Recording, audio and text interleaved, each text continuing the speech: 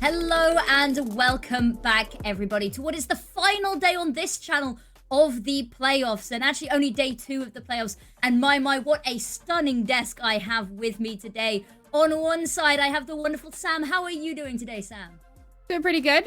Very excited to be here on day 2 of playoffs, and some pretty high stakes matches coming up, so looking forward to it. Absolutely. And then on the other side, Zach, how are you doing as well? I'm just happy to be here, you know, take a little bit of a break from the casting, come and relax on the analyst desk with some wonderful people, you know, talk more smack about map vetoes instead of what people are doing in game. I feel like that's something I'm working on, which I'm very happy to do with wonderful people like you. Absolutely. And actually, we have quite an insane matchup for you guys today. G2 versus VLNT. Now, I know this is one that yesterday everyone sort of highlighted as being an awesome game to watch. And so thank you, everyone, for joining us for this as well. But should we take a look at the bracket and how it is shaping up already? Because it is early days still, but day 1 yesterday saw Odd One out and Giant X knocked down to that lower bracket. Is there anything here that sort of stands out to either of you? Sam, starting with you. Honestly, so far, so expected. I think maybe I expected Giant to do a little bit better, given the fact that they do have some storied players on their roster. But that being said, NASA is a team that have had a pretty big come up. They've done really well in previous seasons. You can see they've put in a lot of work to continuously be improving, and obviously they want to get to champ. So it's not really surprising to see that they did manage to eke it out in the end. It was very close as well. Both of our matches incredibly close here. So it really was kind of anyone's game yesterday.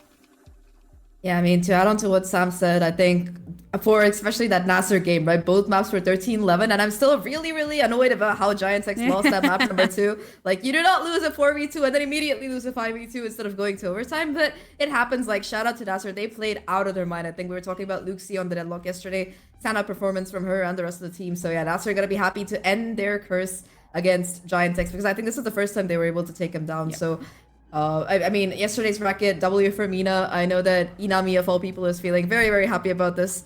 So, good day for them. But, I mean, talking about today as well, right? We also have some storied teams, some storied players, as Sam was saying. Very excited about it. Indeed, but there are 2 ways to qualify, either winning out this bracket. There is also a slot for the team with the circuit points available as well. Now, G2 Gozen, they are looking good in the bracket already, and they have the circuit point leaderboard advantage here as well. They have already booked their ticket, however, from previous stages. Now, what do you think that means for the team's mental and motivation going forward? Do you think now it's about not letting anything slip, having this even more flawless run, or do you think maybe the pressure's off a little bit? And how do you think that's gonna impact their play today, Zach? I mean, like you said, I think for G2, there's no pressure at this point in terms of being able to qualify, because they're already qualified with them making playoffs. So, but you know, as G2, they've always got that you know, chip on the shoulder. They got to be able to prove they're the best. They've gotten 2 trophies this year, and with the kind of roster that they've had, with the kind of players they've signed, honestly, them not getting all 3 trophies in EMEA would be a damn shame, I would say. But yeah, I think for G2, they've always had pretty high expectations for themselves, just as much as anyone else does have for them. So I think they're not going to be happy until they get that trophy. But on the other side, right, VLNT, I think apart from the top 3 teams here, every other team on that leaderboard has to win this entire tournament to qualify. So stakes looking much higher for them. Yeah, I don't think that there's a moment of like feeling relief or feeling like there's no pressure. Pressure is that much more, because if you could think to yourself, well, maybe I could have made it on points. Now, stage 3, that's not on the cards anymore. And literally the only opportunity that you have, unless you're Falcons, is to win the whole darn thing. And maybe one other team, because if G2 wins it, then you have 2 teams that can get in by circuit points, right? So for the vast majority of these teams, the only possible way for them to get to champs at the end of the year is to win the whole darn thing. That is an immense amount of pressure. It is indeed. But VLNT, a team that I think has really stood the test of time this season as well, making their way back up from contenders. We'll talk about that a little bit more later, but there's a lot of history between these two teams already, and many would argue that G2 at the moment are the queens of game changers. They are building up this legacy, this dynasty even, and I want to ask, maybe Sam, starting with you, what do you think the keys to success have been here for them to have such an incredible run this year? Honestly, part of it is confidence. Something that you'll know about these ladies going back to the day that they formed as a team. I don't think there are any other players that have the same amount of confidence that these ladies do. They know that they're better and they're going to prove it every single time. And there's also the fact that they are willing to make changes when necessary. They've had a few roster iterations since they first joined G2. Quite a few players have kind of gone through that revolving door. And I said at the beginning of the year, they won the offseason. They picked up Vanya, Amy, Rescue. Like, there were some phenomenal pickups there. And this team has just been an absolute veritable powerhouse, and the results that they've had over the last couple of seasons, I mean, it speaks for itself. I mean, to add on to what Sam said, like, yeah, I think them signing Vanya in particular, you know, her coming in with that additional IGL experience, you know, now you've got like three veteran players, you've got like these two veteran players of Petra and Mimi, you've got Vanya, who's just that kind of fragging X-IGL that you really want for that additional support. And I mean, Rescue was the question mark heading into this year because relatively unknown player, relatively not as much history. I think the call was that G2 found her while playing ranked and they really liked her and they were like, all right, trial with this, so let's see how it goes. So, you know, a team that's put together like this with this much care, this much synergy, I think the results really do speak for themselves at this point. I mean, last year, they might, I think that so far G2, they've been struggling at least in terms of being able to cap out all three series consistently. But now there's a good chance that they can get that three-peat finally for EMEA itself. Indeed. And the flawless run from them has been truly remarkable this year as well. But I'm curious to see whether we can see it continue. We were talking very much in the group stage about how the last time they had a flawless groups, they went on to win the whole thing. So I think maybe we see a repeat of this as well. As you can see on the screen there, all of their victories, and honestly, it looked pretty damn impressive for them. But should we actually take a look at the roster of G2 now? Because it is stacked. And I know Sam's got a lot of thoughts about some of the players on this lineup. Actually, you know what? Zach, we'll start with you on this one. Give us your thoughts. Give us a rundown. Who's your player to watch for this match? Well, player to watch, honestly, you can shine a spotlight on any of G2 at any given time. It just depends on who's alive at that point, because any of these players have the potential to pull off like a 1v3 or whatever kind of clutch you have in your mind. But I think my personal favorite, I always have a soft spot for like the controller and the, you know, the Sentinel players. So I think that for me, I always like to keep an eye on Vanya, because anybody who has a 100% cast on Harbor while being the top frag in the server is just absolutely goated to me. So yeah, I'll probably keep an eye on Vanya, but yeah, Amy is also personal favorite. You know, I would say she's like the best Killjoy player in EMEA, but you know, her Cypher is also quite nice. So I would say everything is quite efficient from this whole team. I think really important to note with this team is Mimi and Petra, because it's really easy to talk about, you know, as Zach says, Vanya, phenomenal stats all the time. Like, you can't not talk about her. Amy, one of the best Sentinels in EMEA. Rescue has been a phenomenal duelist, but Mimi and Petra are the backbone of this roster. They are what make it work. They bring everything together. They are a large part of the brains behind a lot of what happens within the team. There's the IGL structure comes from there.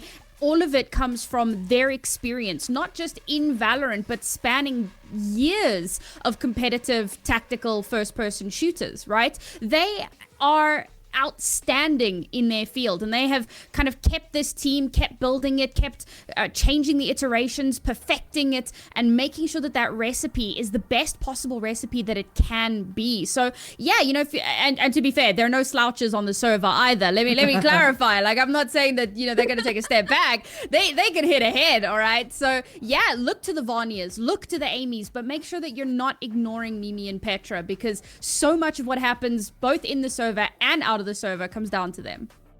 Now, we talked a lot about Vanya there, and Rescue is somebody else that I would really love to highlight. Now, these are the two newest additions to the team. We say newest, actually, it was in February, I do believe, that they joined this roster. And Sam, you've had glowing things to say about how they won the off-season when they picked these two up. So can you talk us through a little bit of this head-to-head here? Maybe not even head-to-head. The two of these two working in tandem.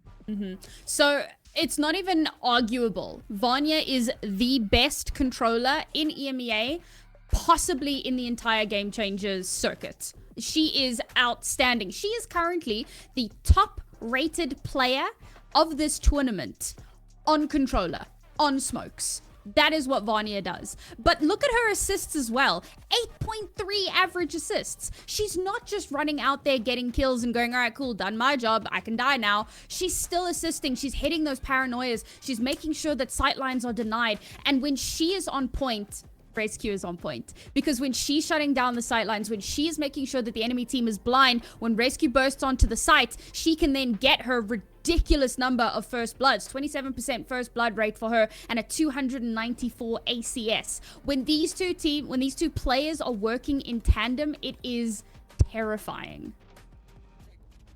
I mean, Rescue in particular, I think stage 1, she was looking a little bit quieter, but really that explosiveness, the kind of aggression that really fit in with the way G2 liked to kind of explode onto these sides came into full, like you could see the vision being realized, you know, for this team. So I think that to add on to what Sam said about Rescue being set up perfectly by Vanya, it's also just her being set up by the rest of the team. Like so many of those times you have these perfect flashes coming in from Mimi, or like the stuns coming in if Mimi is on the breach instead. I think Rescue in particular, this team works like a well-oiled machine. It's just, you know, setting up your duelists for the best chances of success. And, you know, with that kind of aim as well as that kind of assistance, Rescue just manages to completely slay out. Like 27% first blood is just insane. Like throughout her games, I think if you look at her first kill versus first touch, I think she is the most consistent player in terms of duelists on the server by far. Now, a run for the championships is not complete without an opponent. However, G2, we've hyped them up to be these legends of the scene, but they are up against VLNT. Now, VLNT, they're back from contenders. What are our thoughts on the lineup and that return to this stage? Sam, want to start? Yeah, I can definitely do that. So Nino is someone that people should be familiar with. She used to play on the old 10-star roster, so there's quite a bit of star power there. And then you've got Liza as well, who's also kind of competed on quite a few different teams, and she's always had pretty good placements. And this is another one of those teams where they've kind of found these individual pieces, so they haven't necessarily gone and been like, all right, we can get this star, that star, you know, kind of put together the star-studded lineup the way that G2 has, but they've found these kind of individual pieces, these kind of diamonds in the rough, and they've slowly kind of worked on those diamonds and kind of molded them. Okay, you can't really mold a diamond, but they've shaped them, right? You know, and they've perfected them. They've got that clarity, they've got that color, and slowly but surely they are creating waves for themselves. So I'm really looking forward to seeing how much more this team can, you know, accomplish, especially because in stage 1 they had a lackluster performance. They were sent all the way back down to the gulag of contenders, but they fought their way out. The battle royale went in their favor. They came out on top, and here they are in playoffs of stage 3. So they have really done phenomenally for themselves to bring themselves back up. I mean, to add on to Sam's points about like the existing talent, I think for me the biggest difference in the States so far has been Dream coming onto the team. I think that this being her first like full GC tournament, her being that unknown quantity for this team, there were like a lot of question marks about what can you expect from this player, the Sentinel. And I think that she has just exceeded them by far. Like so many rounds, she's been able to just absolutely clutch things out here. I think that, you know, if we could see her clutch percentage, it would probably be like up there in double digits, which is like very nice for the clutch percentages, at least according to me. But aside from that, I think the way that she fits in with the rest of the team as well, right? Her being able to pick up that killjoy, her being able to just lurk, and while Lisa's on the other side of the map taking space, making some noise along with GX and the rest of the team, it's Dream who's on the lurks, who's so often able to just find those gaps in the defenders. And, you know, when it does come down to that post plants as well, she's always there to try and clutch up. So I think in terms of her being able to just stay alive and find consistent value has been incredible to watch, especially considering that, again, this is their first tournament. It's crazy to me. Now, one player we really want to highlight from this team that has been forged by all of the competition they've had to fight to get here is GX. Now, Zach, what are we thinking with this agent pool? Because it's a little bit out there. It's a little bit curious. walk us through what your thoughts on this are. I mean, honestly, my first thought is this is the player who goes into like Valorant ranked queue and then is like everybody else insta-locks like Reyna and shit. So, you know, she has to like fill in. But jokes apart, I think that her agents in general, I think that you look at the initiators, they're like flash info. I think that in general, Reach is like her main agent. I really love how she plays Reach. It's like so many of the times Lisa is able to find so much insane value because of the fact that they've been stunned, they've been flashed, they've been aftershocked into oblivion with the help of GX's utility. I mean, I'll be honest, I'm not really happy about the Sage pick. I like it because, you know, it gives you a little bit of sustain. You can do some fun things with the wall, slow things down a bit, kind of it fits into weird niche where people are still like trying to convert from an older meta to a newer meta. At least that's how I feel about it.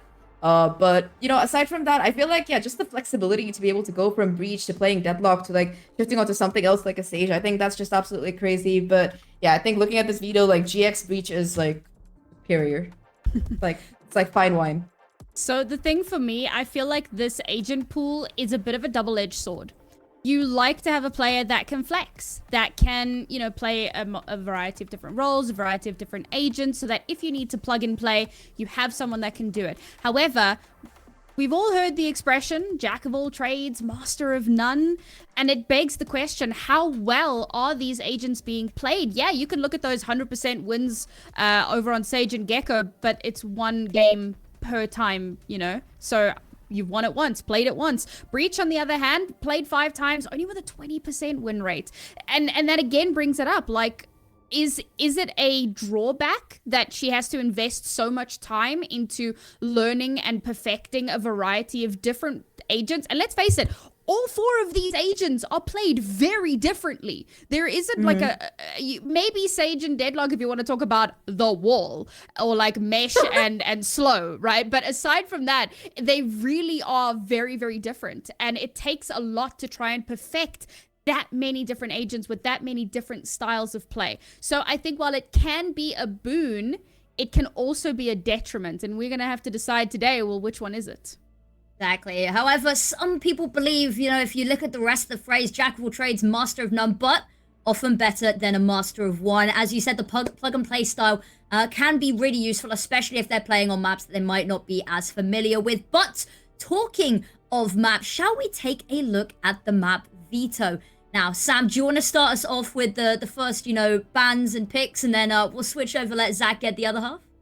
Yeah, so the Abyss and the Haven being banned out, absolutely no surprise there. G2 have banned a little bit of a Saint previously, but you know what? Stick with what you're more comfortable taking out of the map pool, so that, you know, totally understandable. We get into our picks, and interesting, Sunset is a really interesting one for me because Valiant have mostly been picking into Lotus with 1 pick on Haven, and then they kind of float Haven and they kind of float Sunset to a degree, but we haven't actually seen them pick into it. That being said, G2 haven't really played it either, so maybe they've spotted a gap that they think that they can try to exploit. Maybe they've really worked on that Sunset and they're hoping to bring something surprising to the table. Very interested to see how that's gonna go. And then the Icebox, again, G2 haven't really picked into this much either, so question marks there. But the last time they picked into a map that they hadn't really played much, we saw Juliana rock out with a Reyna on Pearl, and it was an absolute slaughter. So you know what, we could be seeing something very similar again today. I mean, also, I do remember the last time G2 played a map that they hadn't played at all. I don't remember which stage it was exactly, but it was Sunset, and it was a very questionable map. I think it was 113 or something. The only round that they got was because of Vanya pulling off some absolute antics. But, you know, they've played Sunset more since then. They've looked much more convincing, thankfully. But, yeah, so, you never know. That's what I'm trying to say from this. But, you know, that said, I think Sunset being picked by Valiant, like Sam said, it's a bit of a highlight here. Moving on, though, I mean, Icebox, I'm not really sure how I feel about this, because this is one of Valiant's better maps, I would say. That said, though, this is also, like, a very cursed map for them in terms of how they keep getting into OT situations. So, I don't know, if it goes to OT again, yeah, they're never beating the allegations. But looking at the final decider here, Bind, I mean, again, this is a map where Valiant have been looking fairly successful. They've managed to win it against like BBL quite recently, and I mean BBL didn't make it to the playoffs, but that's they've had their, you know, fair share of experiences playing it, and they've been fairly successful. It's probably like one of their most successful maps. That's I think that for G2 as well, though, you could say the same. I think that they've also had like quite a run so far. They've got like 5 wins in a row. The last 5 times they played it. So if it does go to a map 3, I'm not saying it will, but if it does, I mean, I would say Valiant have a fair chance. But honestly speaking, looking at G2's record this year, I'm gonna be a bit cynical about it. I'll be real. That's fair. I think there's definitely some questions that need to be asked, and hopefully G2 can answer them today. Icebox, funnily enough, is the map that has come up as the second map in the series, all 3 stages this year when these two teams have butted heads. Now, my question to you is, what do Valiant need to do to either take down the reigning champs or take a map off of their flawless run here? If you could give them one piece of advice, one thing that you think would be the final key to unlock this series for them. Kill Vanya. Aim diff. In game, right? Yeah, obviously in game. Jeez, bro. What? In Hello? Minecraft. Okay, I'm a little bit worried about Affinity, guys. I don't know what happened between yesterday It's all and the today. torment She's from gone Sam unhinged. yesterday. Like, woof. Yes, in game, find the omen. Well, okay, there won't be an omen on Icebox. If there's an omen on Icebox, I'm actually gonna lose it. But find whatever. You know what? I see a world where Vanya Omen pulls out and the Harbor, harbor. maybe. No, together. no omen, please, no omen. What do you have against my boy? No, omen is not good on Icebox, and I will die on this hill. There is too much verticality. That paranoia does nothing. All right, But there's a lot of verticality. You can do like your shadowed step and go, and then like surprise people. It works. You can go. I think, and I'm sorry, the you one can do that what? you're Do that worried again? Like I'm not doing that again. Next try. I play a lot of Omen, guys. I'm sorry. But I was gonna say, like, my next question, but considering, can we get a voice line? You gonna give us a voice line, or? if I must live in this nightmare, my enemies might as well join me. It's like the Beautiful. most emo one I can think about from Omen. He's a very Can- emo character. I like Do you know him what? for Do you know what? I can do a voice line, and this will just simply reaffirm that the belief that I am Australian. Shall I do it? Do it. That's it. Hawk out! It's so good. You're not beating the rumors. Blinded. I'm absolutely convinced. Now, I believe that I've got one final question for you guys. Now, very quickly, who are you predicting to win? Zach, I'll start off with you. Sorry, that's Zach. Start off with you. I mean, I haven't taken illegal substances today, so I'm gonna say G2. Not today. Moving Not swiftly anytime on. recently. Swiftly No. on. Sam, Yeah. Okay. are you in agreement? You know what? I love to throw some spice on the desk, but I gotta be true to myself. It's gotta be G2. It's gotta be G2. I can't vote against them. No, it is definitely looking like G2 on paper have the confidence here, but I do believe that all players are in the server and ready as well. So our casters, our wonderful, wonderful casters are going to take it from here for the agent select, and we will see you guys on the other side. Wow, thank you very much. That was a very, very colorful desk, and I am very, very excited to be here telling the stories of these two teams. On one end of the spectrum, we have G2, perfect run this stage, and on the other, we're looking at Valiant, who has had their ups and downs. Yeah, I think that's one way to put it. We're looking at both of these two teams. It's not even like a miracle run that we can say G2 have gone on. It's the consistency that we've seen from them in, the entire, iteration of this roster, the previous calls, like going back until 2021. This team is like the standard for GC EMEA, and for the side of Valiant, they get in there. They've definitely improved a lot, which is so nice to see, especially since after last split wasn't necessarily the way they wanted to end things, had to come through contenders, and now they're back, they're in the playoffs, and honestly, I'm expecting a decent fight out of Valiant today. But yeah, you already saw from the desk, it was pretty one-sided on the predictions. I mean, I don't blame them. I mean, G2 Gozen has showed us quite an impressive run. They've been very, very clean with how they played as well. A huge line of 2-0s throughout the entirety of Stage 3, which is very different from what I expected to see from Stage 2 as well. It seems like every single stage they've played, they took those mistakes and they just completely turn it into the situations that they can completely just take it to their advantage. I am a big believer of teams who lose first are going to be the ones to learn the most, but for G2 Gozen, they seem to have done most of their mistakes early And because of that, in stage 3, they look clean. Now for Valiant, yes, they do look very, very good. And while we talk more about this, let's have a look at the agent select now. Because Valiant, one thing I have to agree with the desk, they have had a big improvement coming into this stage. They have had a brand new player coming through, and it's giving the firepower that they completely need. Yeah, for sure. And getting into this matchup, you heard it on the desk, it's not necessarily one of the maps that G2 Ghosten have wanted to opt for to play in regards to their group stages, but it's not something that is unexpected from a team like G2 to have that sort of deeper map pool coming into things. Valiant, we have seen them on this a couple times this split as well, so it's not necessarily the best showing. I think they lost to Falcons the last time they played on this, so coming into it against G2, you have similar comps as well, if not mirror comps. And for the fact that we haven't actually seen Valiant come up against a mirror comp on this map just yet, it'll be interesting to see if they know their own weaknesses of their own comp and are able to utilize that to, well, figure out the weaknesses of how G2 goes and are going to, well, approach this defense. Yeah, coming into this one, all eyes on the screen. Can Valiant bring us a Cinderella story or the story of the underdogs per se into this game? I'm very excited here because just now the desk did highlight GX on that breach and how her percentage on that rate on that agent wasn't necessarily the best to begin with. It's the beginning of this round, beginning of the map, beginning of the series for both of these two teams, and it seems like Rescue is going to be the first person to take any sort of contact off the stand and just swing out.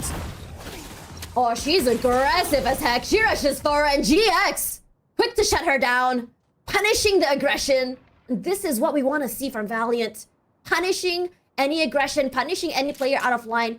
But this time around for Valiant, what's very interesting about it is that for them, they've been playing this map a lot. And this map has been such a back and forth, a lot of OTs. And the last time I casted this with Zach, I had questions. I said to Zach, are they actually going to beat the allegations that they are going to stop going OT on this map? And really hoping that it's going to be today. But coming here, Dream, sorry, toward the mid side. Gets caught out, spotted out, but doesn't really want to take this fight early. But coming here, it's still a man advantage for a G2. But this is a very, very slower start for both teams. But the plant will eventually go down as the shot darts come through. And Valiant, they're going for a more aggressive approach for this post plant. They're not wanting to leave sight at all, more hunkered down into the positions. You can see the flashes coming over from backside, but it's a flood out from CT that G2 are opting for. They know they don't necessarily have the advantage in the overall count, but they're just going to run out the smoke, and GX just gets 1, 2, 3, and 4. Amy does have some in her pocket. She managed to get the 3, but it comes down to, well, not enough HP and too many Valiant players to face off against. And that's so important of how they were able to get that early pick onto Rescue over to. I think it's really good that we're looking at GX to be able to go aggressive that way. I think there was a lot of highlights on it about during the pre-show about what GX is able to bring to the table, and I feel like it was as though she had heard the desk and said, you know what, I'm gonna prove them all wrong. My breach is incredible. The classic G2 pistol, though. I feel like one of the main weaknesses you can say about this roster is the inconsistency in regards to pistols. Go, go, go! It doesn't prove too dangerous. It should be a clean roundup for Valiant here, but it's the classics that actually chiming first. Valiant managed to get a kill and a lot of damage. Look at Liza and Dream's HP. Hello. This is amazing, actually, if you think about it. This aggression, this time around, just now they had Rescue playing a role, and this time they said, you know what? We're on this, in this eco. Let's just go a little bit more aggressive. We lose nothing out of this. And now they're getting active. They go aggressive. Vanya with a headshot for 2 even. Lisa stands no chance as the other members of Valiant fall 1 by 1. And the eco, G2 says, let's match up the score 1-1.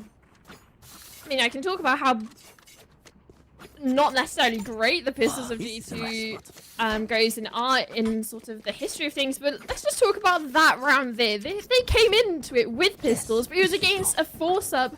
The buy round of Valiant, they had Bulldogs, they had Spectres coming in, and you can even see the effect that that's had on G2. They've got so much money in the bank because they've been able to carry those weapons over. The 2 Bulldogs on Vanu and Petra, they were donated by Valiant. Happy to turn away with it. Petra all alone here, but Lisa does what she does best. aggression, space taking. He has it all.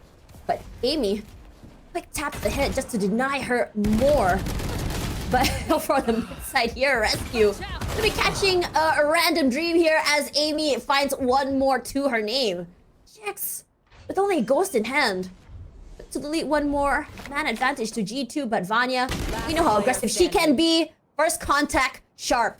She wants more with GX in a 1 versus 3 and protocols all around here. It's gonna be so hard for her to retrieve that spike. So it's gonna be 2 points in the name of G2 and Valiant this time around. Gonna be figure out what they did wrong. Here. But then, well, it's sort of... You're flipping the script in regards to what was happening. Normally, you win the pistol, you win the follow-up. That's your 2-0 start.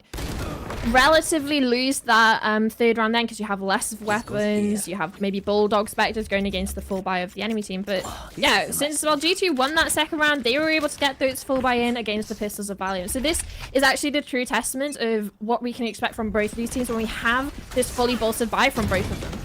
Oh, Rescue once again, aggressive, and Lisa will once again punish. It's a great read from Valiant to understand how Rescue plays that Neon on this map. Now, Valiant has been picking this map quite a lot. They go into overtimes, they go toe-to-toe, but it's not necessarily been success for them. Coming into the mid side here, Vanya has an idea where the other members of Valiant are, but not quite eager to push out too aggressively on this mid area or try to contest it. Yeah, but just look at G2. There's literally 0 players over towards A or mid. You've lost Rescue in that first initial attempt of aggression over towards A. Fine. The reset comes in. You have some sort of engagement over towards mid. You can see both of these teams are, well, showing presence there. And then G2's just decided to completely stack over towards B. And now the clock's running down. They're aware how much of a possibility and how many question marks there is around A and mid. They've cleared out mid now. And look how fast Mimi is on this flank. Admittedly, though, Dream's tripwires are still in place, but this could prove vital if Dream falls early on. Site completely in the control of Valiant already. It's all about that retake in G2. They've had moments where it's a 1 versus 2, 1 versus 3, 2 versus 4 even, and they're able to win it. But this time around, given the time, Valiant prepped themselves, but that recon tagged 3 members of Valiant.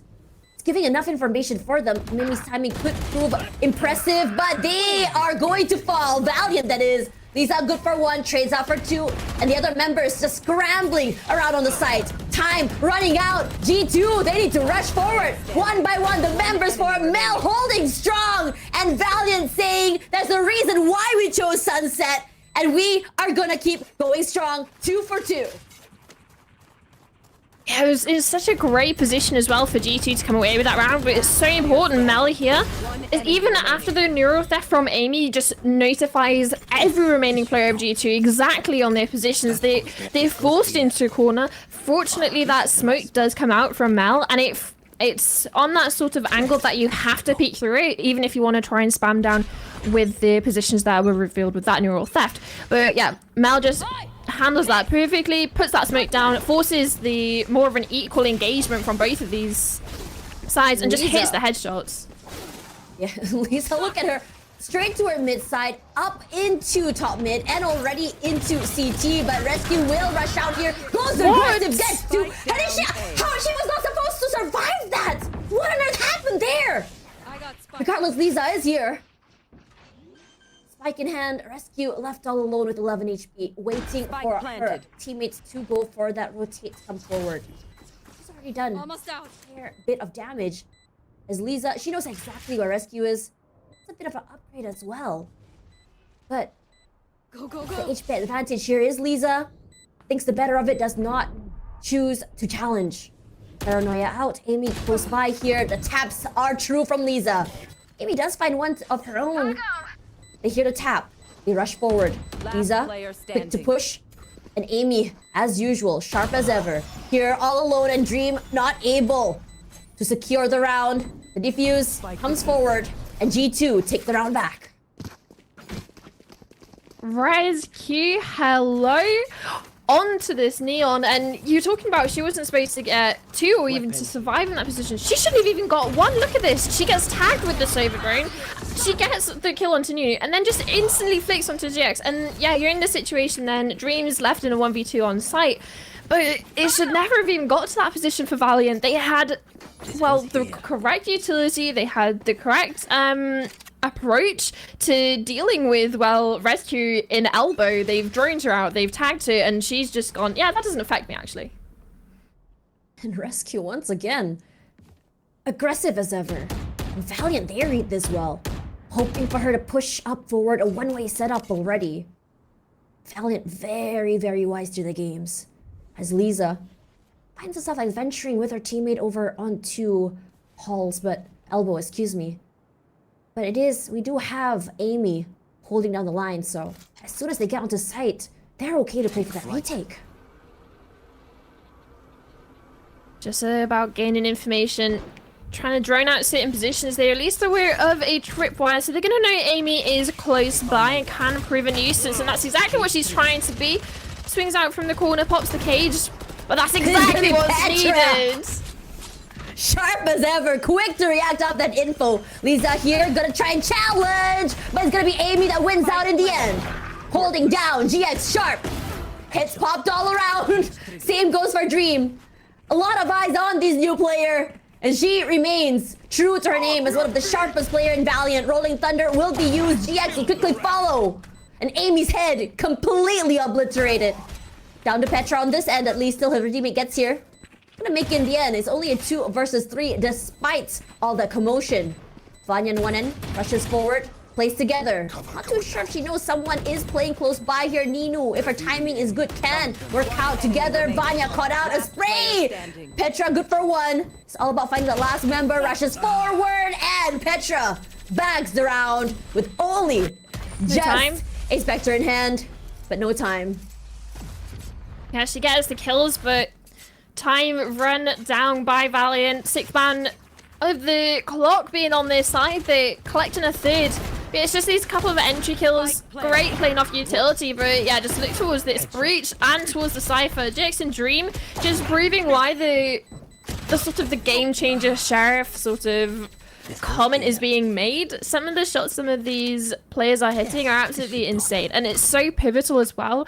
GX gets the first, uses the Rolling Thunder, secures the second, but then also with the utility with the flashes, just delaying that sort of retake, driving down that time even more. But Rescue just doesn't even want to let the time be a factor. She wants to take the fight to them. Rescue disrespecting all the utility and will be taken down for it. Quick on that, Petra will trade out with that Hunter's Fury. They've sort of been using Rescue as sort of like a moving drone, where she can either get out of it alive, get 2 hits, or go down. But trade out eventually is Vanya. Quick to find Mel over all the way into Alley, as Lisa, once again, she's been very aggressive, very active in taking up space. You will not be expecting her to be holding this far inside of the smoke, but that will be quickly deterred because of that ultimate. Moved out the way here. Amy gonna quickly react off that information. Vanya will be the one to find Dream as Nino holding down this line on the backside here. Holding close. Taps 1 hit, maybe for 2. Can't do more than that. Vanya, as usual, the one of the most aggressive and sharpest smokers around. G2. This has been really close, very neck to neck. I keep going back to the first comment you made about using Rescue as sort of this human drone towards the start of the rounds, and that's honestly, yeah, it's sort of thinking back to the Cypher I used to have ages ago, where you could put like a Vandal or give the Vandal to the Cypher camp. That's what it generally feels like. You're just sending Rescue sort of one of the lanes, whether it's down mid or B main or even A main. We've seen it a couple of times, but yeah, it's just like, okay, Rescue, you go, try and figure out if you can get a kill. That's absolutely amazing. Get some information. That's really what G2 are playing off, because you could either see in that retake, Mimi was always spawn when they were retaking it. She was playing for that longer game, and yeah, there you go. It's Neon against Neon. The stuns come through. The supporting utility is there. Liz already down. Yeah. it's impressive seeing how Rescue sort of changed her pace this round. You usually expect Rescue to go aggressive, B main, mid, A. And that's what Lisa was hoping for. But this time around, Rescue was waiting in the sidelines, waiting for the Q for her to cross by. And with that utility, they play together. And Rescue spots out Mel, thanks to Amy. I don't think that she's actually going to go straight for that chase quite yet, waiting for the right time to pop some hits. GX, this game in particular, has been incredibly sharp. She's popped so many hits, she's held her own, and I didn't really need to rely on her teammates as quickly the cage goes up here. Amy denying entry onto the side itself, but Mel, she's already inside of Market. And sprays on the backside. Amy nearly tags one more as Dream goes down. Petra watching Market like a hawk before GX takes her down. And Rescue is here to put in more firepower. They have an idea where they are, but it's gonna be two there with the flash, and she's just not afraid at all as Amy and her playing together. A crossfire to come through, and G2, they extend the lead. Just looking at the economy situation for Valiant, are able to get back up into a full buy because of the half in the previous day, and you had Stingers and Sheriffs coming into that. But yeah, it's just like the aggression that you can see from Rescue on this Neon. It honestly feels like it fits so well on like this map in particular and how they want to play it, because we've seen Rescue on the Rays, we've seen Rescue on the Jet, like absolutely amazing. I'm not discounting that at all, but coming into this, it's not necessarily even about the kills in particular that I'm looking to for, well, Rescue. You're on defense, you're playing Neon, and yet you're still managing to take so much space for your team. That's like the one bit I want to highlight. And yeah, then you're looking at, well, Amy and Vanya when you're talking about those site holds, and you're talking about ultimates. Amy has managed to, well, use 2 of her neural thefts already, and she's halfway to her 3rd. Yeah, look at the score here. Vanya 12 and 3, then 11 and 4. I was quite surprised when that second neural theft came out, that you mentioned it, because I was like, wait, already? She's just been popping heads on that site, denying any chance for anyone to get onto the site itself. But the thing about Valiant is that they do go for this sort of like default sort of play in the beginning and then straight just go for a site. But it's more of like also Amy being able to control that and not having to over-rotate so early, because G2 knows how exactly Valiant has been playing this map. Does seem that G2 have Valiant's number, at least for the last couple of rounds. So it's still a close game, only 2 rounds in it. And it is the first map, admittedly, Valiant's pick. So Dream going to be tested now, gets an early warning sign, but it does not matter. It's Neon again, the Rescue. Oh my gosh. And another entry kill. It's hard to really predict. For the past how many rounds you see Rescue all alone going aggressive, and it's traded out either with a Hunter's Fury or a late trade later on. Or maybe she doesn't get traded at all, but G2 have protocols on how exactly to be playing with the man at disadvantage. And this situation, Rescue goes aggressive once again, gets tagged, moves out of the way. As Valiant left scratching their heads here, wondering, okay, we know where Rescue is, but we don't know how many people are pushing out with Rescue every single time. And that's the thing, it doesn't necessarily even warrant someone pushing with Rescue. Like you said, she could be doing it all by herself, which is something she might do towards mid right now. And she's gonna be rewarded for this! Down, mid. She picks 2 up! Just disrespecting that smoke. I'm so sorry for cutting you. No one was watching that at all. No one from Valiant was expecting that aggressive push out. One by one, the members of Valiant go down here, picked off by Rescue, by her teammate as they try to enter the site. And G2, they're coming in from both areas, both ends here, from Boba, from top mid, and Vanya gonna be quick to find Mel, and they clear every single nook and cranny. It's all about finding Lisa. Lisa has been phenomenal in her previous plays. When she goes for that first contact, she's tried to at least dwindle down the numbers, isolate these plays, but cannot do more than that when G2 has impressive aim, one of the best ones we've seen in GC EMEA. Could make a case if she was able to get the kill onto Petra and Vanya as they were just crossing over. You can see the chip damage puts Petra down to 4 HP, but I don't think it even matters about that retake. Sure, you're in that 4v2. It's the kill initially here. you get the early warning signs, but it's this one in particular. It's the swing out from mid, and it's not even necessarily off any sort of utility. Maybe a sound call with steps towards market, but it's the timing that Rescue chooses to peek. Netsu, well, 3 players not looking at her at all, gets the first one for free. Sure, the second one turns around, but by then it's too late because she's already dropped, and then you're in a situation where you're in a 2v4, post-plant on B, and you have G2 closing in. And Lisa gets really active. GX somehow manages to get an aftershock pickoff over on one end, as the Rescue and Amy got one each. Yes, it was aggressive by Valiant, but it's G2 just equalizing the score. But Amy dwindled down to only 25 HP. Gonna be playing so closely with her teammate. Mimi has been impressive, impeccable at playing with her utility, setting up her team for success. But it's Valiant that's managed to get onto the side itself. And Valiant has had one of the most interesting, strong lesser buys right now. Did they expect this? Did they expect and the flat from Petra is Petra? here. And she goes aggressive. She's seen one by one. Unfortunately, they peek her one by one. And Petra is good for that punish. GX tagged. Mimi all alone. Dream catches her off guard. They still have full control of the side. She goes aggressive. Dream, the firepower, the newer player. Now in a 1 versus 1 with Petra. Playing the backside, gonna have to force Petra to take this fight. Shock dart here, she's low, but Dream reads her like a book, and a thrifty is what Valiant brings to the table. And off the back of a 4K from Dream, starts it off and closes it out. And you can talk about the timing she was able to get onto Mimi just as she brought her utility out. But yeah, it's the low HP of Amy as well, allowing that Stinger to, well, come out on top. Upgrades to the Vandal, knows, well, she can't stay in the corner forever. She's been spotted out. This shock darts on Petra. It could prove her demise. Swings out, takes the gunfight, and comes out on top. And that's putting a stop to the 3-round streak that G2 had started building up. Incredible looking at Dream, waiting to see when exactly she comes up on light, and she does. They are rallying, and they are trying to take up as much rounds, round by round. Yes, it's incredibly scary hearing that you have to go up against a team like G2 Gozen. They are the team to beat. As I said that, Rescue quick on that first contact. Dream goes down, and that's one big sight for the post plant that's going to be a little bit hard to hold for that post plant. Ninu Adrol taken out. Unfortunately, Rolling Thunder will be used, gives a little bit more space to Valiant to get onto the side itself. And Petra is here, smoked out. She knows exactly where Ninu is. Lisa trades when a player like Amy, as aggressive as ever, walks up, gets a headshot. Petra as well. We could say the same for them, as all alone here in this smokes Lisa. And off that thrifty, Valiant cannot hold any much longer, and G2 continue their lead.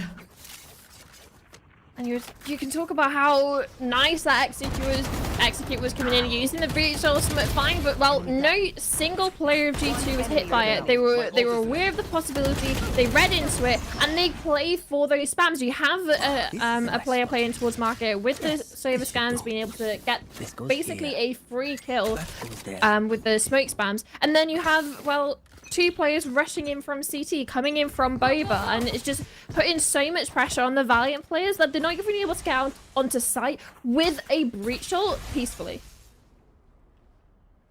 And Rescue still doing the same thing. This time around, with a majority of members of that G2 team. GX suspect something here as Mimi quick to tap her head. Lisa, she's gonna try and trade, goes aggressive.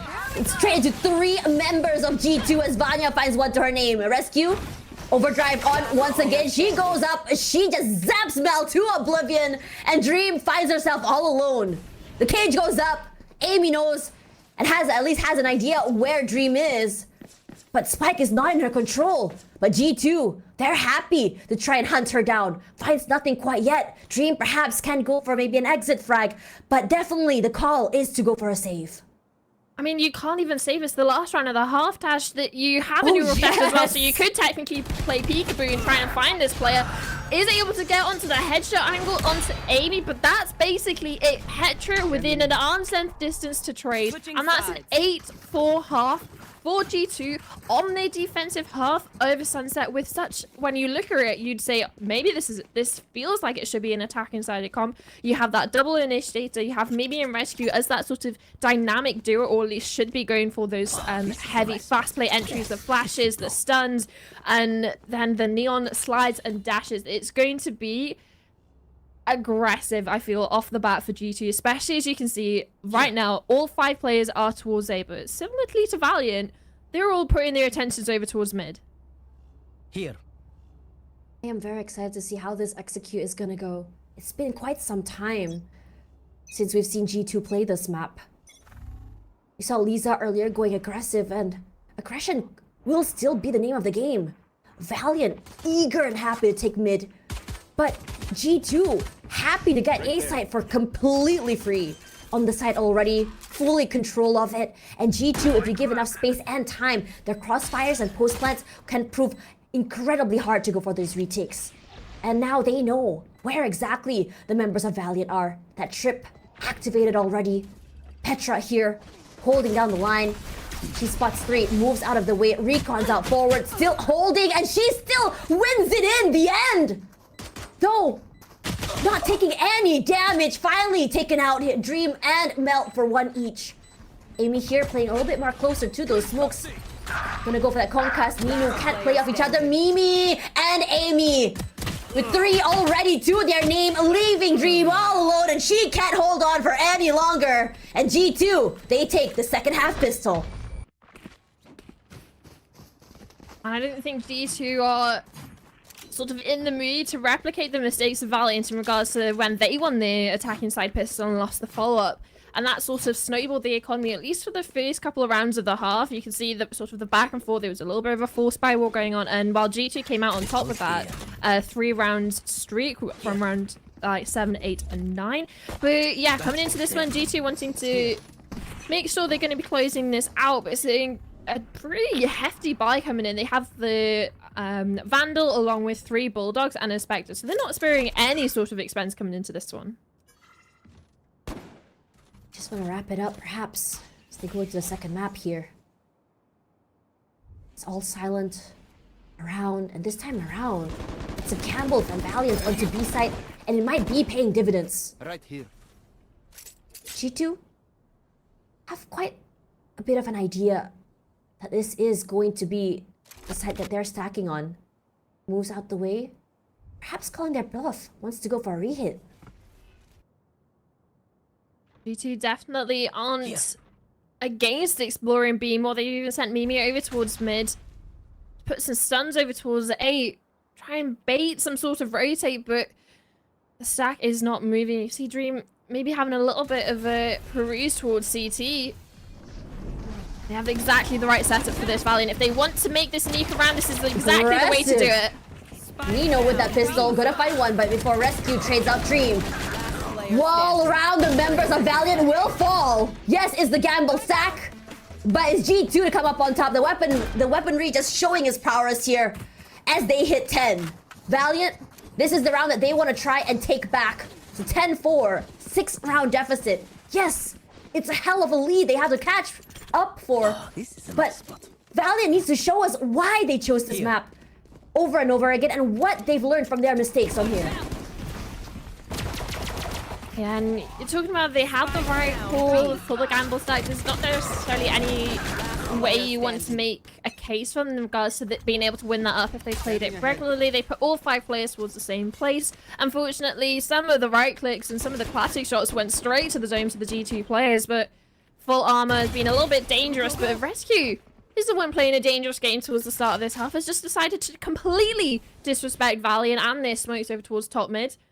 And that's just going to put even more pressure onto the Valiant players that, okay, they are just walking through smokes now. What can we expect when they're coming onto these side exits?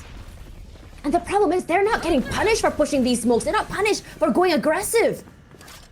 And they have no idea because G2 is just so explosive.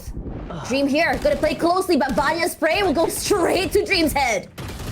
Aggressive all around here. Ninu and GX1 each. Not before Vanya shuts them down. And Vanya this game, she's been phenomenal. Aggressive. Heads popped all around. And despite all that noise, it's still a 3-on-3. GX here, trying to make something happen. But no follow-up from that utility. Gives away their positions, puts quite a bit of damage onto Vanya. Gonna put a smoke here, Vanya. They have the site, they can go for that plant. Mimi is close as well, and they decide to play in the backside. Aftershock used already hits nothing, so it's definitely not close. They know where exactly Mel is, as Vanya holding. They know they're inside the smoke, sprays all around Petra for one, and so does Mimi. Final person left standing here, Lisa. Good for one. If she manages to isolate the fights, it'll be massive! But G2's protocols and trades, a little bit too much for her to handle. I was looking at that, I was seeing the possibility of maybe getting caught off guard, playing in that sort of cubby position, holding for the market push. And you said, like, Lisa came in from main, had a possibility to turn the tide around, but no. TP out. Mimi gets a free one onto Mel. And then, because there's no follow-up then from market, changed her attentions over towards main, and we've gotten up to the point we're at 11-4, Tash. This is Valiant's map pick, and when we were talking about the start of this round, well, Rescue's running through smoke. She's walking through smokes to top mid, and realistically, you might expect maybe a Cypher trip there, or if there's a lack of that, you expect a player. And there's just so much disrespect in regards to just walking through smokes because they can get away with it because Valiant have not managed to punish it a single time. Yeah. And Rescue, she knows that she's able to get away with it, these smokes. I mean, most times you expect a player waiting from those smokes. But for Rescue, she's okay to kind of like, you know, go for these, you know, just say, okay, I call this bluff. I'm going to go through it. See if I'm going to go and, you know, go down to it or not. And in so many situations, when Rescue disrespects smokes or push us out even on defense side, half the time she does not get punished. Yes, she did in the first 2 rounds. After that, they just change protocols. Maybe Rescue pushes with someone else. Maybe Rescue pushes a different part of the site. And it's really hard for Valiant to really pinpoint where she's going to go to. And this time around, again, this goes back to what I said about Rescue being a human drone. She walked up there, she didn't get punished, and they know exactly where 3 players of Valiant are. And it's so easy for G2 goes in to say, okay, we see 3 people there, let's go into the other side. Yeah, and you're talking about in the first half, yeah, she walked out top mid, remember, and got that double kill when it should not have been, well, a single kill given over. Maybe, sure, maybe a little bit of damage, but that should not have been allowed to happen. And this time, what's not being allowed to happen is an exec over towards A, because look how fast those rotates are coming in from the side of Valiant. You already have that did not see her! Oh, aggressive as ever. Mel trades, but Petra is here. Lisa as well. That tech pause possibly gave Valiant a little bit of time to really rethink how they play. Lisa with the overdrive already. Rushes, takes up so much space. They've taken up so much areas. And G2 says, all right, that's done. We're done with A. Runs just straight toward the B site. And Lisa, hot in their tail, moves swiftly away from the utility. And G2 says, surprise, we're holding you here. We're not on the site. And Lisa, caught off guard with abilities in her hands. Now Ninu, left to play all the way to the back site. Mel trades, but G2 once again showing us the power of friendship. The reason why they are so good when it comes to these trades. I need to see that in the replay because I feel like Lisa's ult just ran out as she went around that corner. I might be wrong. That's why I want to see if it is in that replay. But yeah, they just didn't even plan on it. They were like, okay, these rotates are in pretty fast. They're flooding onto this side. We have CT. Yeah, the ult just ran out as she went around the corner for Lisa. So that's just unfortunate timing with that overdrive coming to an end, expiring just as she needed it the most. And while G2 capitalized on it, 12 on the board. Oh, Lisa. Sharp red rescue like a book. With those smokes set down here, I don't think G2 will be pushing that quite yet. Now, in the beginning of the game, we thought it was going to be a close one the way it went back and forth. But then G2 started to gain momentum and they started to get very aggressive. 3 members onto top mid, breaks that trip, gonna cage one side and completely push toward the A side itself, which leaves a lot of question marks to a Valiant. Mel here gets a lot of damage taken and eventually taken down. Vanya has been aggressive as ever. Dream is here, but can't make that magic happen quite yet. As Lisa finds herself rushing toward the other side, Ninu will be happy to find Petra here all alone toward mid area. The numbers of G2 here dwindle. A different mindset, a different style of play coming forward from Valiant. And they are very, very okay to take these fights, these duels. But Vanya, we've seen her ability to get 2, 3 frags at once. She knows exactly where one is. Nino caught, flashed up forward, and she puts a lot of damage onto both members of Valiant. Dream, she gets one to her name. The numbers dwindle, but it's still time not on their side. They need to make something happen. And now, they know exactly where Mimi is, has to move out of the way. The Hunter's Fury will be used. Vanya will buy some time, will play with their smokes, play so diligently. Time goes down, tries to go for the defuse, but there's nothing that she can do when Vanya can just completely tap heads. And Vanya shows us a masterclass of an Omen on that map.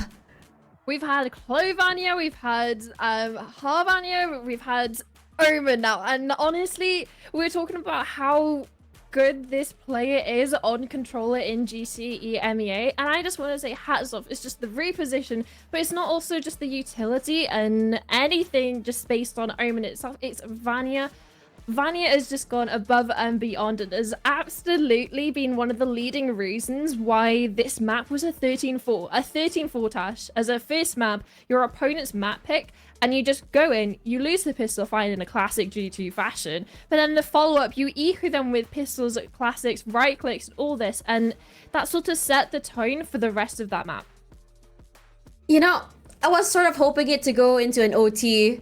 I mean, it could have gone both ways, but I was really expecting it to go into an OT, the usual Valiant style play, but I was not expecting it to be this, I would say, dominant. We were talking about the first half, the first few rounds, how it was really, really back and forth. And as soon as the side switched, it felt like Valiant had no idea on how to deal with how G2 plays. They've tried gambling stack, and they gave sites for free. They tried going aggressive and they get punished for it. It felt as though they couldn't find an idea and they took too long to figure it out. And even toward that last round, they thought that they could go a bit aggressive, maybe go for these aim duels, and they did rally back, they did fight. But when you have a player like Vanya who plays so well with her utility, it's incredibly hard. And that game in particular, Vanya has been, this again, as you said before, the sole reason why that game went that aggressively. When Vanya is just popping heads all around here, the other members can say, okay, the pressure's off my shoulders. All I can do is just try to set her up for success, and they did.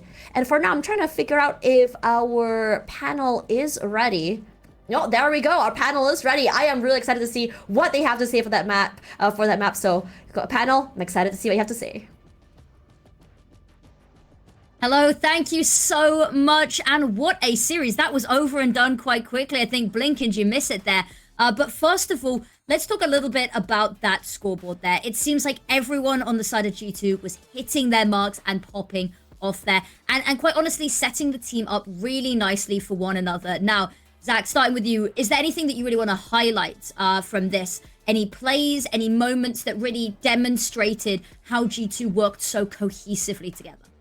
I think the best example of that was that Psycho push on round number 2 after they lost the pistol. You know, everybody just buys classics, runs it down. I think they got a dink on the player with the Vandal as well while chasing them. They literally chased them all the way from B main to A main. And on the process, it was just like Valiant. You know, they couldn't take any favorable fights. They were just completely obliterated. They didn't even get the spike down, I think, in that round. So yeah, classic G2 aimed at kind of moments. And I think that was kind of the pattern throughout the rest of the map, right? Like, yeah, you know, some of the rounds, Valiant were able to get the first kill, but usually G2 were quick to recover. And I think that's the story here. Like, G2 are a team that can recover from anything, and Valiant, even if they have an advantage, so often you see them kind of struggle to get something off the back of it.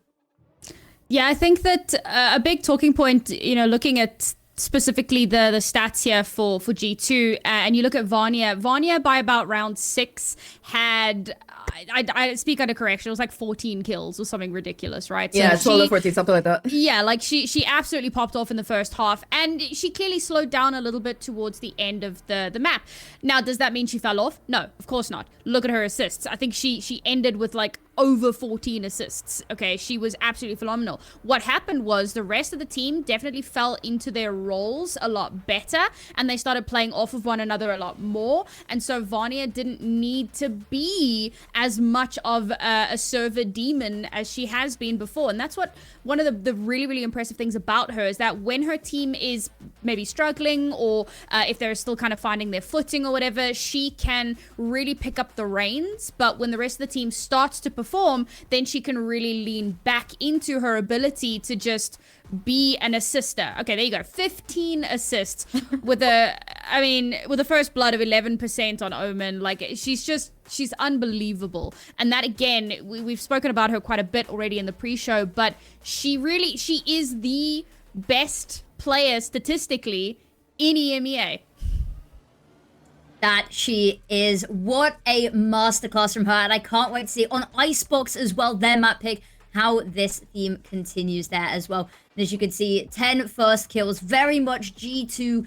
It was in their ballpark, flawless on the post plants as well. But something that I know you guys were talking a little bit about that I do have to ask you about is what was going on with the Neons, especially on the side of Valiant. It seemed like timings just eluded them completely. Start with you, Sam.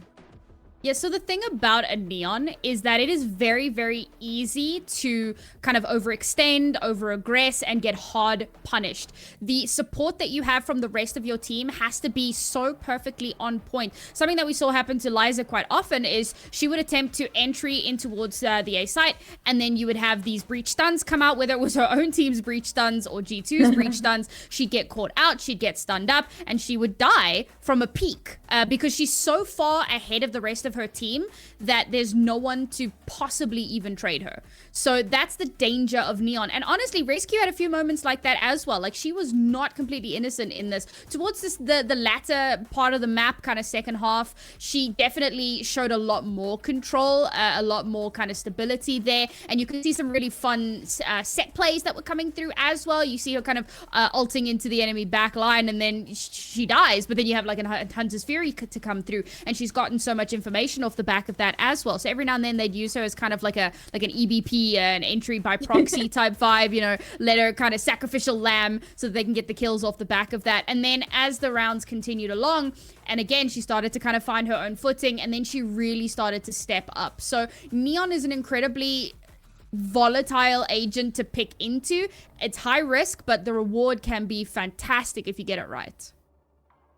I mean, everything that Sam said is absolutely correct. And I think, yeah, like Neon, you gotta be able to play with the rest of your team because, like, yeah, I know it's very tempting to just slide into like the enemy side, try to get a clean headshot. I know people on at least the Neon trailer makes it look cool, but you know, when you're playing against the likes of G2, they are gonna be able to tap you even if you're a sliding Neon if you're not careful. So yeah, I mean, I think in general, also talking about the utility usage, like G2 just looks so much better. Like there were multiple rounds where Petra was able to put these recons where, you know, G2 players could just spray through smokes. I think that Amy did a better job of playing like hard anchor as well. So in general, I would say that every single individual element on G2's side were performing at a higher level compared to what Valiant brought to the table, unfortunately. And I think that in general, just that bit of lack of coordination and that follow-up available from the rest of the team, even after Lisa, whether she dies or gets the kill, she does take up space, but there's nobody to really follow up on it in a lot of these rounds, and I think that's pretty heartbreaking for Valiant.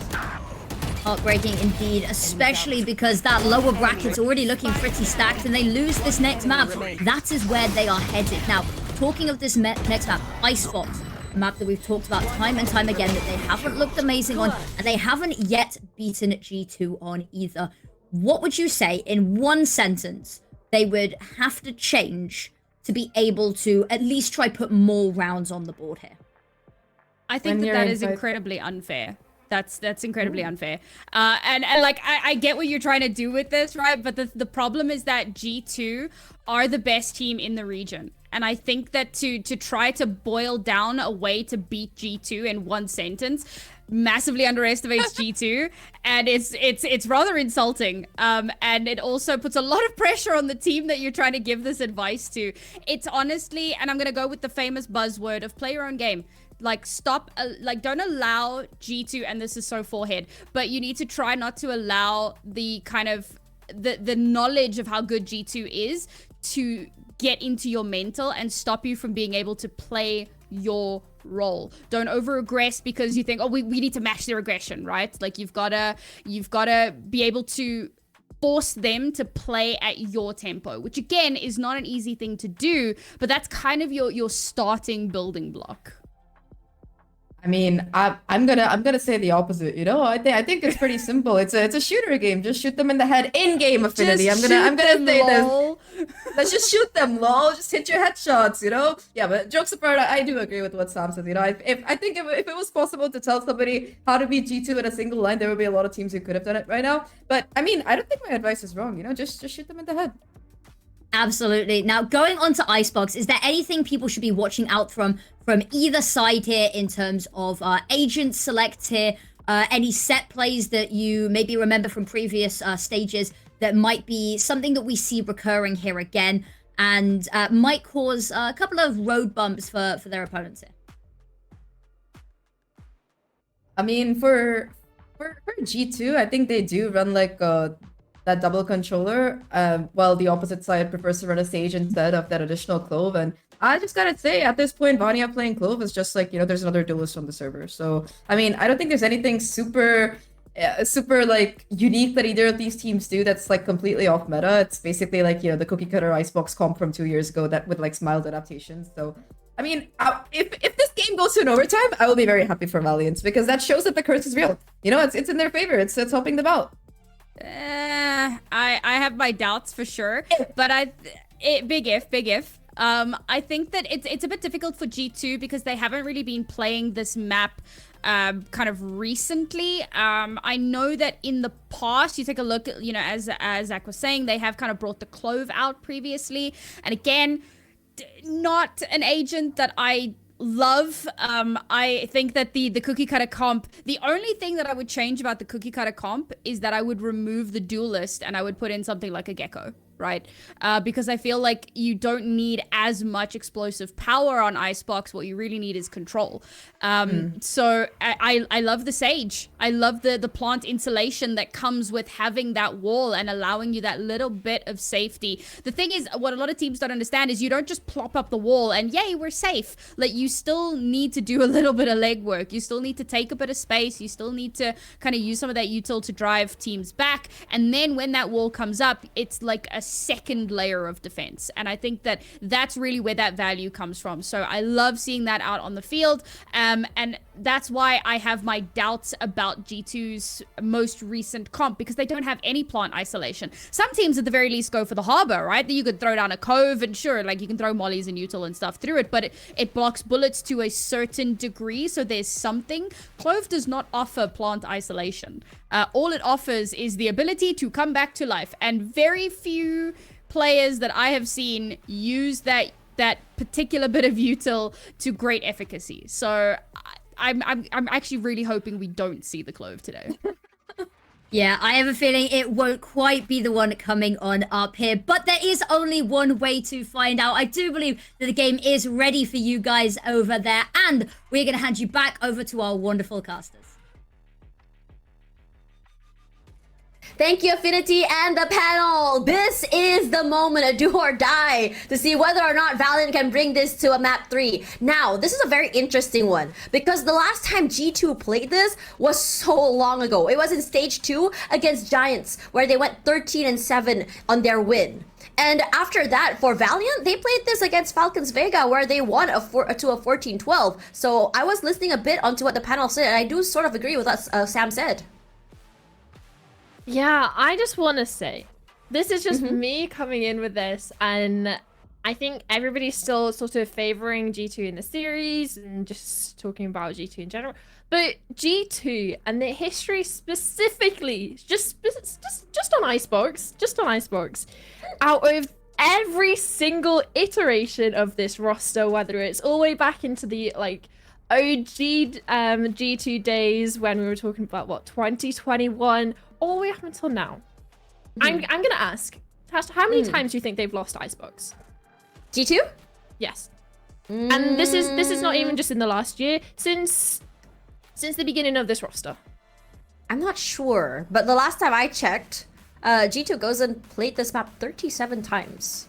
Yeah, which is so an impressive amount. Yeah, it has been a while since they played, but that is an impressive amount of times that they've played. So let's have a look at the agent select here. Now, there are a lot of question marks. Again, the last time we saw them play was back in stage 2.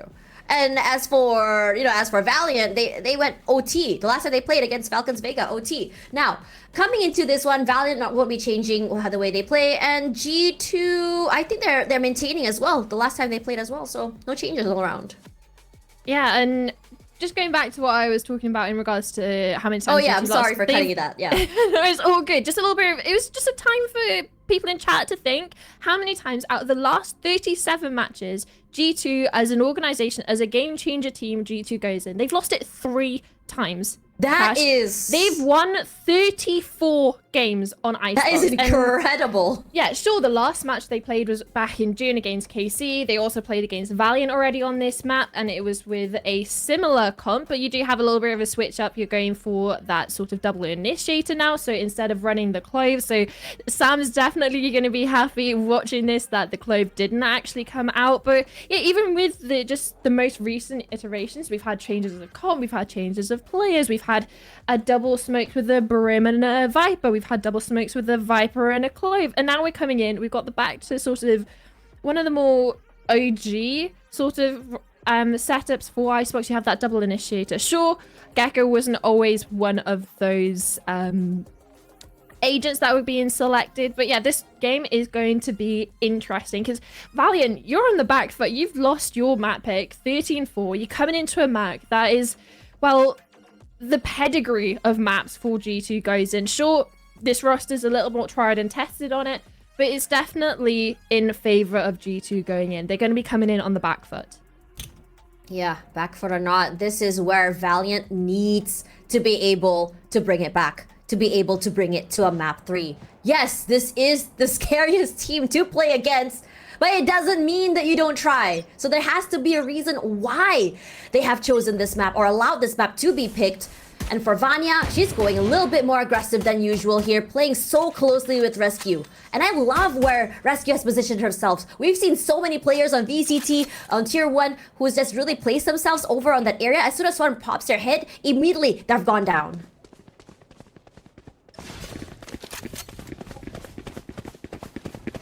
Coming into the first one, it's going to be a group pack play of Valiant over towards A. Doesn't look like there's going to be any sort of... Yeah, no going to be no resistance coming into this. GX getting that wall down, isolating, just scared of that backside swing. But do you know what? They don't even have to be on site, Tash. They have all the utility. They have the mollies, you have the shock dust. Sure, the spike has gone down, but at what cost? One player. It's gonna be hard, and Vanya. Going to be using Lil Aziz just to clear out those corners. Aziz will not eventually find one. Mel still holding. Rescue one with Petra.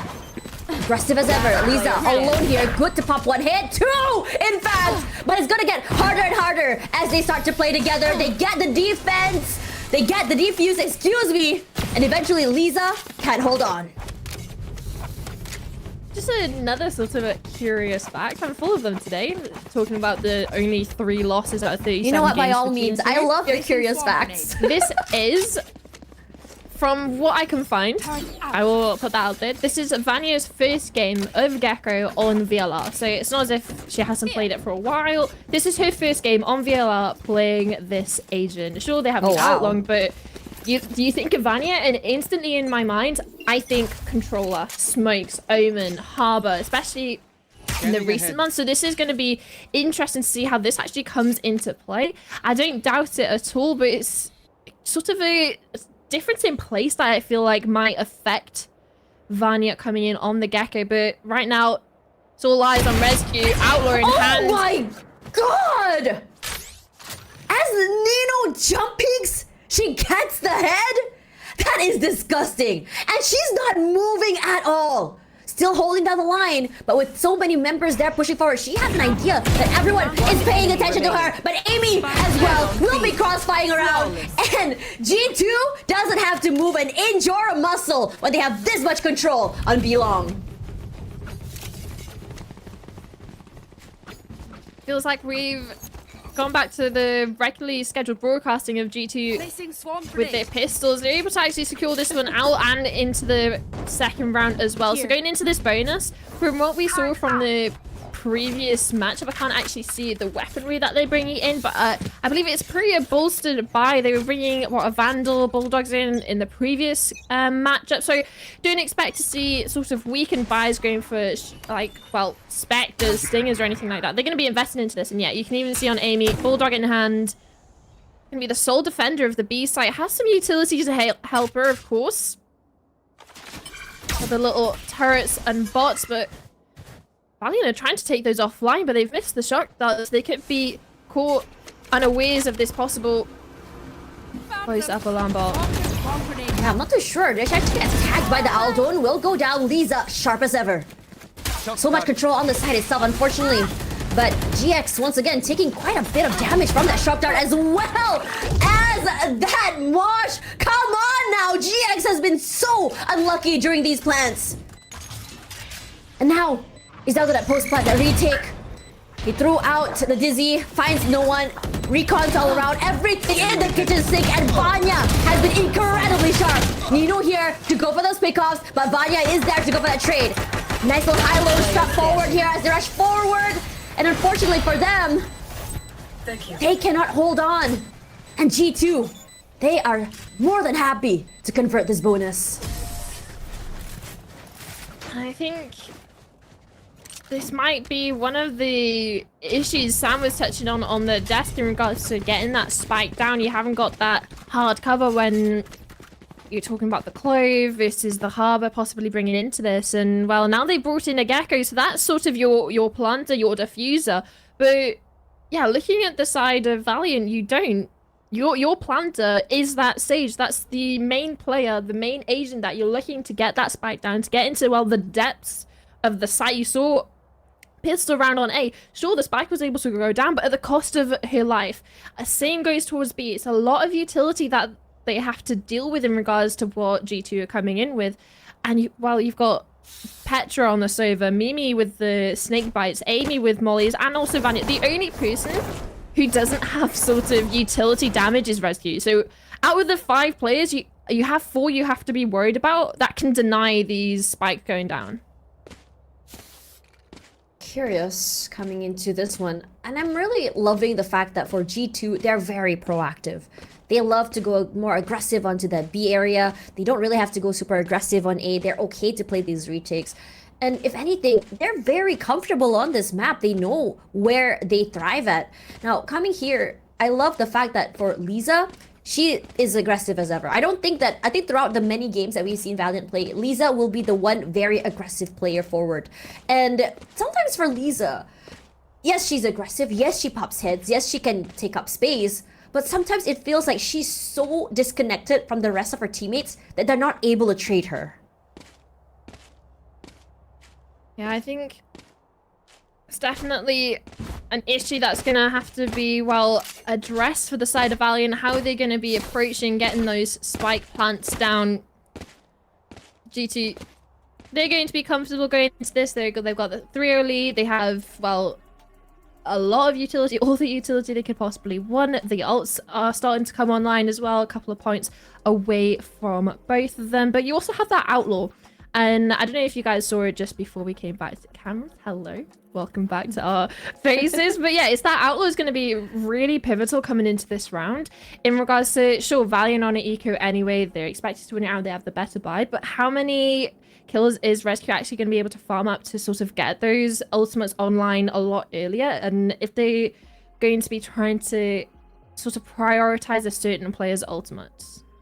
Yeah, they could happen. Now, I think the desk did highlight GX on that Sage. And I think a Sage Sova is very traditional on this map. I think this was way long ago. But as time went by, as new agents came out and nerfs come forward, I don't think a Sage Sova is something that is as... I mean, yeah, we could still see a Sage Sova. Perhaps I would prefer Sova more than a Sage. But, you know, I think GX is better off playing any other agent. Personally, for me, it's felt like all GX has done is just put down that wall and then go for that plan. I understand that they want to try and just kind of deny them that space, be able to, you know, to just got that plant down and play that for that post plant. But I would really like to see Valiant go a little bit more aggressive. Instead of using that wall, they take up more space. They deny G2 the ability of being able to get closer because they want to go for that quick plant, which is something I think, personally for me, I like the fact that they kind of like just challenge G2 because they can shoot. They have the firepower, but I just really want to see more confidence from them. I think that perfectly encapsulates sort of another timeline when they were going for that very first round, the pistol round over towards A. There was not a single player of G2 on site. Sure, you had a player towards Heaven, but straight off the bat, they had that Sage wall over towards backside, and they planted on, well, the most default position ever planted on A site icebox. So you're expecting some utility to come through. Sure, to deny that plant, but because there was no sort of resistance from Valiant in regards to the space taking, being comfortable, getting into position for the retake, those like shock darts, the Viper snake bites, they just went off without any sort of there was no sort of attempt to disrupt a retake at all. They just went, okay, we can get the spike down, and like this Sage wall, the Sage wall is great. This is not going to stop any players from backside and shooting me. But then you're talking about the other side of it. You have all of the utility as well. So and GX still goes down anyway. So yeah, that's very, very unlucky situation. Regardless, coming into this one, we're gonna be seeing what Valiant will be able to do here. I think G2 has been doing quite well in being able to control the pace of the game. Valiant, unfortunately, not being able to do so. Now, it will be really good if Valiant will be able to kind of force G2 to play their way. This time around, they're going to go for a bit of a default, just kind of putting down that orb onto mid side to disallow G2 to push a little bit more aggressively. We have one player holding up forward, pings all around, an idea that someone might be pushing up into kitchen. And they are so well aware of that. But Lisa quickly spots out Amy, and they are gonna go straight for that retreat and sort of like force these rotations if they want to. Deploying drone. Petra just upgrading it as well, taking it off the corpse of Amy towards it, and even drains out. Scanning ahead. These are, even with the dash now, they know they should have some sort of warning signals over towards A. The player in mid, the one that pushed up kitchen, is dashed now over towards A. Be wary, be ready for this exec, and that's exactly what happens. Snake bites go down, shock darts come out just to deny sort of the initial push. Hold down that time, it's down onto 30 seconds. You have another rotate coming through, and Rescue has the rotates back over. They choose to retake, they're gonna go down to Rescue. Ruffle around, GX gonna go forward, the spams come out, but Ninu is there to cover her this time. They go down, and GX as well. This time around, they're going to the top of the area, planting onto Nest. One by one, the members of G2 fall, and a Thrifty will be the one to bring Valiant back into the game. And you've got to be looking over towards Aliza, especially the very first initial pick. But it's also down to that side execute late into the round. You have 25 seconds to work with. You know your flank's being cut off by Rescue, and you have to commit into that A site. Unfortunately for them, it does work out. Shots were connecting. And even now, sure, we have a 3-0 start for G2. They still have the money as well to invest into this 5th round. That Valiant Thrifty didn't necessarily do anything to hurt the economy of G2. We saw pings all around just now, from both Valiant and G2. Rescue here, already an op in hand. Has to move away, and Petra will be the one to initiate a Hunter's Fury. Leads out to find Rescue, and in fact, she goes for 2! She's used all that chaos to her advantage. And now Petra here, trying her best to keep them at bay. Hazard's up forward, moves out of the way. The slows will just buy some time as Lisa and Mel get 1 each. Mimi still will be the one to get at least 1 each, but with only 10 HP left, I think the call is, I'm not too sure if what she wants to do here. Perhaps she can go for these isolate plays. Maybe a pick-off. But maybe, perhaps the call is to save. Yeah, there's no chance you're going back into this and trying to retake over towards A. You've gotten your kill, sure, on that B push. That means Valiant now know exactly where you are. You're 10 HP, and you have a 1v4 to deal with. Not only do you have so much time to get over onto the site itself and clear out mid, clear out angles, because like you can see Valiant, they've already started to sort of move towards that mid section, worried about the mid flank if Mimi was playing for those exits, but confirmed not by Ninu. A second on the board for Valiant, and yeah, it's just coming off the back of the entry kills we're seeing from Lisa on this jet. It's a double for her. Sure, we have a Hunter Shrew coming in from Petra, does a lot of damage, but it's Lisa that actually confirms her kills. Gets 3 for herself in the round, the double entry, and then also the follow-up onto Amy as she's trying to come back onto site and help out her teammates.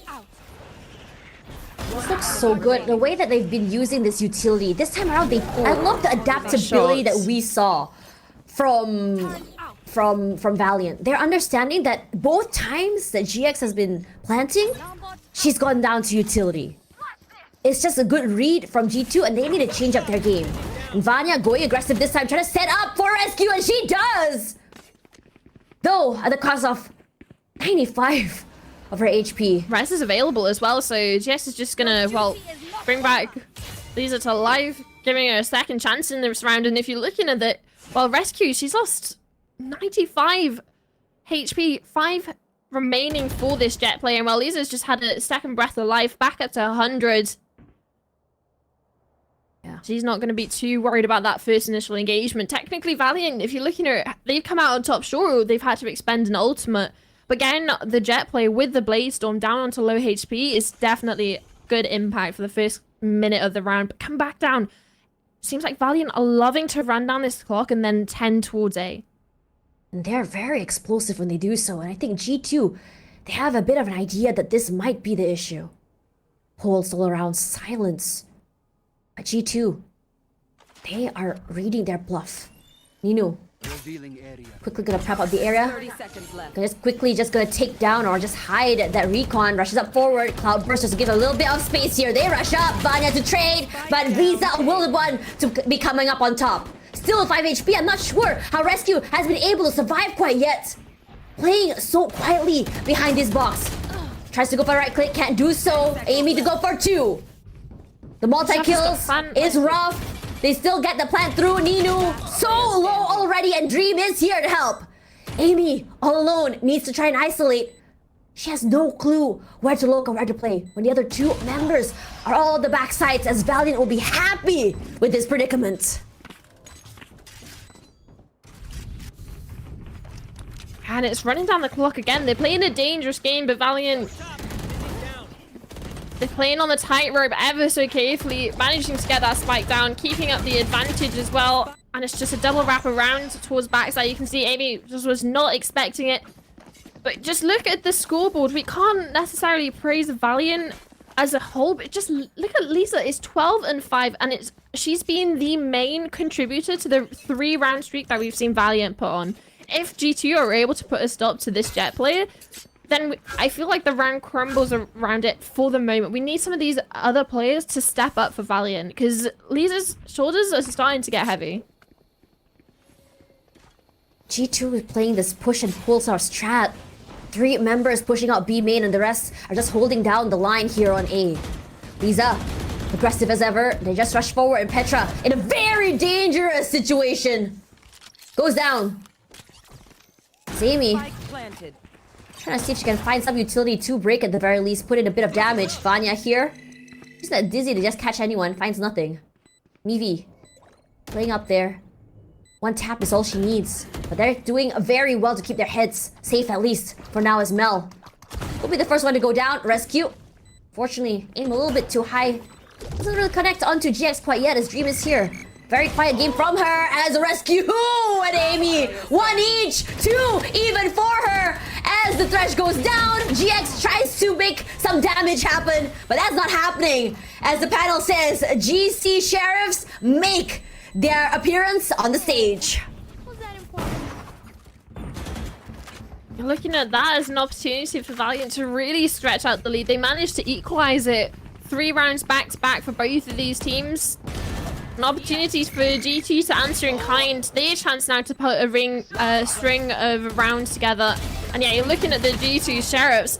It's the main contributor to that round. And yeah, a timeout's needed, especially how the round just slipped through Valiant's fingers. I think just now we were talking about how Lisa has been the main contributor for the rounds. And she hasn't really been needing a lot of support from her teammates. She just goes aggressive, gets frags upon frags, and she's been able to take up so much space for her teammates. Meanwhile, for G2, I think that after watching some of their games, they take a while to really figure out how the games go. They take some time to figure out how exactly, or just to read out the team. But once they do, they really start to snowball these rounds, and it's really good for Valiant to take this time out right now. Because just now what happened was honestly really scary, because they were not supposed to lose like that, but you really gotta give it to G2. Once the shares are in their hands, they know how to play their advantage. They know they can take their time to aim, and they're so sharp once they even manage to see a sliver of a pixel out of place. But this time around, it's gonna be a different style of play after this. And Swarm grenades will be placed differently, I bet, but from G2 here. And just now, I think what's really great about seeing how Amy's been setting up the site is that every round, the setups have been way, way different. And Lisa, this time, she's not stopping the aggression. Walks up forward here, and the only thing that's different right now is Mimi. She's not playing a little bit aggressive, she's not holding down the line, she's playing a little bit more passive this time. As her teammates are going to go a little bit more aggressive with those rotations, or at least sort of hover toward the mid area. Yeah, Mimi trying to play off of that one way, but look at the read that G2's come into this, especially with such an advanced position with Rescue over towards Nest, towards A. They've been able to stack 3 players onto B, so if this spike does go for a little bit of a walkie, trying to get onto the site in particular and get that spike down, it could prove dangerous. It looks like we're going to have 2 engagements on both sides of the map, both A and B, and it's going in favor of G2. Yes, initially they lost, but it's going to be Lisa to come up on top. G2! They were not expecting this aggression from Lisa, and they will be punished as a result. Amy, he's gonna find Mel toward the mid area here, waiting for her teammates. A high-low setup will be the name of the game. And Amy is making so much noise. Just keep them out. Lisa already 4-4 before Rescue denies her that ace. And look at where the spike is planted. It's not planted for her. They know where she is as well. Bring her on the Rosie Rescue. Has a bit of idea where Ninu is going to be, but timing, will it be on her side? No, it won't, as Ninu will save the round, and they bring it to a 4. I feel like Lisa's name is going to be on the tips of our tongues throughout this map, because the impact this player has had already. Cast your eyes to this scoreboard, 17-7. Initially, sure, the gunfights were going in favor of G2, getting a couple of pieces, but Lisa answers in kind with getting 2 of her own on top of the first initial she found, and then gets the 4th as well, isolating that kill onto Amy, leaves Rescue in a position where the relocation, the reposition of Nino is, well, unexpected. Forced to try and get half. Loses out on the timing peek from Ninu towards backside, but Lisa really doing it for her team. GX's performance today has been phenomenal. Her sharp has been extra crispy. Now Rescue is here, does not know what is at mid here. Gets away by the sliver of her teeth. Still, she's very, very curious and will be punished for that Amy quick to trade. Oh, they might not expect Dream. But putting down the lockdown here, as GX knows that the utility has been used, gonna be quite safely be able to put down the plant. Takes some time though, as Vanya puts in a bit more pressure. Do eventually get it. Aldrone, come up forward. Have a bit of idea. But Dream is here. Petra might just have head popped. And yes, she does. This is the Dream that we wanted to see. She had a bit more of a quiet game earlier as Amy to find GX. Lisa trades almost immediately. They know where exactly the final player is, but Lisa, where can she go? She's crunched between 2 different areas, forced to try and isolate, but she can't. Wins up from 1, gets 2. Amy, she was not supposed to win that. 13 HP left, a jump peek forward, Ninu all alone. Her turret is there to aid her in this hold, but time not there in her favor. She runs for her life, and a save is the call.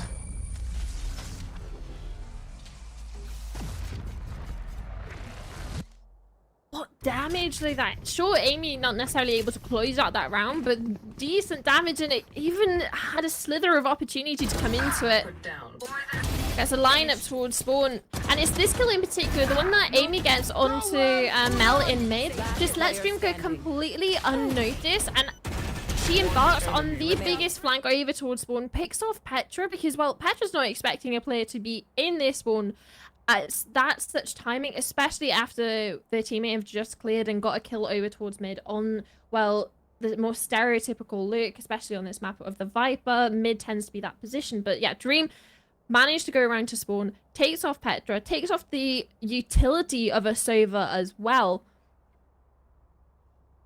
Eventually falls towards the end of the round because of some crazy shots from Amy in the lineup, but has done enough for her team. And now a timeout for G2 goes, and the first I believe we've seen in this entire series. So they're definitely feeling the pressure that Valiant are putting on, and especially now in this round, it's going to be oh so important to get some sort of timeout, some input into what they're wanting to do, really assess, because there's 4 ultimates online for Valiant and they have everything they want. They have so much money and they have full rifles, full shields, full utility, and almost a full house of ultimates. The only one they're missing really is the Hunter's Fury from Nunu, which they use to combat Amy's ultimate. Dream, her timing, her lurks have been quite something that I think the panel as well as the casters have been talking about when it comes to Valiant. Glad to see it back right now.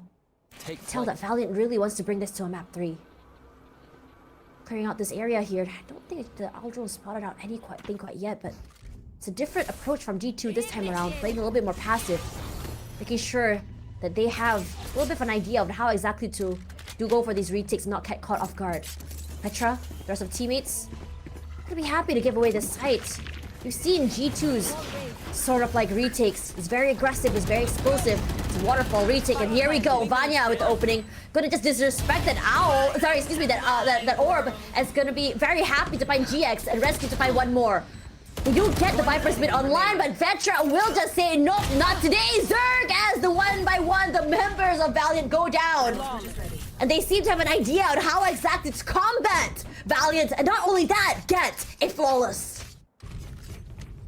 Yeah, just look towards Petra there. You have such a deep Viper's pit being utilized from the side of Valiant, and also the lockdown as well from Dream. Petra's just right up in their face. Vanya gets one through the wall with the scan, but look at Petra's positions. Gets the first onto Lisa, not expecting a player tucked into that corner.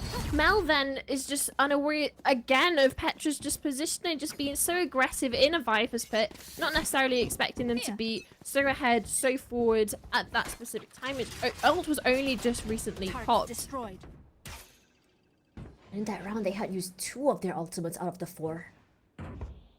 And look at that over on Petra. Hunter's Fury back online, and Mimi with that pit. GX is here. We're going to spot Amy's head here all around, and Amy saying that's fine. Don't really feel like committing to this fight quite yet. But still, Lisa on top of 2 there, still unfound, and will eventually be tagged, so forced to move out of mid-site. Pressure that they've put on mid, both within the kitchen tunnel and on top of it. Utility from Petra forces Lisa off of it, and you can see now the reaction of Amy wanting to re-clear and takes a deep angle over towards mid. Oh. Is able to pick up onto Dream as well. They expecting Mel. It doesn't matter what's happening towards mid. Petra and Mimi are the ones who are going to be fighting over towards A, and that is what happens when you go into the dynamic duo over Mimi and Petra. Sort of the linchpin of G2 throughout the years. Rescue manages another pick over mid as well. They have full control of the area. Yes, it was Valiant to play out mid a little bit, try to get those fights, move out of the way, but G2 react. The understanding that this game, or this map rather, is about taking that space and being able to hold on to it. And unfortunately for Valiant, they weren't able to do that, and now the result is GX forced to go for the save.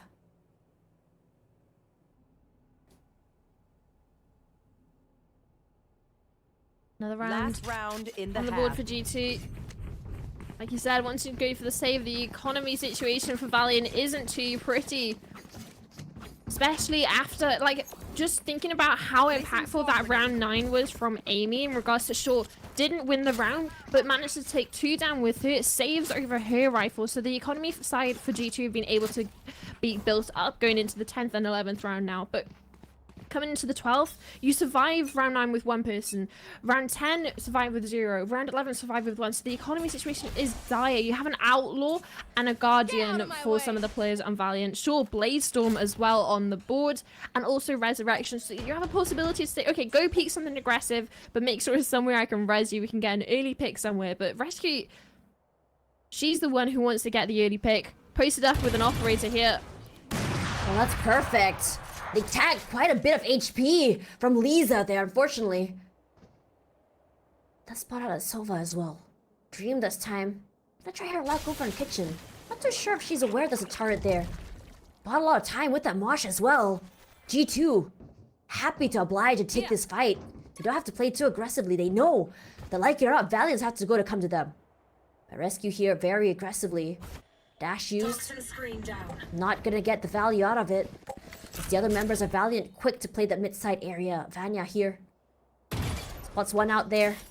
Dream still holding down the line over onto 2, guys. Lisa coming up forward here. You immediately hear the Viper's Pit being put onto A. They know exactly the game plan of Valiant. Gonna go inside the DK here. Takes quite a bit of damage. The flash to come through. And Rescue is here. Oh, And they skedaddle straight onto B side. So much rotation. Nino finds her in the end. Takes out the big final boss. The op downwards already. Had a nice little recall to the backside as well. 10 seconds Amy keeping very safe. Keeping herself well hidden. Hunter's Fury just to buy more time. They get that plant down. No, they don't. Not too sure. No, they don't. remaining. Amy for 2 already. Trying to find the last final member. Amy! The anchor that G2 can rely on. Switching sides. Euro's feel for Rescue there in that situation. Has so much information. Goes against taking the peak, but it's just the timing. Nino comes in for that backstab, protecting their teammates, saving them from an early death burst. Amy that collects later on onto the site. Crispy headshots for a 4 in the round and a 19 kills in one half, rivaling that of Lisa on the Jet, who's seemingly a one-man show for Valiant right now. They're putting their best foot forward, and it seems the rest of the team are struggling to keep up. It's just so unfortunate. The only double-digit player is Lisa. Found them. When you are playing as a team as aggressive and as sharp as G2, it's gonna be hard. So already the pistols once again, and Lisa this time around a more aggressive angle played. Spots no heads, changes her mind about going onto the site. Now, for G2, the way they've always gone for these aggressive pushes, aggressive takes, is just letting Rescue play her game, but being close enough to go for those trades if they want to. Dashes in already, despite the flash. She's moving out of the way, and Rescue Vanya, 1 each. Cannot react. And that is the power of a perfect setup coming in from G2. Still, 3 members of Valiant still very much alive, but they're very passive. They're not too sure where G2 are, and they want to hella make sure that they're going to be able to survive as a 3 as they get onto the site. Petra, tagged. Have an idea where she is. Dream on the site quietly. Rescue to find Mel, but it's going to be Rescue to quickly get active on the site itself. And Rescue has been all around the area looking for heads to pop. And it is terrifying. It's not really terrifying, but there's so many layers to the post front as well onto A. Sure, they might be able to get past the first couple of players being Player standing. the first point of contact of Rescue and Pet, but you also have Amy and Mimi playing further back and being that sort of second point. Sure, if God forbid Rescue and Petra fail at holding the first sort of wave of the Valiant retake, then they have a sort of the backup plans over the post plans over Amy, Mimi, Vanya as well, with all the utility to just run down time, stop the defuse as well, and Valiant forced onto pistols, almost forced to give up 9. Attacked 1 player already. Dream. So they have an idea that Killjoy is on the site itself. Rescue waiting for the util, and she just sprays! Dream finds 1, but the other members of G2 are so happy to trade. Enemy remaining. A pop to the head, Amy finds Lisa. Jumps up forward, Mel here, trying to find 1 more to her name, but it's gonna be Amy that's sharper than every single other player out there. And Valiant are not able to keep up. Gun here. Gun Talk about comebacks, historic comebacks, iconic comebacks that happen on Icebox. They tend to happen on the T side, on the attacking half. Spike planted. Where you can think of sort of the Fnatic Loud comeback. That was when Fnatic switched over onto the attacking side and they looked towards Durka as well for some aggressive openings. Now you're thinking of Valiant. What can they do on their defensive side? How are they gonna pull this back into the favor? Liza wants to take her into her own hands for an aggressive peek. No one has spotted her quite yet. Moves out of the way. G2, they're being quiet. The only person moving right now is Mel. Trying to see if anyone of the G2 members are pushing up. Because there is that wall toward B side area. In G2, we've seen their executes. Phenomenal. Nino here. I spot out Petra, but not the other members, so still question marks all around, but the majority of the members of Valiant has been pulled forward here onto the site itself. Lisa hasn't been found quite yet. Rescue will go down here. Tries to go for the trade, but unfortunately the Dizzy tags her. So 1-for-1 trade here. Vanya rendered quite low. Lisa to find one aim at the very bottom, and Lisa, she is aggressive as ever. Mimi pops her head, and GX finds one more. Mimi in her hand with only a sheriff. Let's get an upgrade. Let's swap out that Marshall away. It's quiet all around. The spike is somewhere. It's a little bit more hard for her to get, and she is going to try at least get it. Unfortunately, her position has been compromised with only 20 seconds to go. Like it or not, she has to fight for this site. Nomos does one over onto screens itself. Plays a little bit more passive. 60 seconds. Clears the back. Spots one, not able to land that headshot. Question now is she still gonna try? And she wants to. Spots one, finds Dream. 7 seconds. Time not on her side and will eventually go down. Valiant, they answer back. And I was saying about who do you look to in moments of need for the side of Valiant, and it seems time and time again it's Lisa. Look at her go. There's just such a disparity in the team. Enemy kill. Wants to take an aggressive peek, isn't able to at the first, but goes for a second. Gets one up onto Nest, one further down, and has just become a... She's made Pipes her own. She's put a stake to claim onto that position. Mimi, in a 1v3, gets one, but like you said, the time not on her side, so runs down the clock. Still, quite a number of guns taken out here. Now forward, Lisa! Punished for her aggression. Rescue was very much ready to meet her there onto main. So Mimi run here over on mid-side area. Looked onto Dream. Just quickly just push forward here. Mimi does have an idea. Eyes onto the area as well. But GX up forward here. Spots one. And Vanya this time ready to watch Petra's back. Beautiful thing about G2 is that the mistakes don't happen twice. They go aggressive. Ninu will be flashed. Moved out of the way, but Rescue fast as ever before taken down by Mel. Still, as the plant goes down, 2 on 4. Incredibly hard ask. But still Valiant. They try. Wash to cut the back of area. And Vanya, just holding on the line, changes her mind about picking her utility back up. Toxins going up. Has to find the right micro angles, has to find the isolate. Shock dart just to put a little bit of chip damage in. Bit of pressure as well. As Vanya plays this One enemy remaining. corner. Amy finds Mel as the final member here is going to be Dream. But G2, protocols in place. Despite that, only losing one. And it truly feels like as soon as G2 is able to isolate a kill onto Lisa, is able to take down this player, the rest of Valiant seems to crumble around it, and G2, they take care of Lisa, they get the round. And now we're up onto 10, and especially with, well, just the situation of the finances for Valiant, you can make a case that Lisa can hero buy into this round, get a Vandal, get full armor even, and then rely on an ultimate in the next, or they play for the ultimate, try and get that online as soon as possible into this round, and that be the guiding force. But truly, that's sort of the only answers I feel like Valiant have the capability to give right now. That was Valiant. Oh, sorry, go ahead. G2 just doing such a good job of shutting everyone else on the side of Valiant down. The only player that's had a chance to sort of shine and take multi-kills is Lisa, and it's time and time again, that's the player that G2 is struggling with. Yeah. Lisa, one-man army that G2 Gozen has had to struggle with a few rounds before. This time, it's a bit heartbreaking for me not to be able to see Dream just play the way she usually does. Just be rendered so irrelevant this game. Rescue aggressive as ever. Plays closely. Lisa answers. So, truly the battle of the Jets here in this game. And Lisa showing us that she is here to play. She wants to bring this to a map 3. A rotation up forward.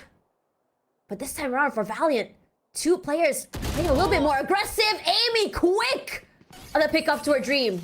And Mel's position compromise moves out of the way. 2 players waiting for her here as Mimi quick to use her utility to clear her out. Master class on what it means to use your utility on this map, G2. There's a reason why they're so comfortable on this map. It's considered their home. Coming up here on top of tubes, Lisa hopes to see a single pixel out of sight, finds nothing. As Ninu, the utility taken out here, Amy has an idea where to put her crosshair. And now it's down to just Lisa. 1 versus 4. Incredible ask. Yes, she's sharp, but against an army that has protocols for trades, perhaps the idea is try to go for exit frags. Just keep her gun for as long as she can. Their economy not in the best situation. You're right, it's not a pretty situation for the pockets of Valiant. Should be able to afford into the next though, since this was sort of this half buy. You could see Lisa coming into it with that Guardian, able to get her first pick onto Rescue, but that's all that she wrote. Because again, that's the only player that they're struggling to take down. And these protocols by G2 have been incredible. Every time Vanya throws her utility out, Rescue immediately get 1 to 2 picks. Bot coming back. Out of charges. And Valiant cannot answer back. That's the hard situation that they've been put in. Facing up in against G2, the favourites of this competition, and even one of the favourites of the EMEA going into Game Changer Championships. They're expected to make it to Istanbul to play into the quarterfinals. Valiant though, Change. it's not quite over just yet. Rescue falls again early on, not getting a chance to really spread her wings on this attacking side. Being shut down by Lisa and GX alike. Silence from G2. Here's the Owl drone, does tag 1. They break it. It's gonna be Vanya that's been taken out here. Without Rescue, getting onto the site can prove a little bit harder, but it's not something that G2 is worried about right now. Aggression onto mid site here. They make their way up tube. Playing closely with one another, hoping for a trade at the very least, finds no one mid. There is a turret onto kitchen. Spots them out. It should ring alarm bells all around here, and they do. You hear the sound of the wall go up as well. Mel playing very close. Do they check her is the question. I don't think they do. Good for 1, goes for 1 more. Can't. They rush up forward. She's alone here. She can isolate fights, and she does. Dream is here to provide a bit of cover. Vanya trying her best to just isolate these fights. Mel, the position has been phenomenal. Mimi left alone. 10 seconds to go. Spike nowhere in sight. And she's gonna say, all right, I concede, hands in the air, white flag. We go to the next round. 7 now for Valiant, and even in that round being able to upgrade some of the weapons to bolster up this rifle buy off the back of the initial picks, but also Mel's positioning here over towards kitchen. Like you said, the assistance from Dream, the backup in the situation, just making sure that they are able to secure the spike. Valiant don't give Mimi any sort of chance coming back into the round. Time low. Spike in no man's land. Forced to concede. Like you said, raise the white flag. But only for a round. They're back again into a full buy for the side of G2. A little bit of a different setup towards the start. They're losing rescue early on over towards A, so this time they turn their sights over towards B. Hoping they'll get better luck. Amy, heavy up mid. Oh, that is the definition of timing. But Mel to come up big this time. Dropping Amy to only 24 HP. You hear that round, a gun ringing forward, Mel to win that fight. But the site completely in G2's hands. Hunter's Fury used that already. Buy some time with the nanoswarms as well. Rescue, full control of Snowman. Holds down the line. Silence still around. They do get that plant as well. Dream here, still in kitchen. They have an idea that she might be popping through. But look at the crossfires. The setup's done already. Rescue sharp finds Mel. Does she know there's someone waiting on top of the kitchen? I think she might. Not quite. Dream spots her out, takes out her head. Petra holding forward. Dream is online and she's back. With 7 HP to go, Lisa still aggressive as ever. Mimi all alone and they crunch her. And Valiant done and still alive. And slowly but surely with only a 3-round deficit left. It's not only just the round deficit, it's also that you have players on the rest of Valiant starting to wake up. Like you said, Dream's had her moments, Mel's had her moments in the last couple of rounds. Same goes for Nunu and GX, and that's exactly what we wanted. Especially coming into playoffs over Series 3. This is the last series Poison's gone. over EMEA this year for these players. Unless they can make it to Champs. G2 already confirmed, but Valiant, they need to place higher than they've ever placed before to try and get to Champs to represent EMEA and Berlin. Oh, look at this time. G2 goes aggressive. And GX not able to push up forward this time. They know how to deny that space away.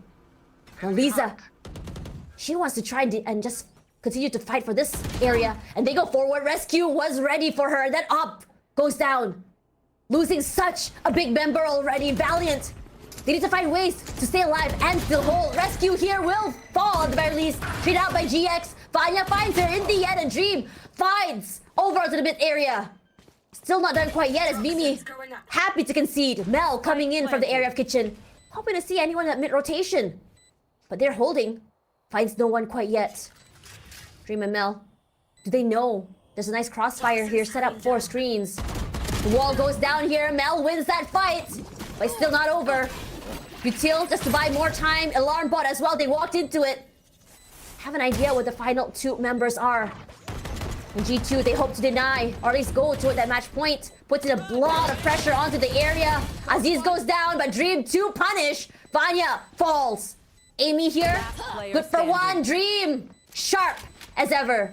No taps, no peeks. They hear the defuse. Hunter's Fury will be used. Mel goes down here. It's all about finding that final member. But Dream can't do any more than that. And this comes down to the layers of protections G2 has for the post plant.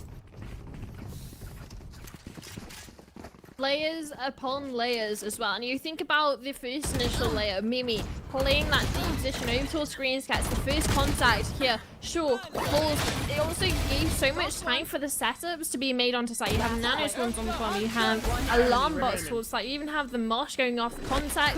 Hunter's Fury sure invested, but look at how much worth came from it. A double kill for Petra with it, but also a 12th on the board for G2.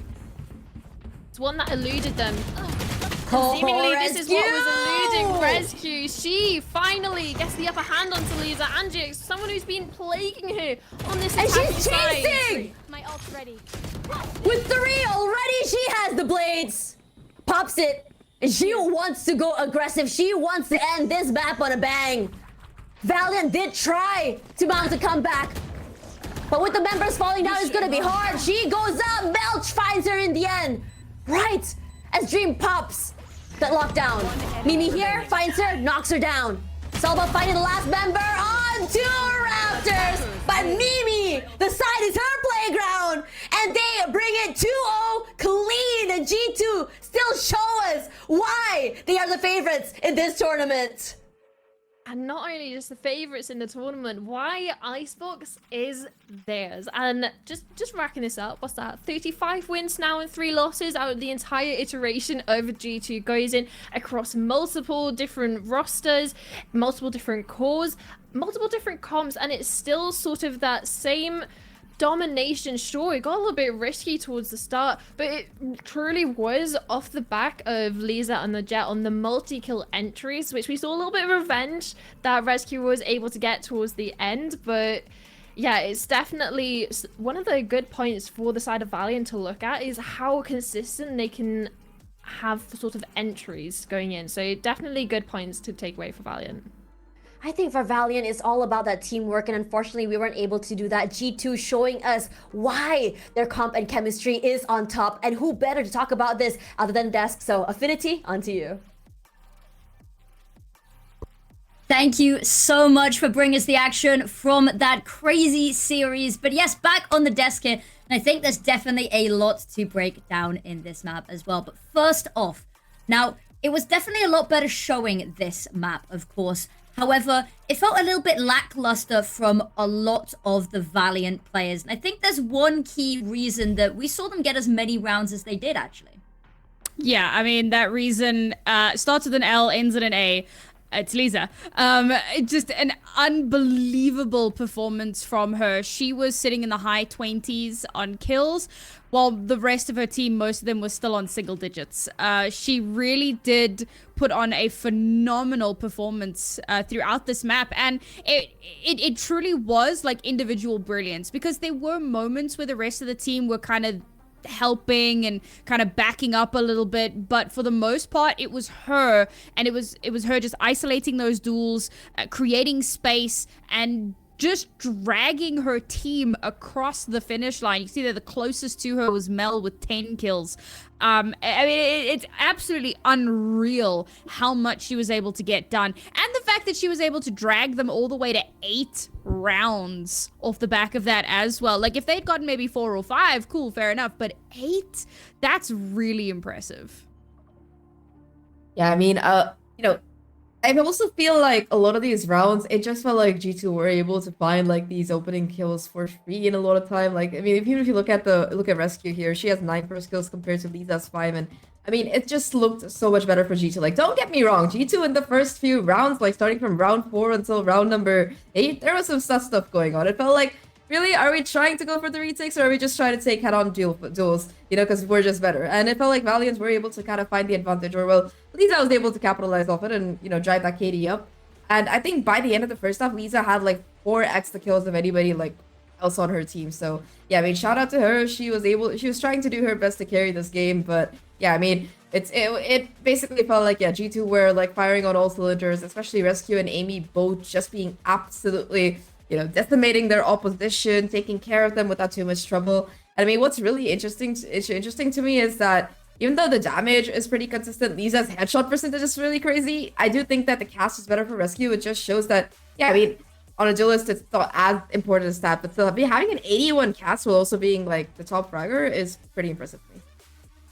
It is indeed impressive from both of them. A couple more stats to look at here, looking at the first bloods and the post bloods. We'll talk a little bit more about the post bloods here. Is there anything here that stands out to you, that jumps out to you, that you want to highlight a bit more? Or is this very run-of-the-mill for what we saw coming out of that match? So here's a funny thing. G2 have 1 clutch. So Amy, who is, I've said this previously, I think she's like the best Sentinel that we have at EMEA at the moment. She came through the group stages with no clutches at all, which is pretty odd for her. And I think that kind of spoke to, this is going to sound really rude, but like the caliber of games that they were playing in the group stages.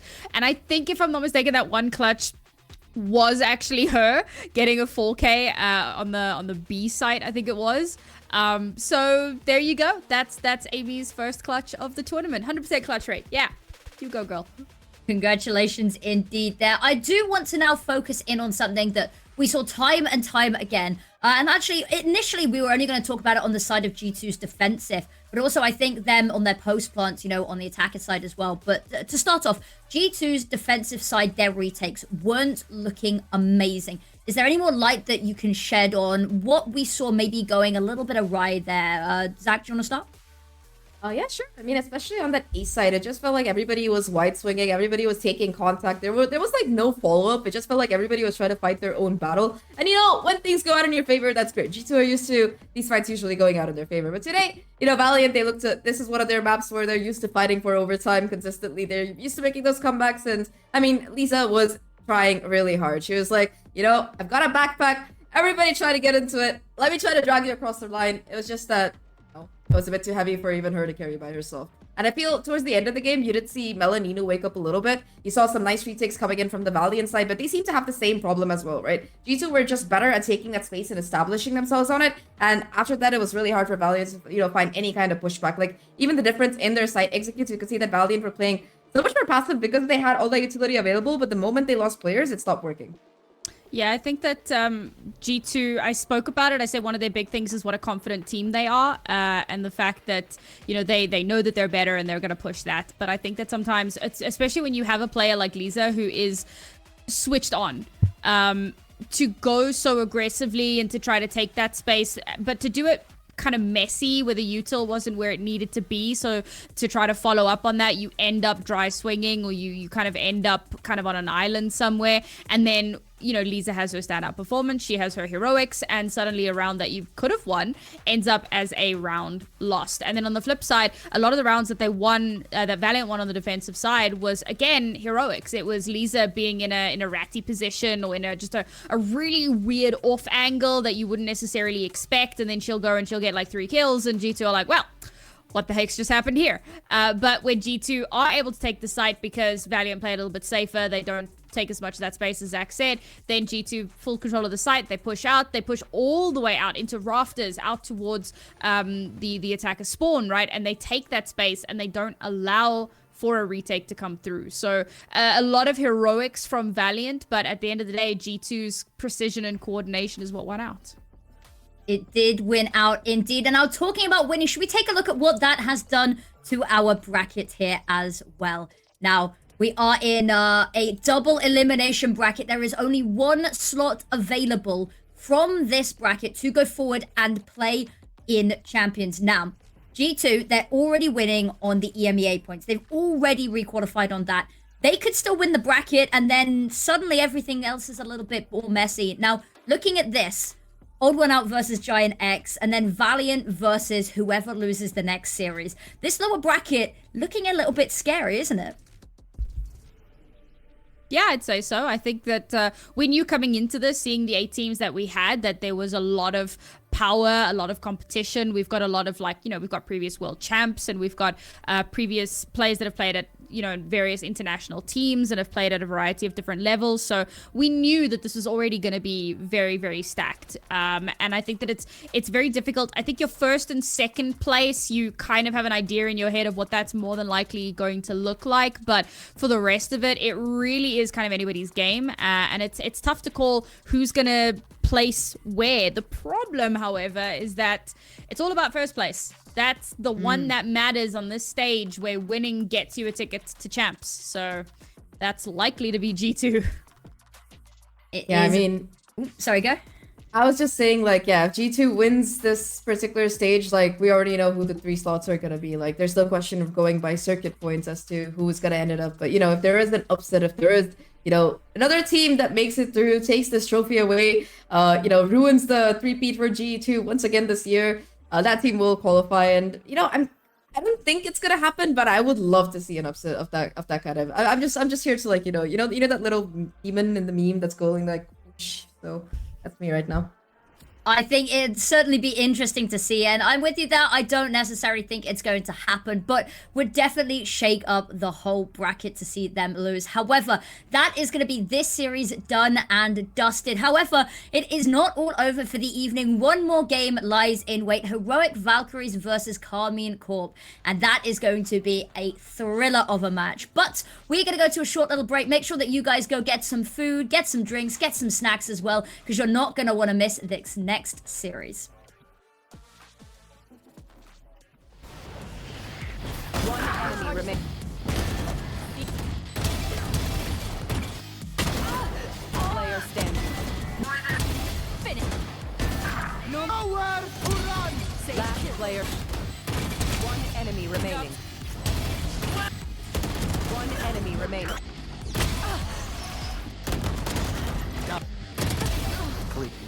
One enemy ready. One enemy.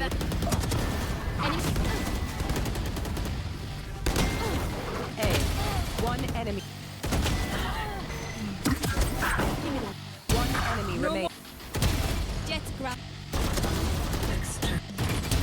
Poison. The hunter! One enemy clutch. One enemy remaining.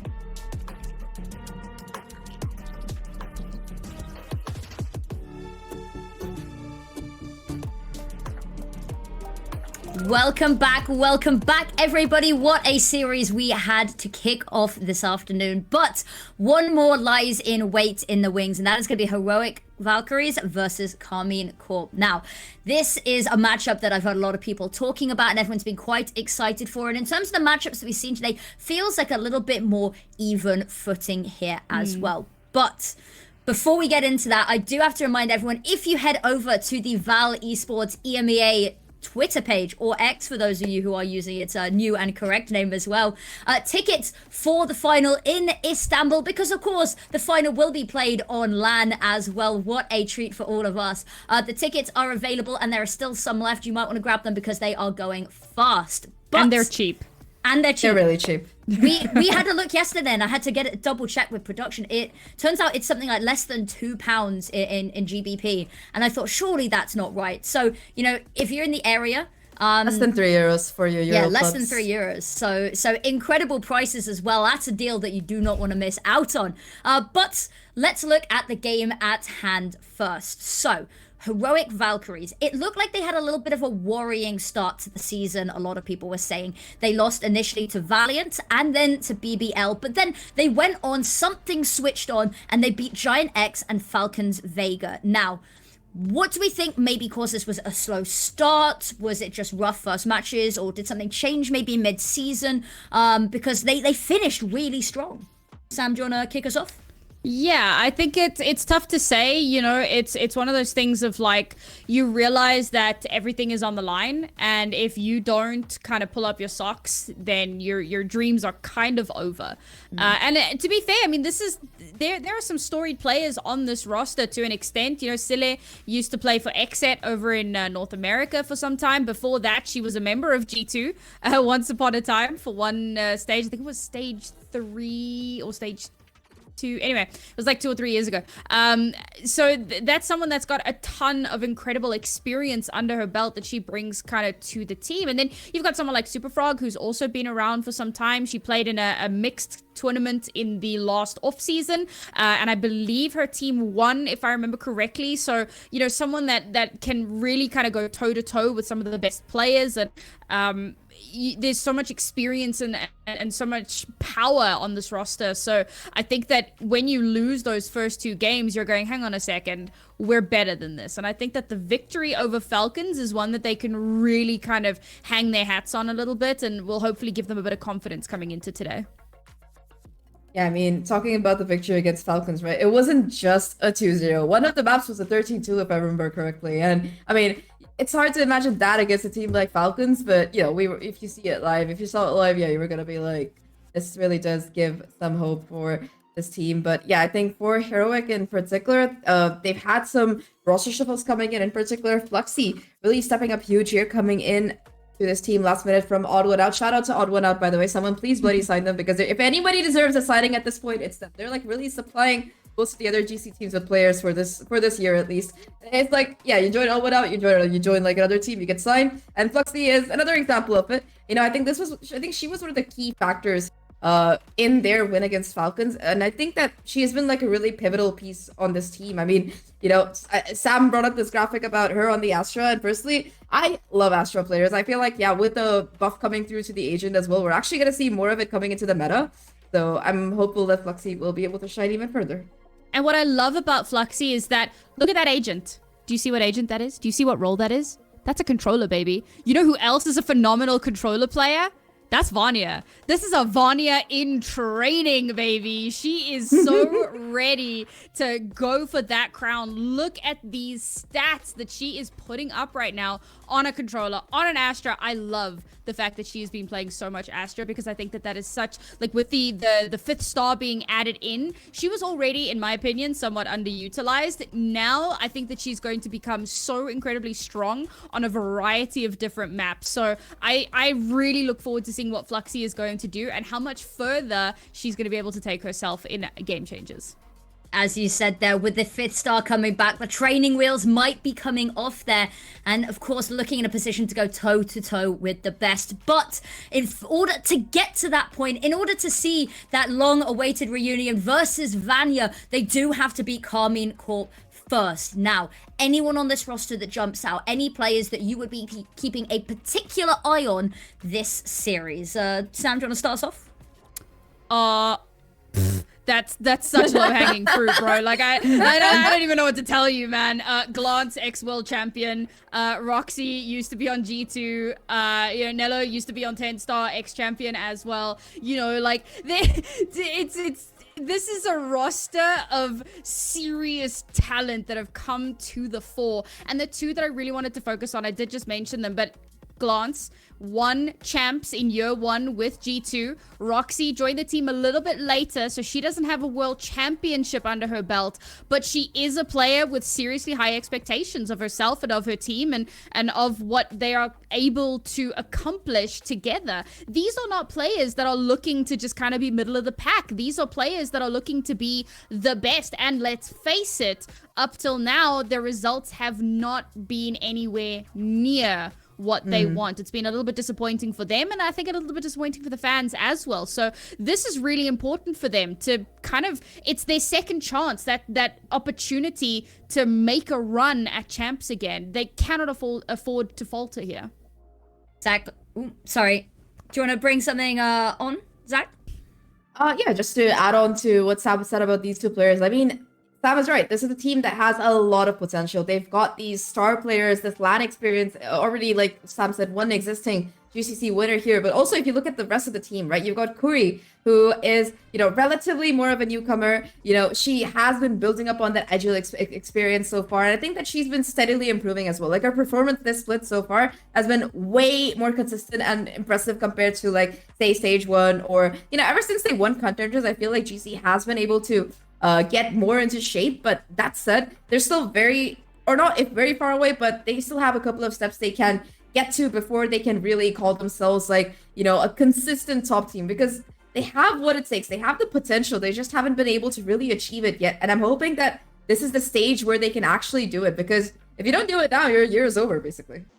It is indeed. That championship experience does need to start shining, and in a big way. But let us find out which maps we would like to see it shining on here. Now, Sam, do you want to start us off with the first half of the vetoes? Well, okay. Bind not banned. Question mark. All right. Heroic normally ban bind. So to see them ban the icebox, which they've actually been picking into pretty consistently over the course of the group stages, big surprise there. I'm not too sure. I guess we'll find out. The Ascent ban doesn't come as too much of a surprise there. Haven and then Abyss. Now, KC have been picking into Haven, so that doesn't surprise me. But seeing the Abyss from Heroic, something they haven't really played much of, tells me hidden strats. I mean, to add on to Sam's points, I'm not sure how I feel about KC leaving Abyss open, but I mean, they do have some pretty good VOD from that Falcons game, at least 15 rounds of it, because that's all that game lasted for. But you know, something's better than nothing. Maybe they do have a counter pick, but yeah, I mean, this veto, I would say that it's pretty decent for Heroic and for KC as well. It's some maps that they've proven to be very competent on. That Sunset in particular, if it does go to a map 3, I think that it's somewhere that they're pretty strong in. But yeah, this map number 1, Haven. I mean, for KC in particular, it's a map that they found success on. They were able to beat alternate attacks pretty convincingly. Odd one out, it was a bit closer. But I think in general, this map, for the side of Heroic as well, they were able to beat Falcons again on it. So I feel like Heroic, this is a very comfortable veto for them. And it could, looking at just the veto, I would say Heroic has a slight advantage just because of that map number 2 being in play. I don't know if leaving Abyss open was the right call for KC. Maybe I'm wrong about this, but that's how I feel. A wild map pick for a wild series here as well. But the age-old dreaded question, Sam tormented it with me with it yesterday, and it's time for me to ask both of you, who are your predictions? You want to go first, actually a tough one. Yeah, like this is actually a tough one because I feel like it could go either way, but I'm gonna let my caster bias shine. I have so much love for Glance and Roxy and what they've been able to accomplish. So you know what? I'm gonna throw my hat in with Casey. I mean, I feel like I want to be contradictory and just say like Heroic because Sam said KC, but I do think this is a very balanced matchup. I do think it could go either way, but yeah, just because of the more experienced players, with an addendum, I would say KC wins if Matrix pops off as well. That's my conditional thing. Because I feel like Matrix has been really good as a duelist, but kind of like fluctuating in terms of stats. So, you know, if we can see her perform at the same level that Adora has been performing this stage, KC wins. It's definitely going to be a close one, that is for sure. But it is time for us to let our amazing casters take this away and see what happens on the server. And now it comes to us. My name is Akamask, the voice in your head that you're imagining once you see the Oktoberfest Graga skin. And next to me, there is the amazing Zubi. And we're gonna have a blast of a series up and ahead. Carmine Corp versus Heroic. I'm incredibly impatient to see which side of Heroic we are going to see in that series, because they kind of showed us two faces in the past. And, you know, I'm gonna be incredibly excited to see both of those teams, especially since both of them have been improving so much since the beginning of the split. Yep, and since we were entrusted with closing out the DivE portion of the broadcast with this amazing matchup, you know we had to dress the part with our amazing players. But up first is Haven, right? And we already have our agent select ready and rearing to go, and this is where the question marks continue to come out, because this was picked by Carmine Corp. So they are ready to go up against this ISO Yoru that Heroic Valkyries brought out for the first time super recently, right? With that 13-7 against Falcons Vega. But my question is, Akamask, has the novelty worn off? Will that VOD be enough for Carmine Corp to figure out how to dissect it and counter it with their own Neon? That's, I feel like, getting more and more accepted as a meta on this map. You know, for me, it's a little bit of a question up in the air, especially since Carmine Corp struggled with adapting to teams with new comps in the last week of group stage. Like, they played Nazar with their new comps, and, you know, Nazar beat Giant X yesterday, so they weren't a fluke. They were really, really sharp with their new comps. They look amazing on those maps, especially with the Cypherlock team comps. Even though, like, Echo is not a fan. I am. And it feels like Carmine Corp didn't really found their rhythm in that series. I hope for them that they will find their rhythm here, because if they don't, this will be over fast. Because Heroic, if they show us the Heroic that we've seen in the last week of the group stage, Carmine Corp will have some problems. But we're going into the last series here on the DivE broadcast.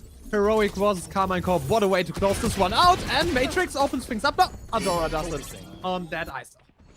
Yeah, and that's already your duelist gone. Zach highlighting them in their need to perform here to put KC on that higher level. But speaking of a higher level, the counter duelist, the second half of this Heroic puzzle is good for securing this site. Yes, Nella will be able to find a frag taken down with them, but that's just Roxy. You know, the Star Sentinel left in a 1v4 for the pistol.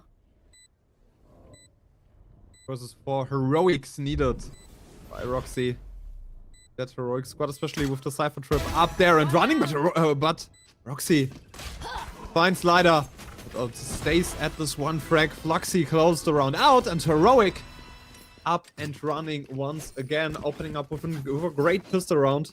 To be pretty fair, they need to have a good start on that map, right? You kind of need to get your offense running with that double duelist comp, especially with ISO and Fiora.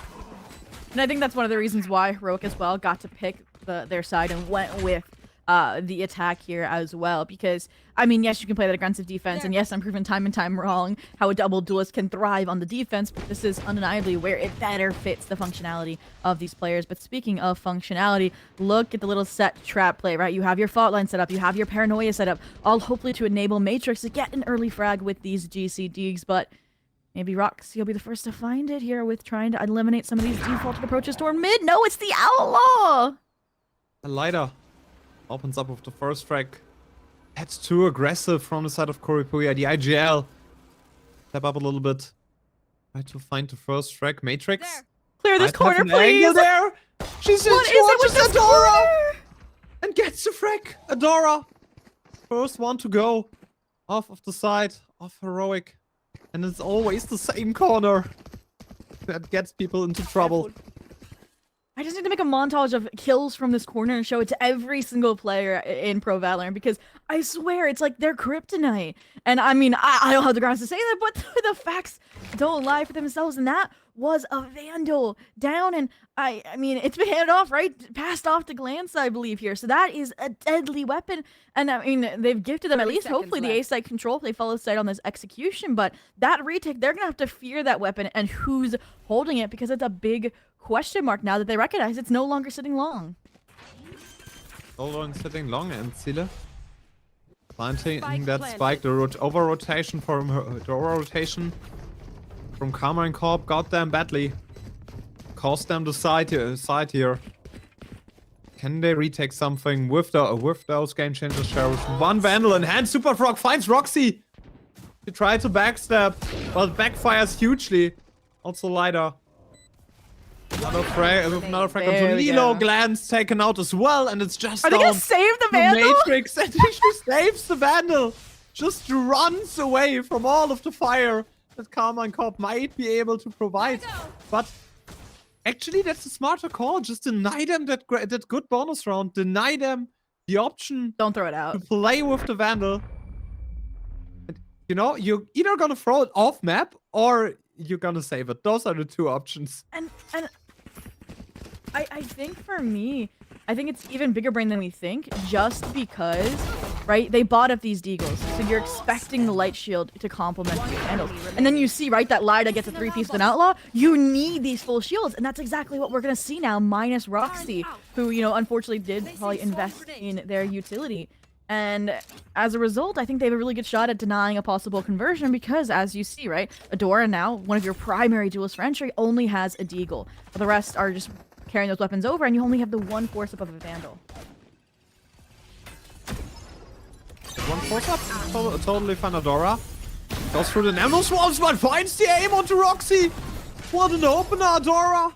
Opens things up so well. For Matrix, just one swing around, and in the snap of a finger, 3 of the players of Heroic are on the ground. It's just down to Adora and Super Frog. They're trying to roam around. Super Frog finds Matrix, stops that onslaught, but Puya, the IGL, closes out the full house, and Karma and Corp wins against the bonus round. That saved Vandal so much work. For sure. And I mean, Adora, kudos there. They get their death contract at line with some Deagle magic, but just the fact that those 3 players line up and Matrix is able to do some multiplication to shut them down in quick succession. And then, I mean, at that point, right, I would maybe wanted to see some more patience from Adora, but they also didn't know, right, that Kuripoya was already on site, so they were trying to isolate that solo player there back towards platform. So again, with the information they had, they navigate that anti-eco very well, but still not enough damage, I would say, done. Full buy still, other than that Guardian for Carmine Core, and they want to repeat this C6S because this time, right, they have that death contract, they have this dimensional drift, so they're gonna have information that they didn't have prior when they were running in to this site. And there it is, it guides the death contract, and it's gonna guide now Lyda, able to isolate Kuripoya back site. Yeah, but Roxy finds the break onto Adora after getting taken to Brazil. Stun around the corner, Roxy makes it free. Nilo as well in there on the action. Super Frog now coming back from her lock. Able to kill out one. Dance. Drone needs to spot out something, but Matrix takes it for the safe round. And with that, Carmine Corp equalizes once again. And what a play from Roxy. The final DACH player in the whole bracket. Just steps up big time for her French team. I mean, all that, I mean, number one, kudos to Heroic for having trust in Adora to win out that death contract, but also, you shouldn't be letting simple mistakes like that stick through, right? You should be taking that backside space off the Yoru, who found that pick on the Kuripoya. Like, why did they crash out? Why did they give up that control? We couldn't quite see from the replay or during the round, but they needed some way to get Roxy, because they were isolated on the site, right? After being pulled back in to the overworld, and no one could send them back to the underworld. So now, I mean, you don't have weapons, you gotta take the close quarter fights on B and hope it works. Kuripoya's angle hasn't been spotted out yet. The trigger discipline is so good. And Kuripoya finds one, but only 2. Falling down into her hand, but Matrix and Nilo are there as well. Some more frags falling, and it's only down to Super Frog. Only down to the Sentinel. But she's gonna be spotted out by Roxy and Carmine Corp on their own map peak. After losing pistol and follow-up, they're back on track with an amazing performance by Matrix. But here, the trigger discipline by Kuripuya just wins them the round. One For enemy sure. remaining. I mean, also just immediately, like, rotations, right? You have Roxy pressuring through grass so they can't rotate. You have Matrix also on site and the support from Nello. Everything coming together for Carmine Core right now. And I think that's coming out of what I said kind of prior is Heroic, when they had that outstanding performance against Falcons Vega, right? They pulled out 2 maps they had never played. Abyss and Haven, right? And sometimes that novelty factor of, you know, not having anything to go off of when trying to force the team to adapt on the fly, then it can be difficult. But now that they've been playing this comp now once, you know, twice for Abyss, then Carmine Core has stuff to go off of. They can counter these plays. They can try and pinpoint, okay, what's the momentum, what's the speed from Valkyries, and how do we counter it? And now they are committing, right, to these rotations, and correctly so. So the reading is really, really clean. And so I think that's what this timeout for Heroic Valkyries is, I'm hoping, is how to adjust this to, I guess, maintain a lack of predictability. Because at this point, right, they aren't really getting, I guess, many unoccupied sites, minusing that 1A eco round, just because, right, they took the Vandal, they had to hand it off. Matrix wasn't going to overstay their welcome. But we'll have to see if that's the case, because this is their buyback. If not, Carmine Core will likely be staring at 5-2. And at that point, at that situation, you kind of start struggling, especially after the timeout has been already used. Don't really want to have 2 in a round. Kuripuya, aggressive play up from the beginning. They know where Fluxy wants to go for the smokes. Rock will be spotted out on the lurk once she enters garage. More default hold by Heroic up until now, but their execution will come through garage. Drone is there up there as well. The turret solves the aggression. Roxy now aware that there's presence in that garage area. Back, they're trying to retake the site. Lockdown is up and running. Available for their team. No way to destroy it since Hunter's Fury not available just yet. But Lider opens things up onto Kuripuya. That A spot's open now. And I mean, I said I wanted to change your pace, but I don't want them to look scared to take engagements, to take fights either.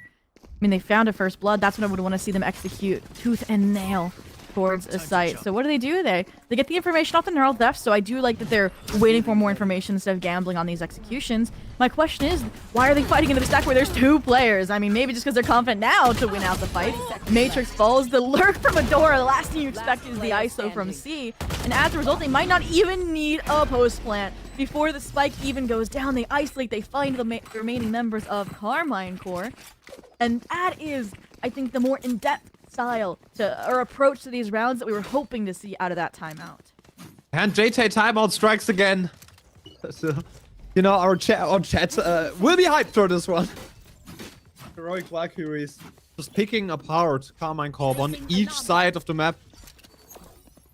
Everywhere they go, there is a heroic player waiting. Over there. Oh, it's time for Carmine Corp to prove themselves. Small shields all across the board. Just trying to save a little bit of economy. Location has been revealed for Matrix and Glance. And they're repositioning towards sewers. Expecting the short go. Setting up that trap play. Onto the heroic players, but the port out by Lider denies all of the contact and all of the damage.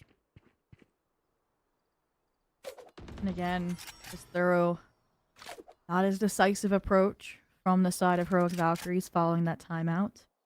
They're, I think, waiting a little bit longer for Super Frog, right, to find impact on these lurks, instead of Super Frog playing with the team and then once the spike had gone down, going for those late round impact plays. And it's working, because right now they're conditioning, they're destroying utility, they're trying to bait Carmine Core into these rotations that I said prior were correct reads, because Heroic Valkyries was committing to them beforehand. Now, headed back towards this A side. Again, it's going to be placed upon Matrix and Glance to deny this execute, and let's see if they can this go around. Yeah, but the Dark gives away the information. Adora, shield already destroyed, and the crossfire is there. Adora finds the first threat, but Matrix! The double onto the goal, the spike is in Narnia! Nobody able to retreat on Super Frog. At least there with a trade, but another flash finds Fluxy, but Fluxy just traps Matrix there. Work for her, Nilo. They're a piece of utility. Face off Adora and Kuripuya, the IGL. stepping up once again. Nilo was slow. The paranoia just stalls up some time. Super Frog dies to the ends. Puya absolutely back and forth. In the end, Carmine Corp more successful than the Heroic Valkyries. And again, I want Heroic Valkyries to not fall into doing the same thing. They went for the A site twice. They gave this opportunity for Matrix previously, right? They didn't wait for their team to take these engagements this time. They just used their utility on that choke point to relay both the stuns. Wait for, right, Nello to rotate fully so they can have this impact together. So they aren't giving away these 1v1s. So what a quick cleanup, and they don't give enough time for Super Frog, like I said, to have that late round impact play. But speaking of impact, this time it's early round impact. Already tag damage on the Super Frog, that lurk player, so they might not be able to hold their own. And even Matrix toying with the idea of scaling up your A for info forward to finish off that frag. Early round impact, at least there's a tag. Through onto Super Frog. Dropped incredibly low. One last buy for Heroic until they have to go back into an eco round. Using the Dimensional Drift to get out some information. Dimensional Drift plus. So ultimate might be an option here, but Fluxy puts into the backside. Kekop have heard this one, but they're trying to fight it together. Fluxy swings out for Lighter. One player down and also glance. Gets Super Frog up there in the garage. Puya absolutely aware for Fluxy's positioning. Sealer gotta find something with the Tantus Fury, but it doesn't happen. No more shields available for Odora. Spike will be planted on that seaside. 30 seconds Another left. shock dart into the CT area. Carmine Corp just waits it out, just waits Plant the spike. for the enemies to plant the spike. There is a lockdown still available for Roxy, and I wouldn't be surprised if they decide to use it right here. They want to have that round. They want to force it with all they got. When they see Adora, Matrix finds another one. And with the double, it's going to be cleaned up. Carmine Corp 2 rounds up, and the third one will probably follow. Ooh. And at this point, right, the prediction from the desk coming true. If Matrix is online, Carmine Corp should have a really good opportunity at conversion. And 5-3 here, right? That timeout round, just a blip on the radar. And I mean, it's, again, I feel like Heroic's planning out a lot of these grandstands to try and piece apart Carmine Corp. And some of the timings are falling apart here a little bit. Particularly there, right? Fluxy, very creative positioning. Probably believe from the shadows, and it still just gets crunched by the rotations from Carmine Corp. So I don't want to say they need to go back to the simple play now that I asked for complex, but we need to find that balance as well, because now they're spreading themselves a little bit too thin. Back to an eco round here a little bit. And maybe going to go for that more decisive hit as a result. The prediction, though, as well from KC, right, to stack B because of this. No Neon on A, instead here towards B-Link. And we'll see if they can at least get site control.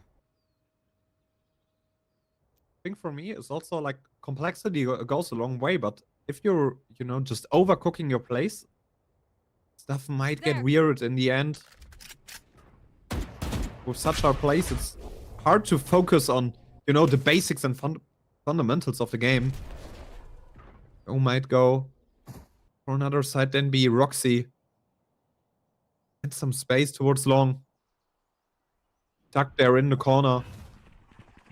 Cover going out. Now here's all of their rotations, all of the movement. It's heard by the German Sentinel player. The trigger discipline. She doesn't need the sealer. Trades her out, and now one Vandal in hand. Off the IGL, the seaside has been flooded.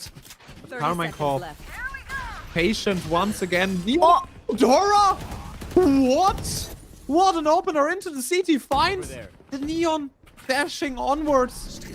But the paranoia of Puya might bring on some more space. What? What a triple kill by her. Makes it 4 and saves the round. Solo for Carmine Corp. The paranoia is perfect. Can I get this? And holy Puya, that's one way to shut down an eco round after they're able to get that gun upgrade off of Roxy. After they shut down the overdrive retake from Matrix, Puya is like, I got this. Our anchors have fallen. Well, then I will hold down this ship. They get KC right on to the 6th round here, which is huge because that's a safety on what I said should have been a stronger half for the side of Heroic Valkyries. So now they have guns back in their hand. They have to play this flawlessly to not concede the advantage over to KC. Again, they start with this default. They start with trying to get rid of this Killjoy utility, but it doesn't shake the defense at all for the side of Carmine Core. Yeah, I have kind of a problem with Heroic when it comes to the attack side, right? I don't know how they want to stop the Neon once they're on defense. Like, they don't have a breach Cypher trips to stun this one. Yeah, but if Neon doesn't run into the Cypher trip or run off to another side where Cypher isn't, there is a problem. Normally you have that breach utility, or at least something of a flash or stun to just mitigate that damage. To just, you know, stop the onslaught. But here, nothing like this happening. Adora pulls another one into the Shadow Realm. It will be Glance.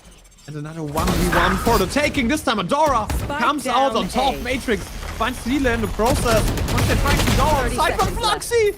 The timing is perfect. They did not expect her to just rush onside, rush into the backside. And it's down to just Roxy into a 1v4.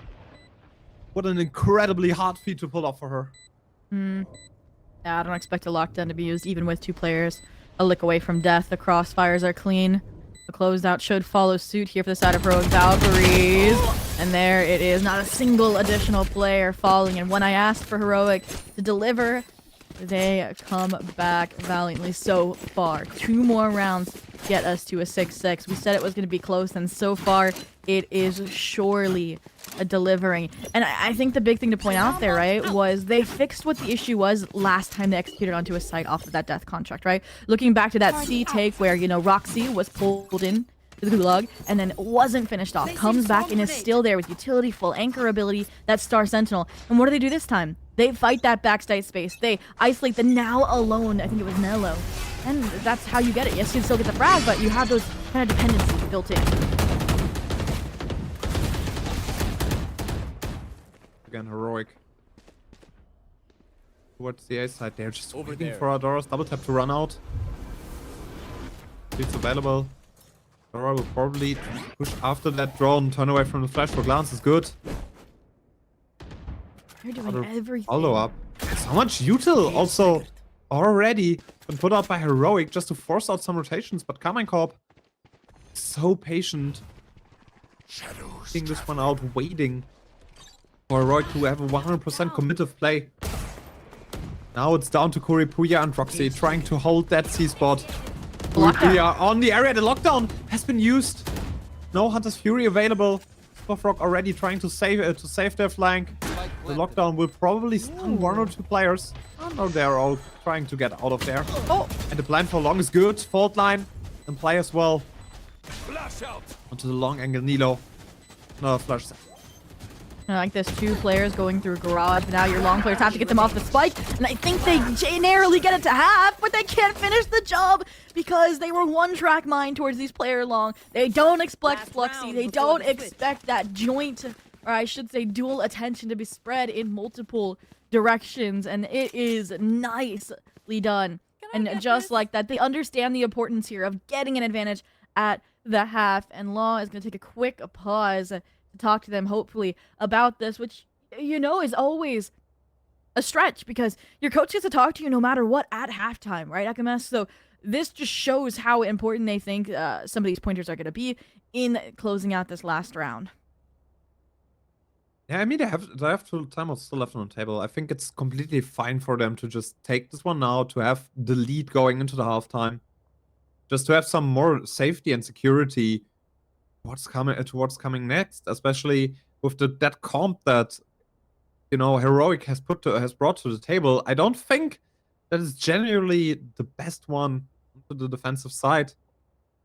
You know, it has yet to be seen, but I mean, Heroic had a great showing against Falcons with exactly that comp. But now Carmine Corp, it seems like they have learned from the mistakes of Falcons.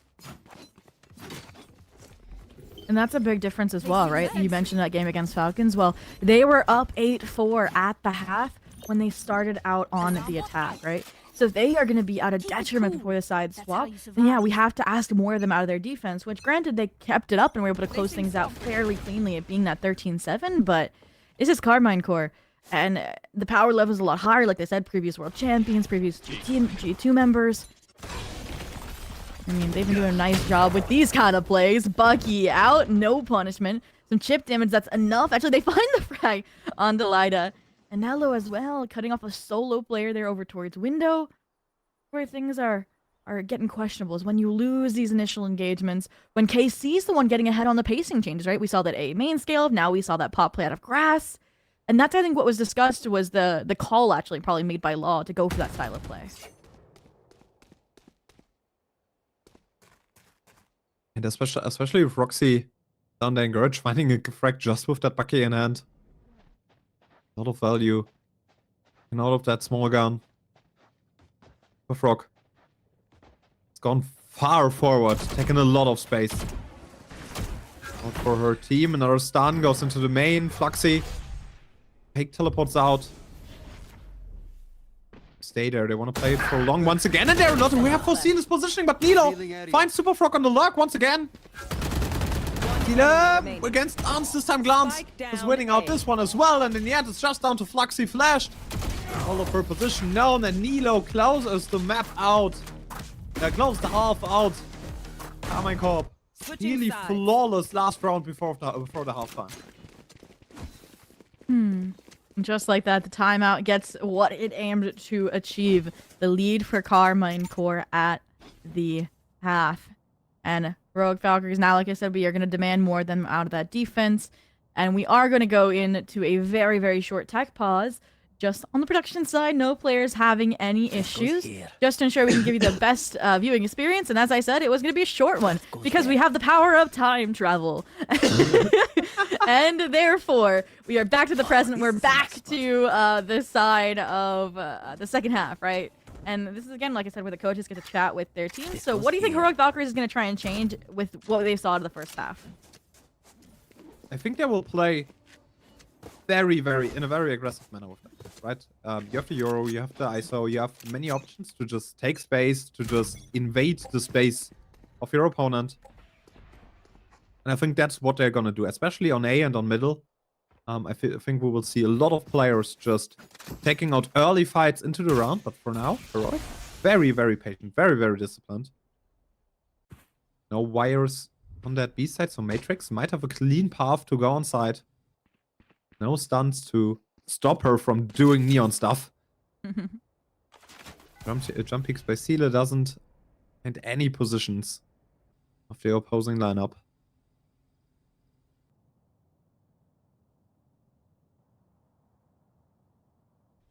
Just like that, it's a slow, defaulted approach. Much different than the pistol that opened things up for Heroic Valkyries. The result, though, is that they're giving a lot of time now for Heroic Valkyries to rotate over to the C site to set up for, hopefully, an immediate flood, which I think is where this composition is going to thrive. In these high retake situations where you have players, you have the double duelist still intact. Spike planted. And just like that, we get to see what the response is from KC. Look at this, they're edging forward. They want to get proactive here as well. And they're going into that smoke, but they only find the Euroclone Zora to double kill before she has even popped her E ability. The shield comes out just now and lands. Also another double frag. Dora makes it 4, and the Quadra closes out the round for Heroic Valkyries. Dora, what an amazing play from her to just start things off into the second half.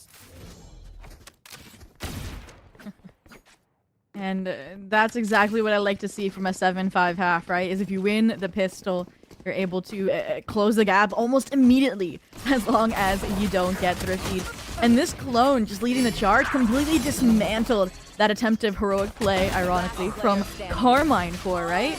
And then Adora just on a tear, the pistol demon more than anything. We've seen them with the Deagle, we've seen them with the Ghost, like... I don't even want to see them with that Hero Vandal, right? That's what you handed off to Glance last half. Carry the Ghost forward, and I think they're going to be just as lethal, but for now, look at this. 2 frenzies in hand. I know what's cooking up here. The fast C exec for the shortest possible angles, which is Garage, but as a result, you get these players pushed to the platform, back sight, and look at the stuns, the barrage. It's all perfect from KC. Rock already dead. Fluxy can only trade out against Matrix, and Adora also finds Roxy. Lurk has been cut short, and Lider. Another trade for the side, but trades are not good enough at the moment. At least Nilo with a gun in hand right here, right now. Back against platform. Plants. Tries to plant a spike, and Nilo Spike planted. brings it down to just Lider. He has that Outlaw in hand. A lot of options to play around. Double both shots miss, and Glance swings around that angle. What a play, Carmine Corp. More guns in hand, and the frenzies are just too good for those rushes. I mean, the fact that Casey's able to make it clean, able to get the plant is huge there. And then the closer. And I said it, you just can't lose that Thrifty, and then you're right back into it, Heroic. Versus now you have Deagles and Adora. I know last time you made it close, don't get me wrong, and you had that death contract online, but you have to hope then that you're alive for the retake, that your players on the C site can anchor down, because Carmine Corp haven't left C, right? They are consistently barraging the site, so makes an easy call for which site for Heroic to stack towards, but for good reason. They haven't really lost a clean exec onto it, other than when they got too aggressive, right? When they took the fight to Heroic. So now, they have the weapons. It looks like they're actually just trying to bait out, and they don't like the lack of information they have about players on this site. They might have read into the stack there. And as a result, pressure going to be mounting for Seele. The IGL here decides to peek over towards A-Long. All on her own right now. A lobby. No fights taken yet. He slowly but surely rotates into that A angle, but it will be a stack for Heroic, all of them. Silently rotated over to that A side. The read is absolutely correct. The fault line comes in. Nobody spotted yet. The dash onto side. Nilo finds Nova Maxile. At least straight into Matrix. It's an absolute chaos onto side. At the moment, Carmine Corp in a better angle, but Fluxy's positioning might be what turns this round around. 30 They have a seconds Vandal in left. hand, 6 bullets left. Fluxy ports out, waits for Nilo, able to reload the gun, and it's a clean and honest 1v1 now. Fluxy, no shield on her side, but all the other angles up in her hand, all of the cards up her sleeve. Can she do Fluxy? Clutched so often. The past few games, but no! Did not check that corner, and Nilo. What an anticlimactic ending to an absolute great round, especially by Fluxy. And yeah, like you said, anticlimactic is such a great way to describe it, because that chaos on site, the cleanliness of the trades, even with Deagles, and then even Fluxy and their patience, right? To try to step out, to recollect themselves, reload, rebound, and just, again, one corner, not expected, not cleared, likely because of the backside plant, right? They might not have thought they had time to get over towards short. But a misread, and that might have been Heroic's one ticket back, like the last train leaving the station. Have to wait and see, because Carmine Corp back to their antics, back to the direct CX sec. And this is, again, the fast rotation from Heroic committed. The ISO over here, but... And Zilla? No opener with the Answer Fury! Finds Matrix! Finds the entry duelist! Finds the potential for fast side goes, but off your feet! It's called, and oh my god, Takuri Puya caught it into between a rock and a hard place. Roxy and Glance there for the rescue, and Adora, another frag for her, makes it a double, and it's down to only Nilo. But it was 1v1 against Seele, and this time Heroic pulls it off in the 1v1, and it's absolute chaos on that map. Both teams are just going head to head. And this is only map 1 as well, folks. We said we were going to close out the DivE broadcast with a banger, and we are getting it.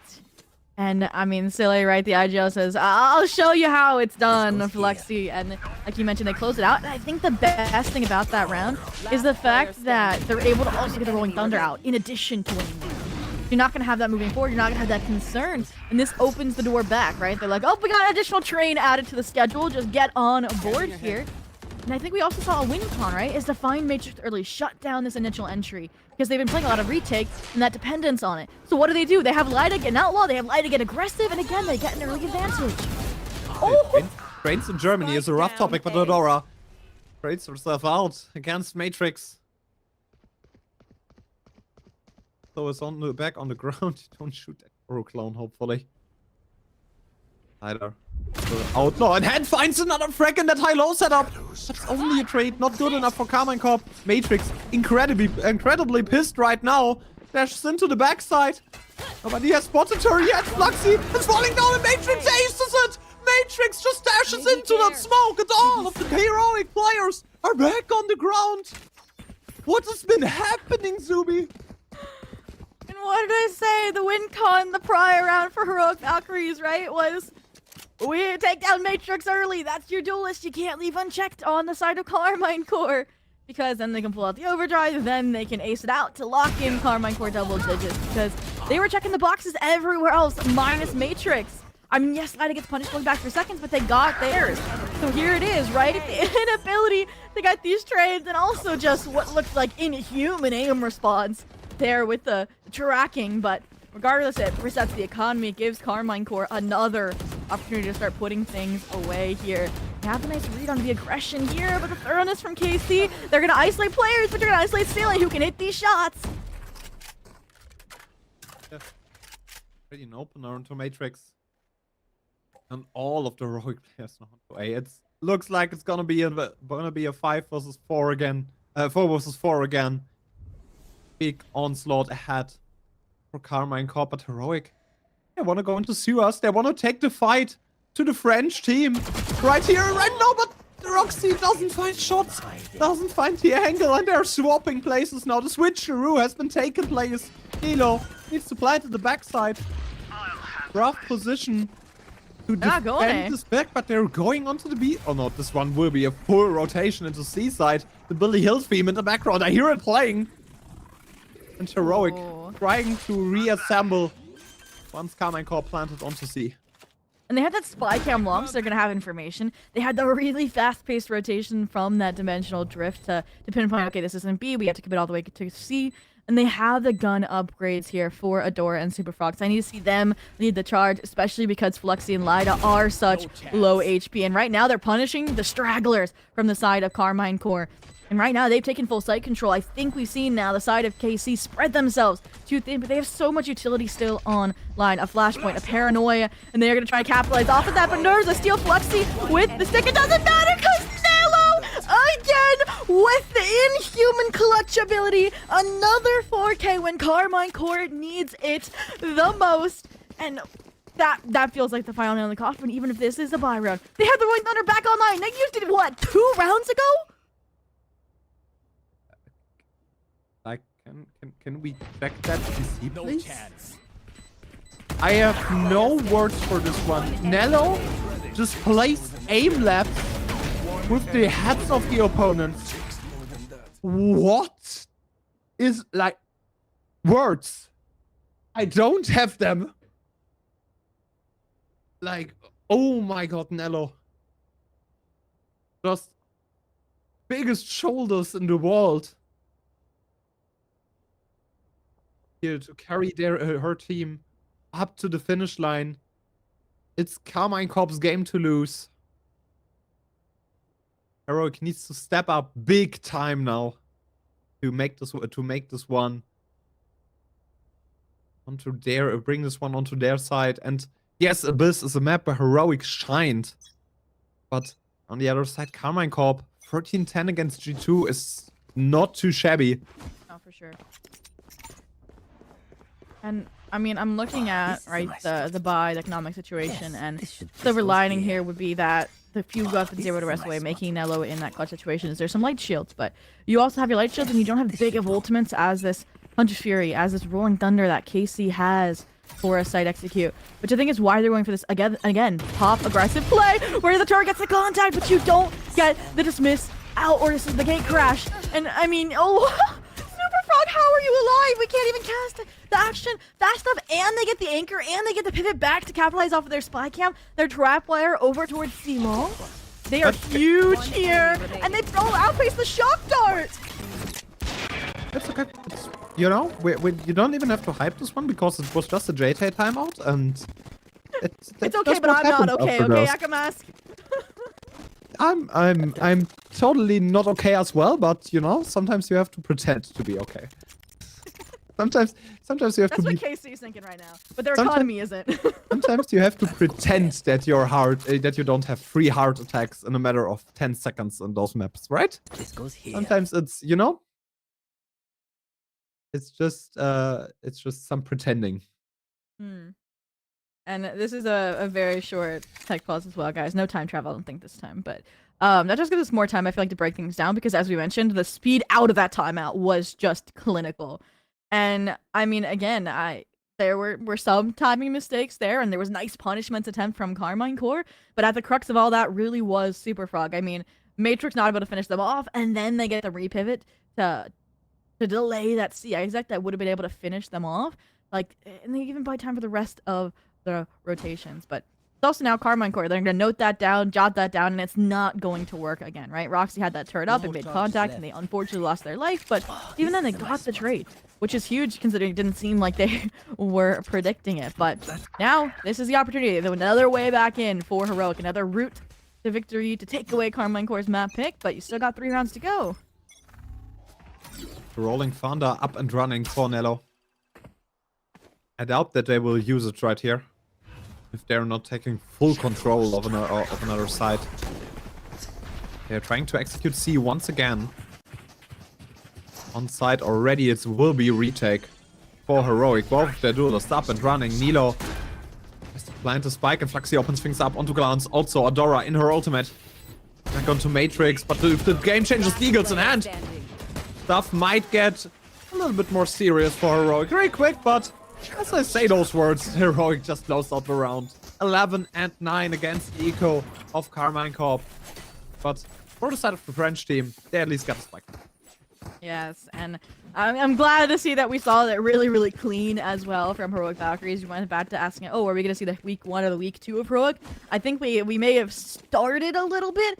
We're seeing like spurts of week 1, but I think overall they're starting to reach their final form of week 2 is my hope here, right? Because that second round losing that Thrifty is what put them in this position. Carmine Core knocking on the door of 1-0 for this series, entering into Abyss, but we're 2 rounds away, and look at the full light shields here for the side of Carmine Core. So if they can prevent them from using these ultimates, then it's going to be another eco round, and that's likely a tied game. But again, these ults are what's so scary, right? That is Carmine Core's grand finale, right? To get themselves to map point. And we have to see what JT, what Heroic have cooked up to counter that. And it looks like it's just a gamble. 3 players, A main?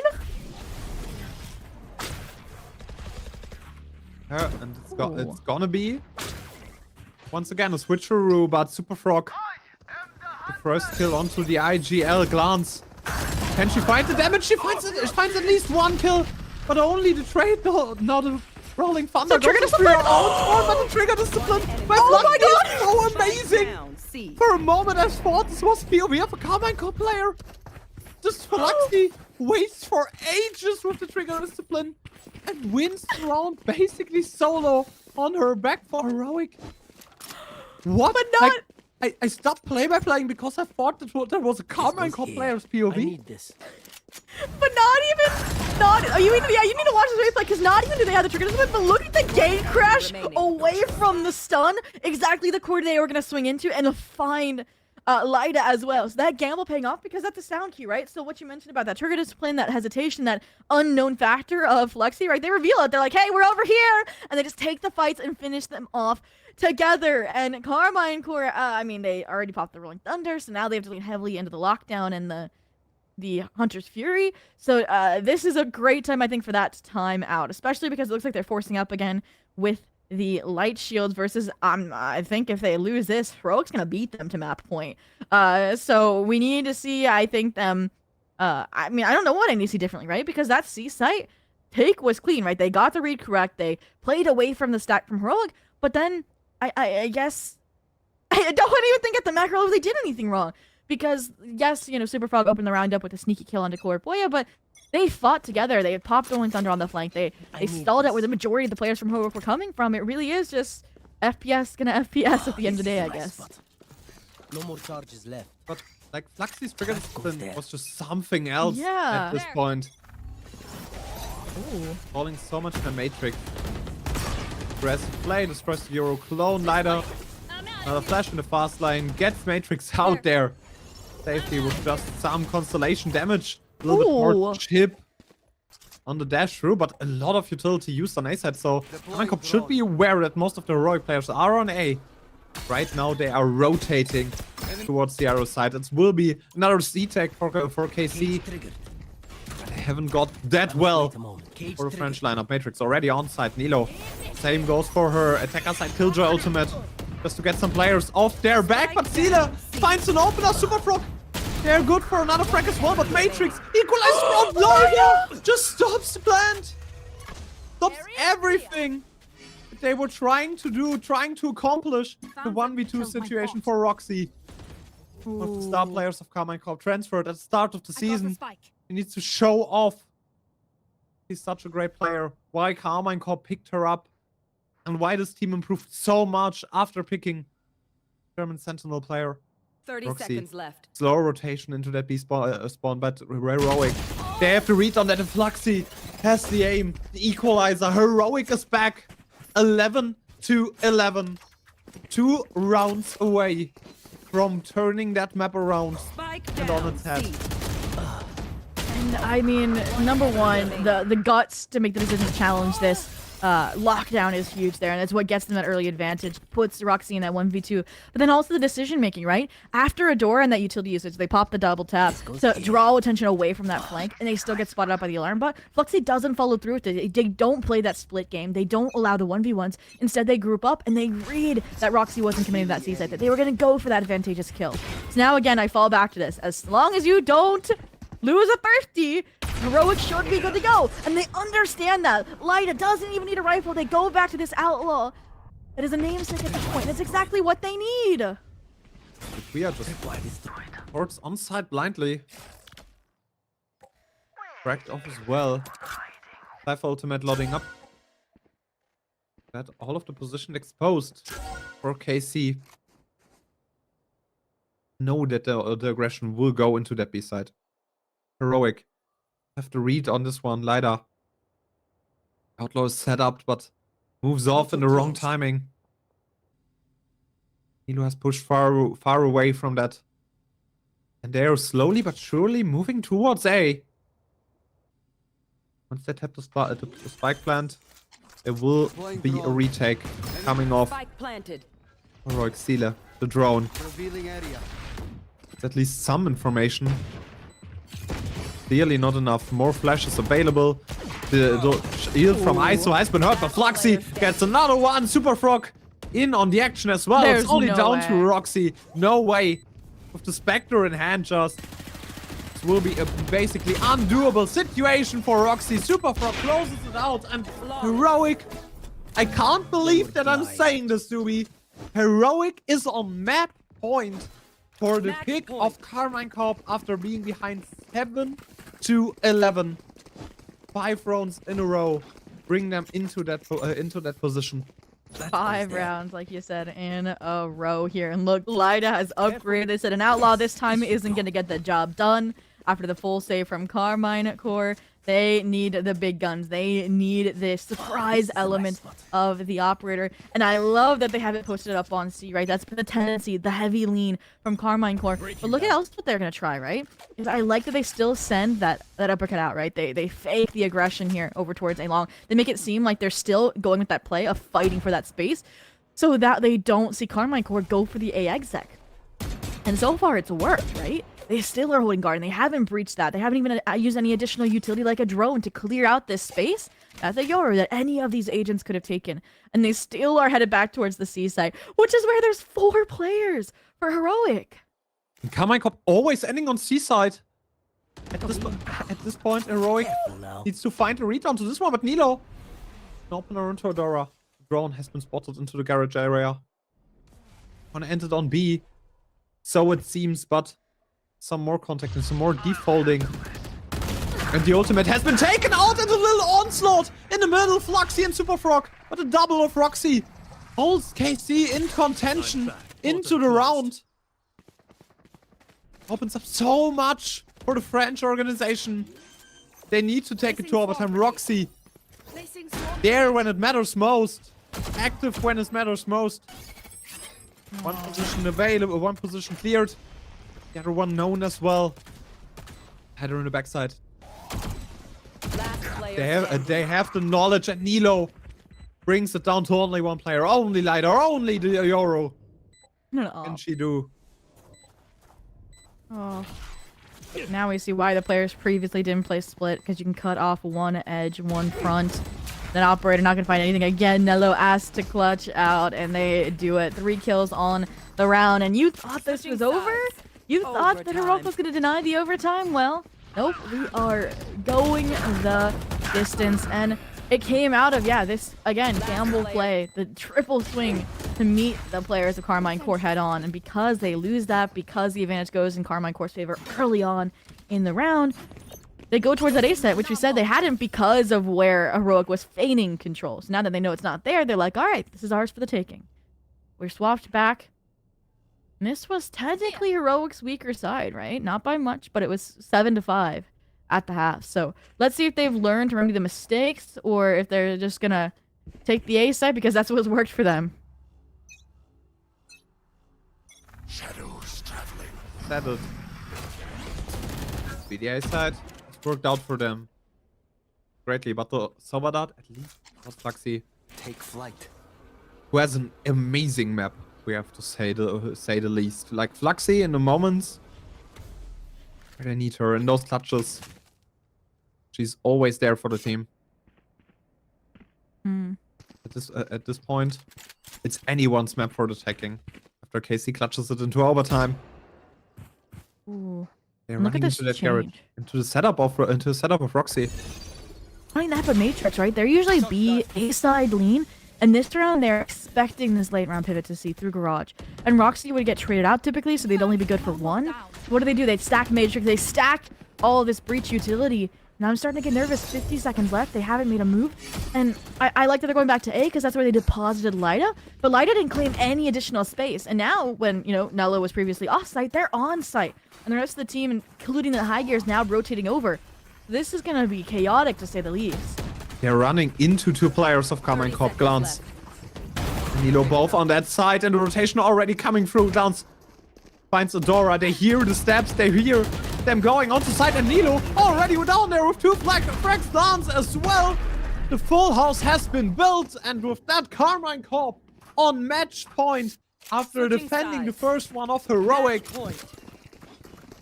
And suddenly it's gonna be the turnaround from that French team. A little bit of overcooking, and oh my god, Adora got a little bit lucky right there. Like half a second earlier on that peak. That's either luck or perfect timing. Goes there. And just like that, Heroic, they don't take a timeout, which is what's interesting to me. They're confident in the adjustments that they're going to make on this defensive half. They're confident that they're going to take this into another round. And then that's when I expect to see that timeout, when they need to remedy their attack half, because that's where they've been now struggling to close after that 6-5 rounds to get them just to overtime. And it's nerve-wracking because Casey has the momentum, right? They got themselves to overtime. They won the first round of overtime. They're set up to win this with a quick 14-12. But this is different as well from them, right? Is they're actually trying to methodically piece apart this A main control when previously the ISO utility scared them away from that prospect. And I like how they're also faking that that's not happening simultaneously with all this utility invested over towards the C site. Here, Require spotted. Players scared away, and Lyda finds Kripuya. No more smokes available for KC. And they're running into the stacked side. Nilo and Matrix need to find an early frag. Otherwise, they're just running into the stacked players. This will be a hard feat to pull off, especially without any 30 smokes. seconds left. Now hearing the ISO utility, hearing the double tap. Interesting. Rotating into B, where Fluxy is just waiting. Placing swamp grenade. Long round, they need to rely on their aim. They need to rely on the information gathering of Soba. Fault line coming through. Fluxy in that backside, but Sealer finds the opener. Glance equalizes this one as well. Fluxy's timing might be perfect to just stop the spy plant. She only gets 1 frag in the process. Adora. It's Not only again. down to Nilo, but there's an ultimate. The rolling thunder scares all of them into Link, pushes them. They're flying. In that area, both duelists still available for their side, and Heroic takes it to another overtime. 13-13. Not giving away anything towards Carmine Corp. Whew, and again, I fall back to what I pointed out about Carmine Core. I like that they're making change, but I think they changed a bit too many things simultaneously. And I got nervous for them, right? When we saw 24 seconds left on the clock when it was Heroic on the attack, right? What happened? They had to commit to the A side. They were fighting into the stack. And what does Carmine Core do at the same amount of time? They make the rotation of the B site, and it's met head on by Heroic. So, kudos to them because they at least get the spikes down, which you can say is more successful, but then they don't get that chance to spread out. Anello with some of those early frags, getting the Rolling Thunder as well. It's just so unfortunate it flings them into safety. And now, my question mark again, or my kind of again is JT, you have nothing to say about this attack? You have trust in the calling right now of Sile and their ability to close this out. You don't want to stall now their momentum. And I want to see what this is going to bring because not A, that's a change. Bit of change momentum and mobility. Roxy, Tora just straight up better in the 1v1. Peeks it without the double tap. 12 seconds. Find another duel. 12 seconds to get another frag before one runs out. Roxy already on the ground. They're moving off that C side, trying to re-hit A. Super Frog in middle. Spotted out Nilo as well. A big chunk of damage on Heroic Sentinel. We'll move into the A side. We'll move into Glance. Yeah. And again, this is the procedure that's been called, right? Is as soon as contact's made over on A, Nello rotates back over to site to be that player, that teammate that picks up a long control. So Glance can focus sewers, can focus short.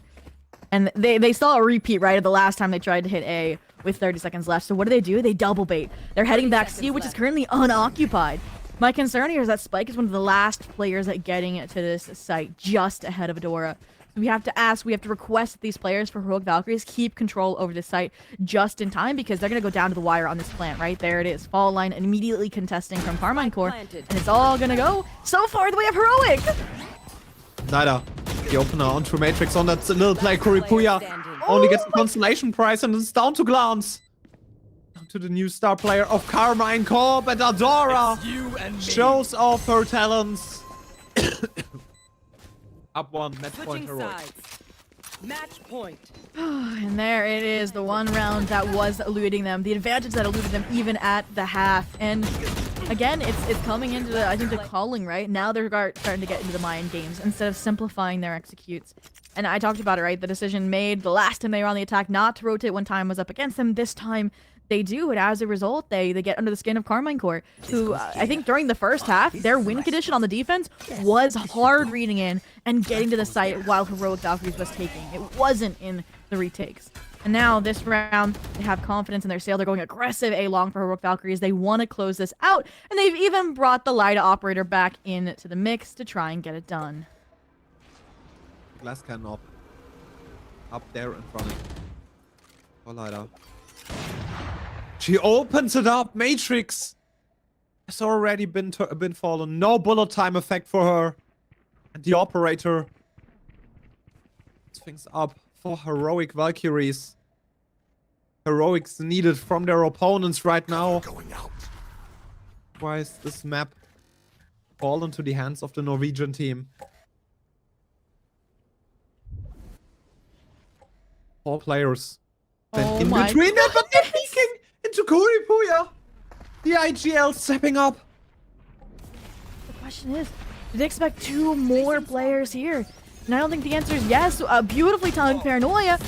And as a result, even the recombo doesn't stop Sile. And they have the support of Adora. They have the support of Fluxy. And just like that, we see Heroic Valkyrie steal away Carmine's Core. Map pick of Haven.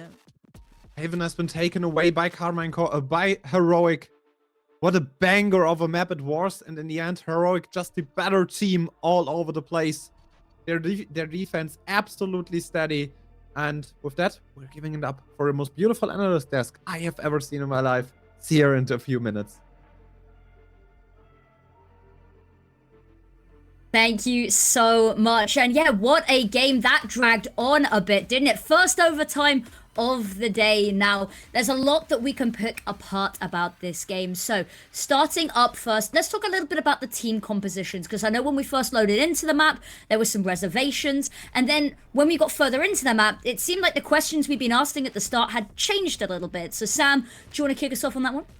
Yeah, I must admit, when I first saw the Fnatic comp roll out, my knee-jerk reaction was, I hate when teams copy, compositions from pro teams, because they don't always understand what makes that comp good and, what they need to be doing and how they make that comp work.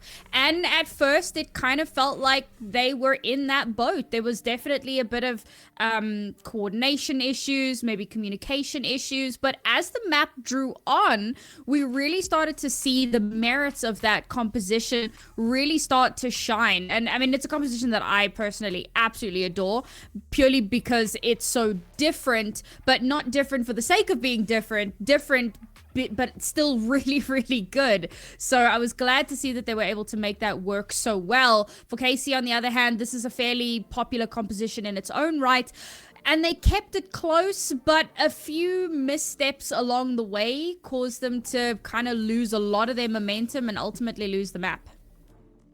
I mean, to add on to Sam's points there, look, man, I just gotta say one thing.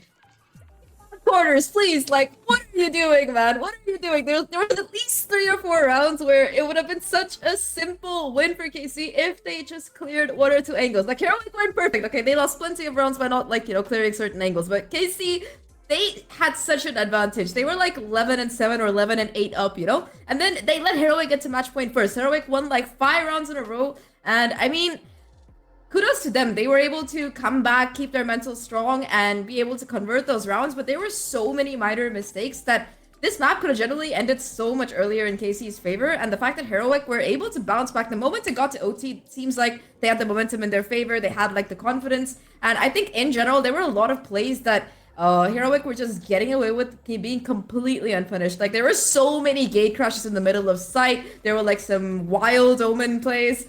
I don't know. I feel like these are things that ideally, you would be able to trade. I also, again, both teams had their missteps, but I just felt like this map, when you have such a big advantage, letting it go, letting it slide this far down is not a good sign, especially on your own map pick when you know you're going into a map 2 where your opponent is undefeated so far. It is indeed, and suddenly the journey has got so much harder now for Karmine Corp to take this series away. But there is a player that we do need to highlight, somebody that really stood out for us as well, our MVP of the match, Adora. Now, Adora is a player that we were singing the praises of continuously throughout this. Now, Sam, anything that really stood out as to why this map was just so successful for her? I just want to point out that she is averaging 1 kill per round, which is slightly outrageous. That's just not okay. You are not supposed to be doing that. But I mean, duelist player doing some phenomenal stuff there. But the thing that really stood out to me, and I wish that this was the kind of thing that we could draw a statistic from, but her kill contracts were really solid for the majority of the time. Yes, there were 1 or 2 where she kind of didn't really come out on top, and unfortunately it didn't go her way. But for the vast majority of them, she was getting that early pick, allowing her team the space that they need, the numbers advantage, getting a player off of site or getting them off of a potential retake, and ensuring that her team were constantly in control. And that's really one of the major things that ISO brings to the table. Yes, you throw out a vulnerable and you can pivot off of that really nicely. The contingency wall can give you a little bit of extra cover, but those aren't the big pivotal things. It's that ability to turn a 5v5 into a 5v4 and make it a ridiculously winnable situation. So very impressive stuff from her. I wasn't sure what to expect from her on the ISO, but she played incredibly well.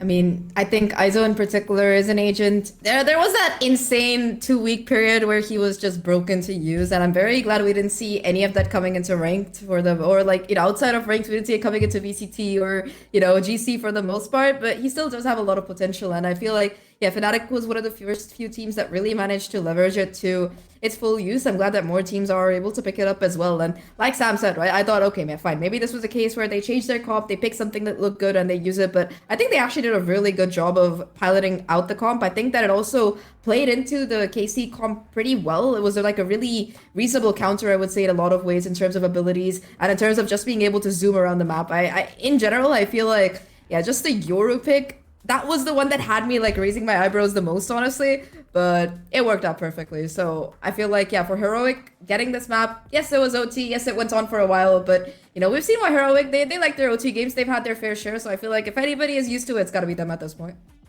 Indeed, and amazing players, two amazing plays. It felt like that entire match on the edge of our seats, waiting for the next jaw-dropping moment. Any second, we would see a multi-kill come flooding in from nowhere. But Sam, is there any really standout clips, any clutch moments that you think stole the cake on this one? I'll be honest, there were a lot of just crazy, dare I say, egregious rounds. But round 17 was a really big one for me. And the reason for that is that it kind of culminates in a 2 versus 3. And then Matrix decides, in a 2 versus 3, to pop the overdrive, okay? I had so many questions. I'm sitting in chat with you guys and I'm going, why are you doing this? Why are you ulting? What are you doing? This is a terrible idea. You're now, like, what is gonna happen? What does she do? She somehow kills the Omen. God only knows how she does that. And then she just zaps through two players who have no idea where she is because of a smoke. And somehow that turns into a round clutched in their favor. It is the dumbest thing. And it happened so many times. Not just her with an overdrive, but there were a few moments that kind of culminated in these crazy hero plays that should never have happened. And I think that that speaks a lot to the fact that these two teams are still fighting out for a top spot, right? They're not quite there yet. These kind of small mistakes, because that's something that's on both sides, right? It's on KC for popping that ultimate, making me go, why would you do that in 2v3? But then it's also on Heroic for not being able to isolate those fights and you know, take Matrix down and stop her from being able to clutch the most ridiculous 2v3 ever. Indeed, indeed. Now, that game done, dusted. Let's put it on the shelf because there's only so much excitement we can handle in one go. But Abyss coming up. Now, this is a map that we have been itching to see all day. It is finally here. Now, this is Heroic's map pick. They did steal away KC's pick just previously gone. So this is looking like the stars sort of shining for them now as well. Anything that I think maybe players that haven't watched these teams on Abyss before need to look out for? Well, I mean, for Heroic, it's probably one of their best maps right now. I think they've been looking very convincingly, and they recently played it against Falcons as well in that group stage, and they came out on top 13-2. We were talking about this in the pre-show. So for Heroic, it's comfortable territory. It's been proven to work out well. And I mean, KC, they've only played it once before, I think, and that was against G2. And this is a good thing because they managed to go up 10-13 against G2, which is, again, like, you know, it's like the, you know, big boss of EMEA at this point. Like, if you're able to put up like a commendable performance against the boss, it means that you have your reps in. I think part of that was also because Glance had like a really, really good performance the time they played against G2. So hopefully we see, you know, KC able to replicate that to be able to push us to map 3. But I think Heroic, definitely the ball is in their court now. They were able to win their opponent's map pick. Yes, it was overtime, but you know, being able to make that comeback, being able to steal it away, and now knowing that they're on their home turf, all they have to do is to win this map to continue in that upper bracket. You know, it's got to be like such a good motivation coming in for them on this map.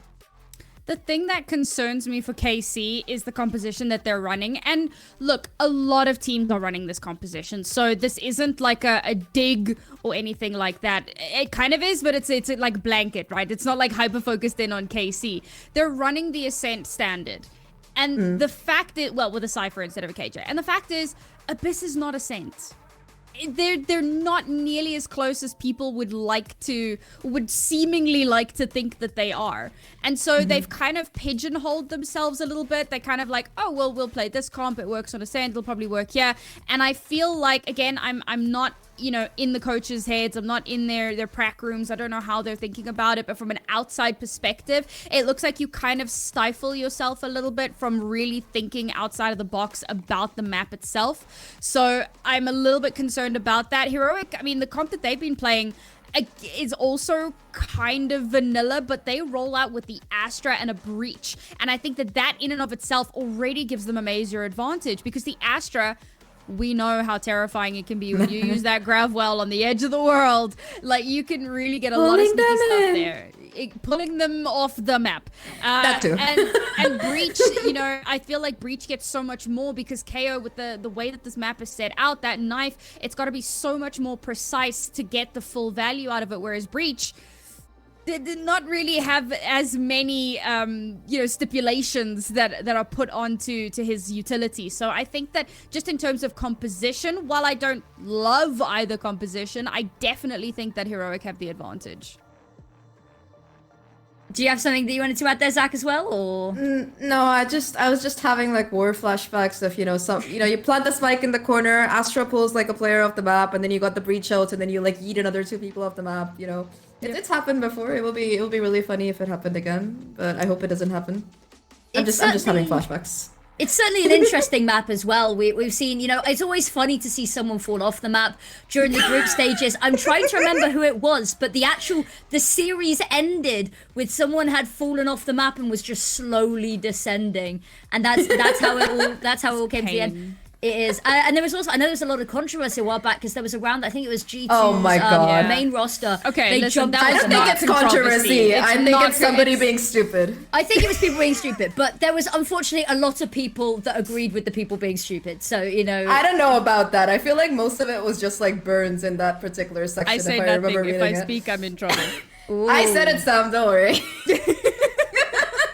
It's a fun one. I think it's interesting having a map where that's an option now, because, you know, it's that sort of, no round is truly over until it's over. And then sometimes you look at it and you're like, sometimes. Especially things like Game Changers, where the sheriffs have been...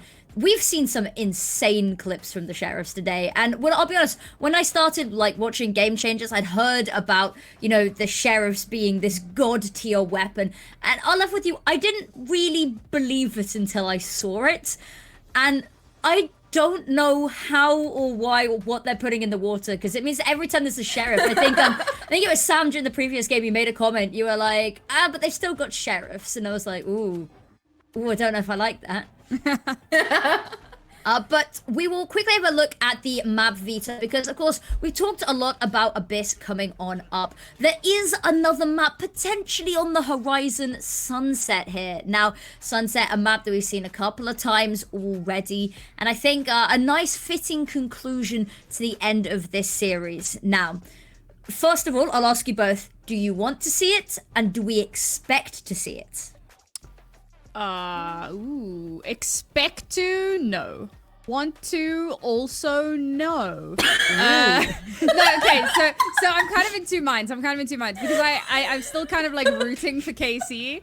I think I broke Zach. I'm still kind of rooting for KC, so like I'm hoping that they'll pull it through on the second map and we can go through to map 3. But also, Sunset is like...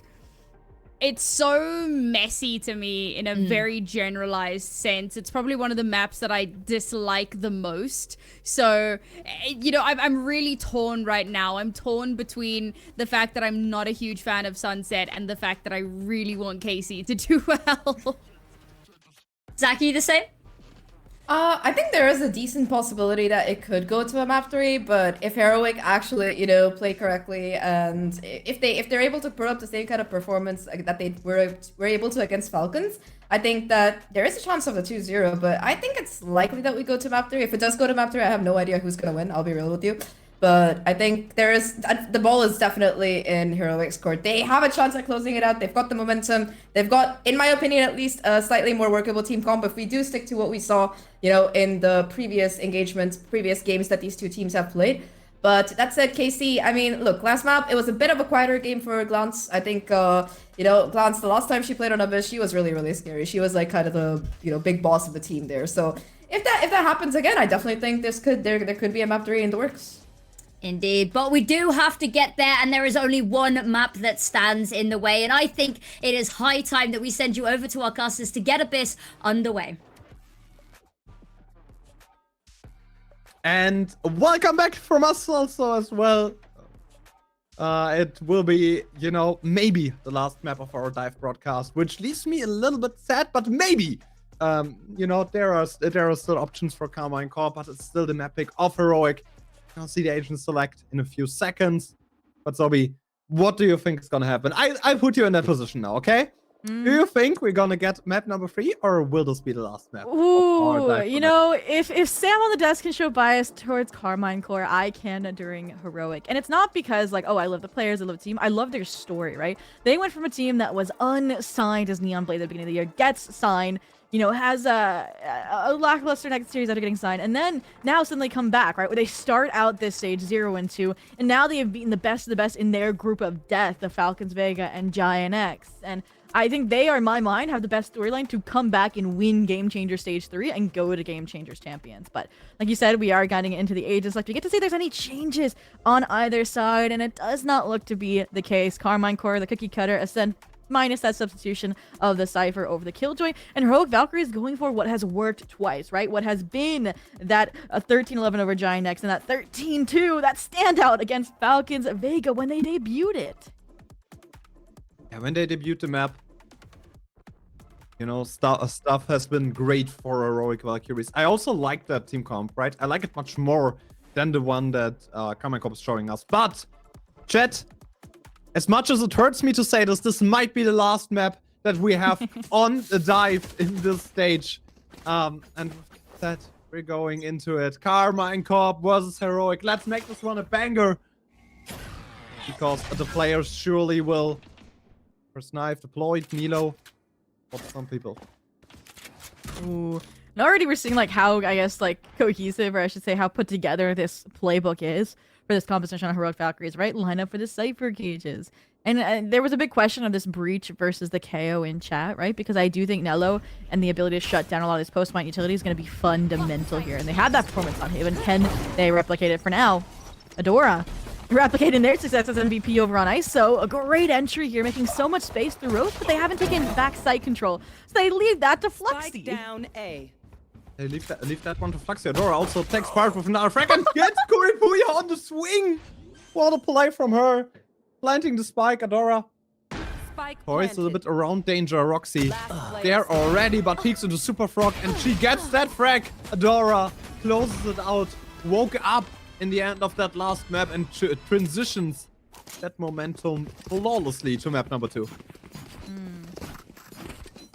And just like that, you mentioned, they carry that momentum forward. And speaking of momentum, I think it's interesting while we get a nice replay of the pistol, since there's not too much to break down, is that Carmine Core, when they played against G2, right? The defense was their weaker half. They won 3 rounds out of the 8 that G2 needed to get that comeback from a 7-5 half. So the fact they pick into that instead of their stronger half on Heroic map pick says volumes. They want an opportunity to improve their defense, to show what they learned from that loss against G2. And one thing they have learned apparently is to gamble 5 players down mid, and it might just catch this Outlaw off guard. It caught the Outlaw off guard. Roxy finds Super Frog. The timing was perfect. Into this one in the moment where Super Frog decided to look onto the main area, onto Link. On the other side, Heroic already on site. Already in a position where they can just plant a spike. They're just waiting for a peek. They're just waiting for contact. But Adora doesn't give it to them. Doesn't give it over. But Lida! What? Gets off 2 kills already, Nilo and Roxy both dead. And with that, all of the cards into the sleeves of Heroic. 1 player up. And again, that's the risk you run, I guess, when you go for a 5-person pop play through mid. And Matrix, yes, you recovered that Outlaw from Super Frog, but now how can you leverage it on a retake? I mean, yes, Heroic is getting a little bit aggressive, a little bit antsy here towards CT after the Astra Smoke fades, but just replace that with a Cloudburst. Let Adora maybe play active here, try and ensure that this round's not going to fall apart, but even if it does, right, then you just have that Astra utility. Fluxy and the flank as well. It's not halved. Fluxy no known as well. Kuripuya, that's the defuse, and they're going to get Fluxy. The spike will be defused, and Carmine Corp equalizes once again. The defuse will come through right here. 1 second left. Nothing to win. Heroic. They throw away their weapon advantage. AC. Like probably the best thing that can happen to your economy. in winning that second round after the first round loss. Ooh. I mean, I think for that, right? It's just the confidence there, getting punished a bit, right? Like I mentioned, you know that Matrix picked up that outlaw. Why are you taking these long sight lines, backside in particular, right? When your composition, in my mind, is so post-plant heavy, right? You have the aftershock, you have the grab well, you have the shock darts. And you should have had those since it was your second round.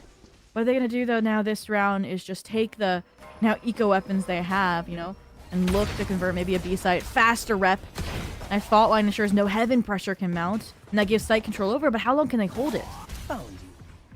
Question Roxy finds that entry onto Adora, sprays a little bit.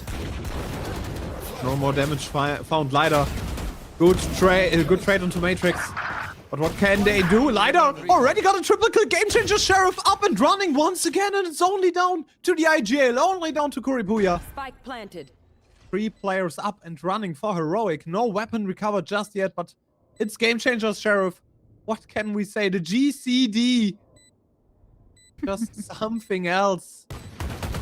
Runs through again, singing for the players of Heroic, and Lighter makes it 4 eco rounds, and Game Changers are just basically full buys because you have Sheriff in hands with that Heroic again upper round.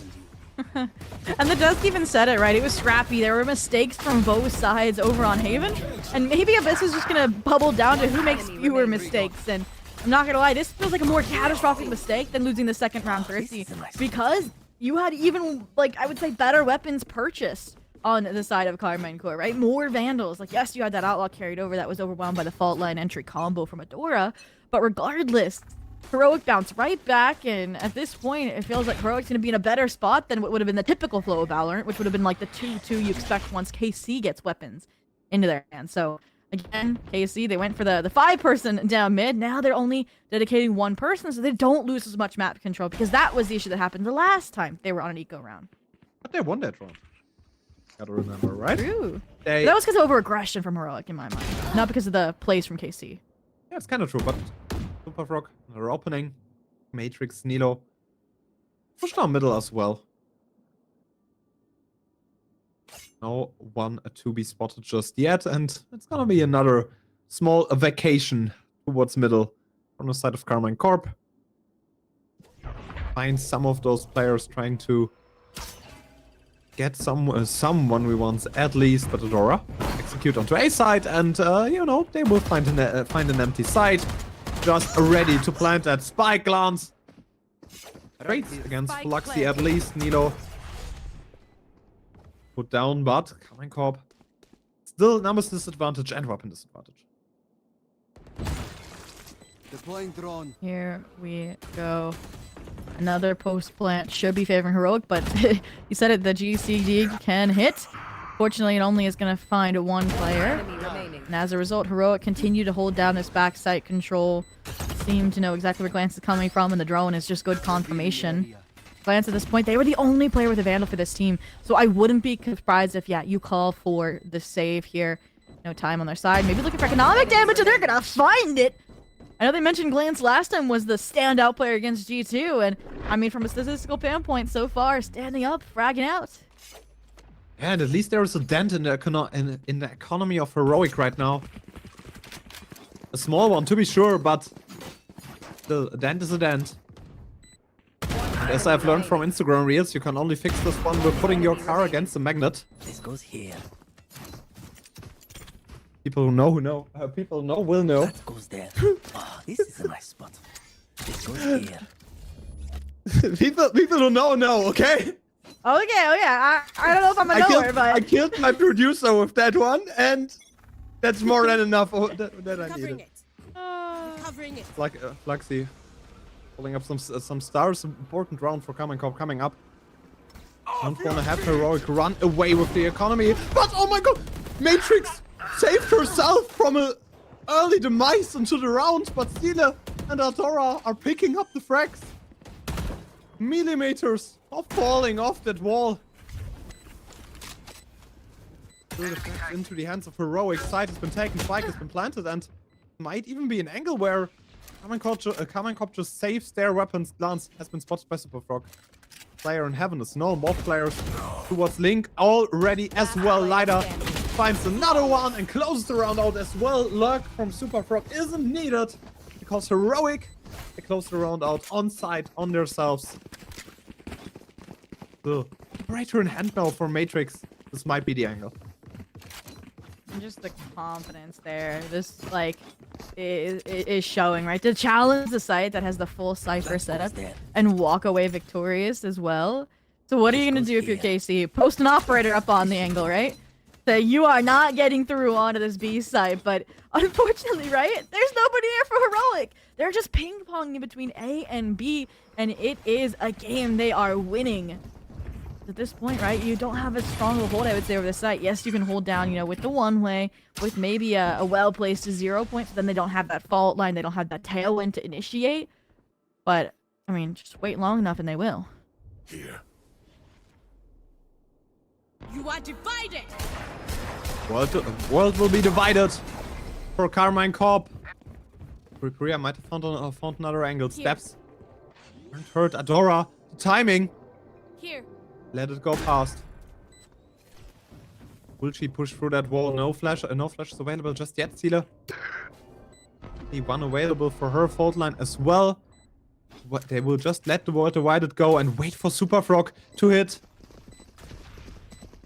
Another play off the lurk. 3 players up there in heaven. Super Frog's timing might be crucial right here. She destroys that door and Super Frog gets 1, gets 2. Both heaven players and Roxy needs to drop just to escape the claws of Super Frog. I mean, oh, we didn't get to see that because that was dismantled this round. Somehow, Corp is still on the spike. Somehow, this is still a 3v3, but then that's where that Astra utility comes in. They get back on, but I think it's done. Like, there's no more time left. So you have to get out, try and save these weapons, try and find Lyda, and everybody, except for the Sova, that was that win con, will fall. Also, the economy for Carmine Corp crumbles at this point, right? You had all those weapons in hand, and suddenly it snapped away from their fingers. They see desperate need of a timeout right now. One down. Give me those back. And Matrix, Players. with that triple kill, made great work off of the Blade Storm. But it doesn't turn out good for KC in the end.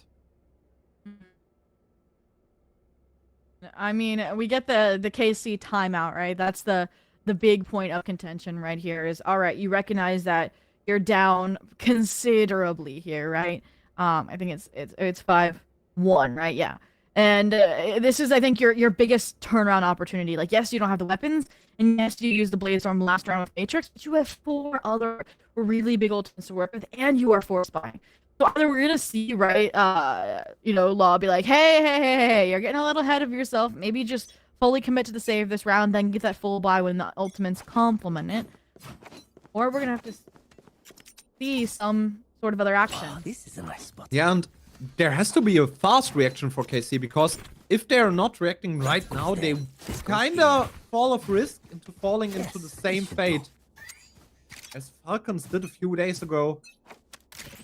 Last week, Heroic destroyed them on this map pick. And for KC, it will be an even tougher pill to swallow for losing that last map. Game Changer Sheriff in hand. Sealer drawing closer to that ultimate as well. Super Frog already destroyed that door just to give ourselves more angles to lock around. Players spotted by glance by the drone, but Super Frog already pushed forward a lot. From her side, Matrix and Roxy still calm and waiting onto that B side. Waiting for the players to execute there, and Fluxy has been spotted. Adora, all of her utility available. Has to spam that box and execute, will go down onto the side, onto Matrix and Roxy. Matrix doesn't find the frags with the Sheriff, but Lance at least. Spike down. Guns Fury finds one. Roxy already with the double kill. What a shot by her! Can upgrade her weapon as well. Get her arsenal, but Glance already pushed low, and Super Frog the lurk once again. Absolutely crucial for the side of Heroic. Kuripuya finds the lurk. In the end, it's only down to Lighter. Can she still do something? Spike in her hand. Rukuya tries to reposition. Still Sheriff in hand. There's an option to do something with that Vandal now. Enemy remaining. And Lida. Another frag for her. Camera destroyed. Yeah, stick it. Oh! Land and gets it down, but Roxy in the end. Triple kill and an amazing round to wake up on. And that's gonna be a thrifty as well. And I mentioned prior how clean and how confident Heroic were on those B takes, and there wasn't really disruption, right, for that fault line tailwind entry combo. And so what do, right? They have Glance pull out that Hunter Sherry, and Roxy is able to punish, right, off the chaos that ensues, right? It splinters these players, allows them to isolate one after another with that Deagle. And that's what leads to that thrifty play following the timeout. And that's how you want to see ultimates utilized, is to disrupt the macro play. And I mean, it's just also, I mean, Roxy playing it down to a T, ring around the rosy, so Lida feels pressured. That's also beautiful. And this should be Casey's time for recovery, but Heroic, right? They now have a bye, because they've won, you know, 4 rounds in a row prior to this. And they even pick up the attack operator.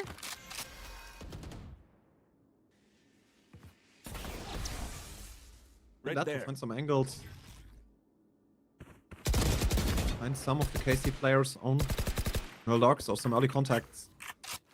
Especially Matrix. There's a lot of those in the last few rounds. The Abyss seems to be the heroic map pick. Seems to be pick where they're feeling confident.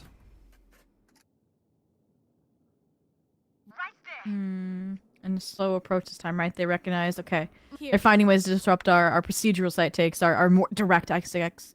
So they go for this split play instead. Dora scaling up mid alongside Lida. And the following combo, instead of going towards Heaven, right, goes towards Link. And this works, especially when you factor in Fluxy, who has found out the operator Heaven. So again, the responsibility falls to Roxy and their setup here.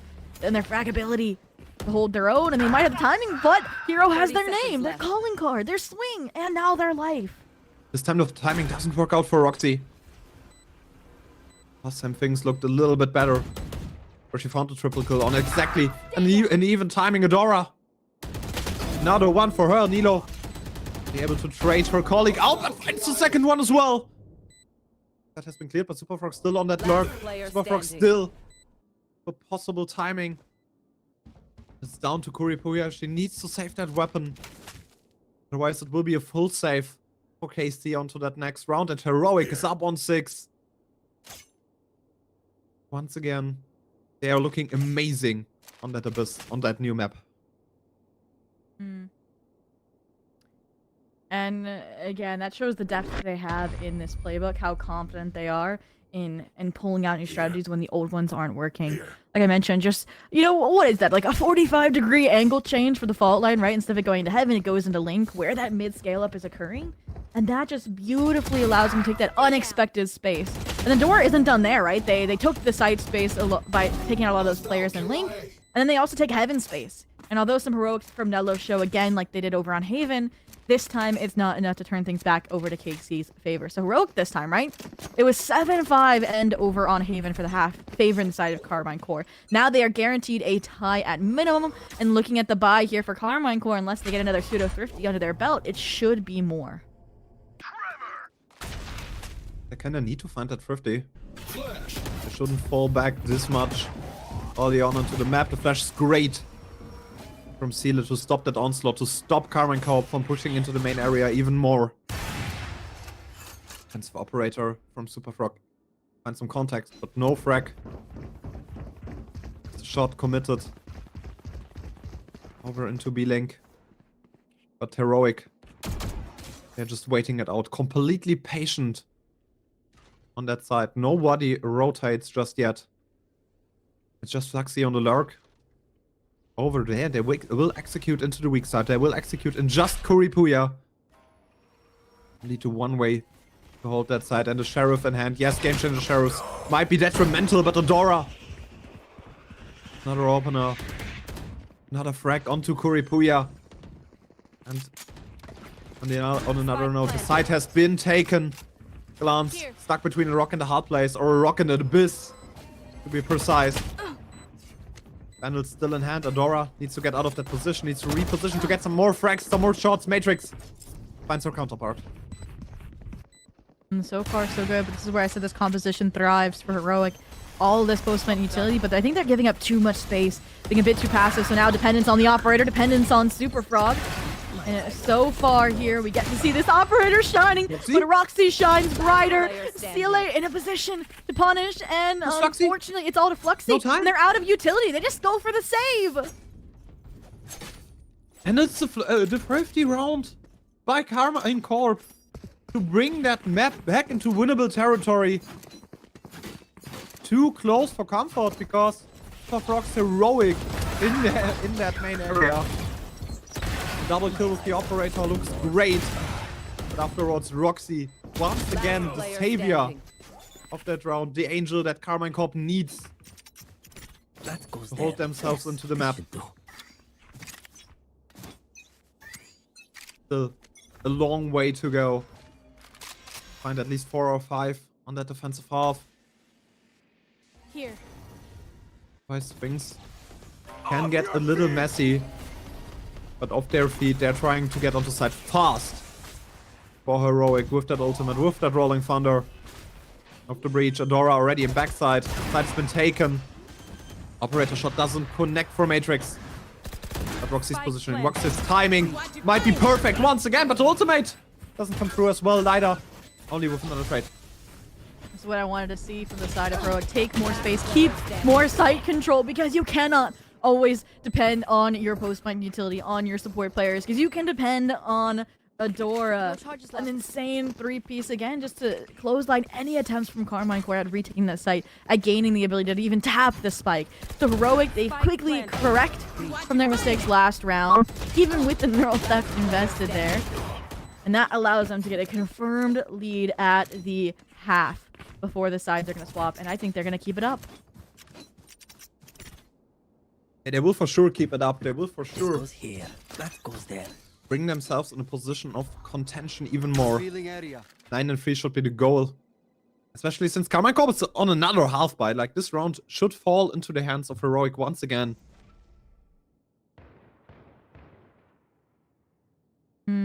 But Tricks for forward position. Have an idea there. But the timing for Adora. Then what a nice edge trying to find the cam, but Matrix. Finally an opener for KC. And they can play around. Oh my goodness. And the peripheral vision there, just dodging them out here. So now you've lost your duelist that I said, not as just fundamental in some of these site executes alongside the utility usage from Sealay. They've also been important in maintaining site and space control in that post plant, so that you can rely on those insurance policies, those final safeguards of utility, like the aftershock, like the shocks, like the grav well. And now they have to find, I guess, untraditional routes. But hey, they'll still get you to the same destination. That is the hope here. The challenge to the fragment, because Nalo is still stunned. And now this is an open and free A site. The rotation's coming through. KC, still gonna be a 4-on-4 retake. Spike planted. Still gonna be this one. Matrix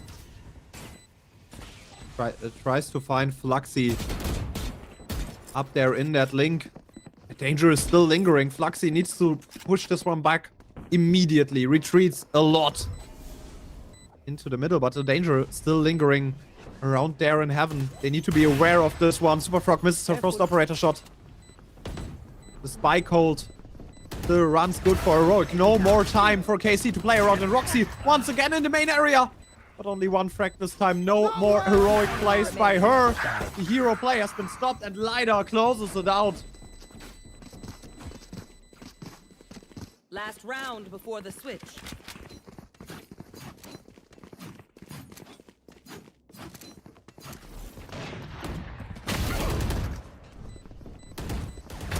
Enemy down. One enemy remaining. And just like that, with that Yes, replay, I'm sorry. we Short see technical difficulties from our side. I hope. Yes, that goes there. just like that, like we mentioned, We get to see what happens when they buy enough time for then those final ultimates to finish off the job. They still get another round. Now they're on 8. We're looking down the barrel of a 9-3 Cursey, and Adora wants it. Blades already in. And just like that. Here we go. We'll get to see it.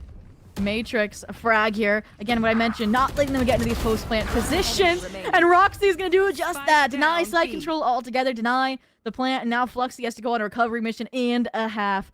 A 1v3 here. And as a result, Fluxy trying to isolate player after player. And so far, so good. They know the chaos below. They should know that Matrix is up high. How do they break up these players? Oh, it's so close. And now they've joined forces. But Nilo, why do you turn your back? Because you trust Matrix. You give them the 3K. And it's going to be an 8-4 half here at the end of... I guess, at the end of the day.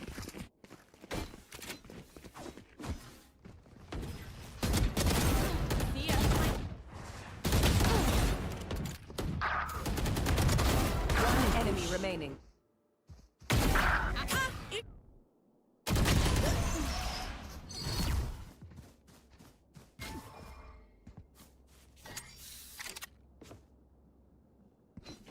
This goes here. Oh, this is a Here nice we spot. go. That goes there. An important half. I did mention prior, right, that KC was stronger on their attack in that match against Carmine, or sorry, against G2, right? They went 7-5. They were the ones leading over G2 at the half. So if there's an opportunity for them to turn around an 8-4, this is that. But I look at the composition, that's why I love how well-rounded it is for Heroic, right? Because you have Fluxy. You're going to see them as an insane anchor in their own right. And complement that with Super Frog and the Cypher prowess they bring. It's going to be hard no matter how you spin it. They have more than enough options to play on the defensive side with that comp. It's just so flexible in what they can do with it, you know? Good for the holds in a post plant. You have more than enough options to play around your own defense. There will be more than enough that we're seeing from the wires of Super Frog. I said so far behind. Shock Darts doesn't find them on the seal and Super Frog. The openers onto Roxy and Nilo. Matrix still alive and kicking. Tries to get onto side Super Frog. Tracked down by Matrix. The double kill is great for her, but Seele. Play your life. And to that short run. To alive in the backside. Seele barely living on 3 HP. Gets a little bit of damage onto Glance. Ripuria living on the edge. But falls down to the hands of Adora. It's only down to Glance. The spike still in the main area. Glance will be able to recover this one. Needs to watch on that window. Needs to watch out. They're re-hitting. They're actually re-hitting and They didn't have time to rotate. And there's a Deagle with their name on it. And a headshot at that from Lyda. I mean, they were already chipping HP off of them, but still... I feel like Carmine Core, they're feeling, right, the pressure, like we mentioned. Both of these teams need a deep run to get to Game Changers Champions. Some even maybe winning it when we go down to the points calculation. You don't want to make that lower bracket run. And as a result, I mean, I still think that Heroics is making good calls, right? Silly there, falls back, tries to play for the reflash. And I mean, even then, the remaining players, Corvoya, Glance, they play together.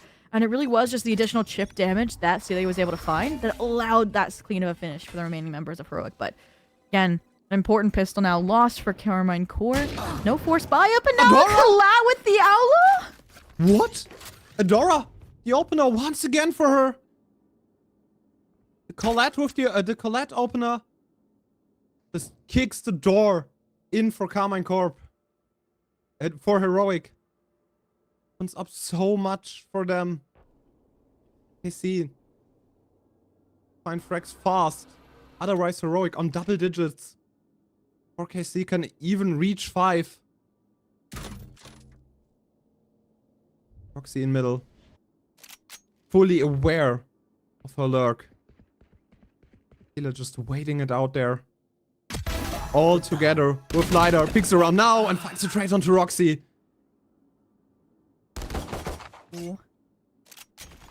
And at this point, they're just seeing what additional frags they can find. Super Frog, not direct protection for Fluxy, but Fluxy doesn't need it. Gets out of the astral form, gets back to fragging. There's a clean 2-piece, heroic breach, double digits, and they keep the majority of the weapons as well that were purchased.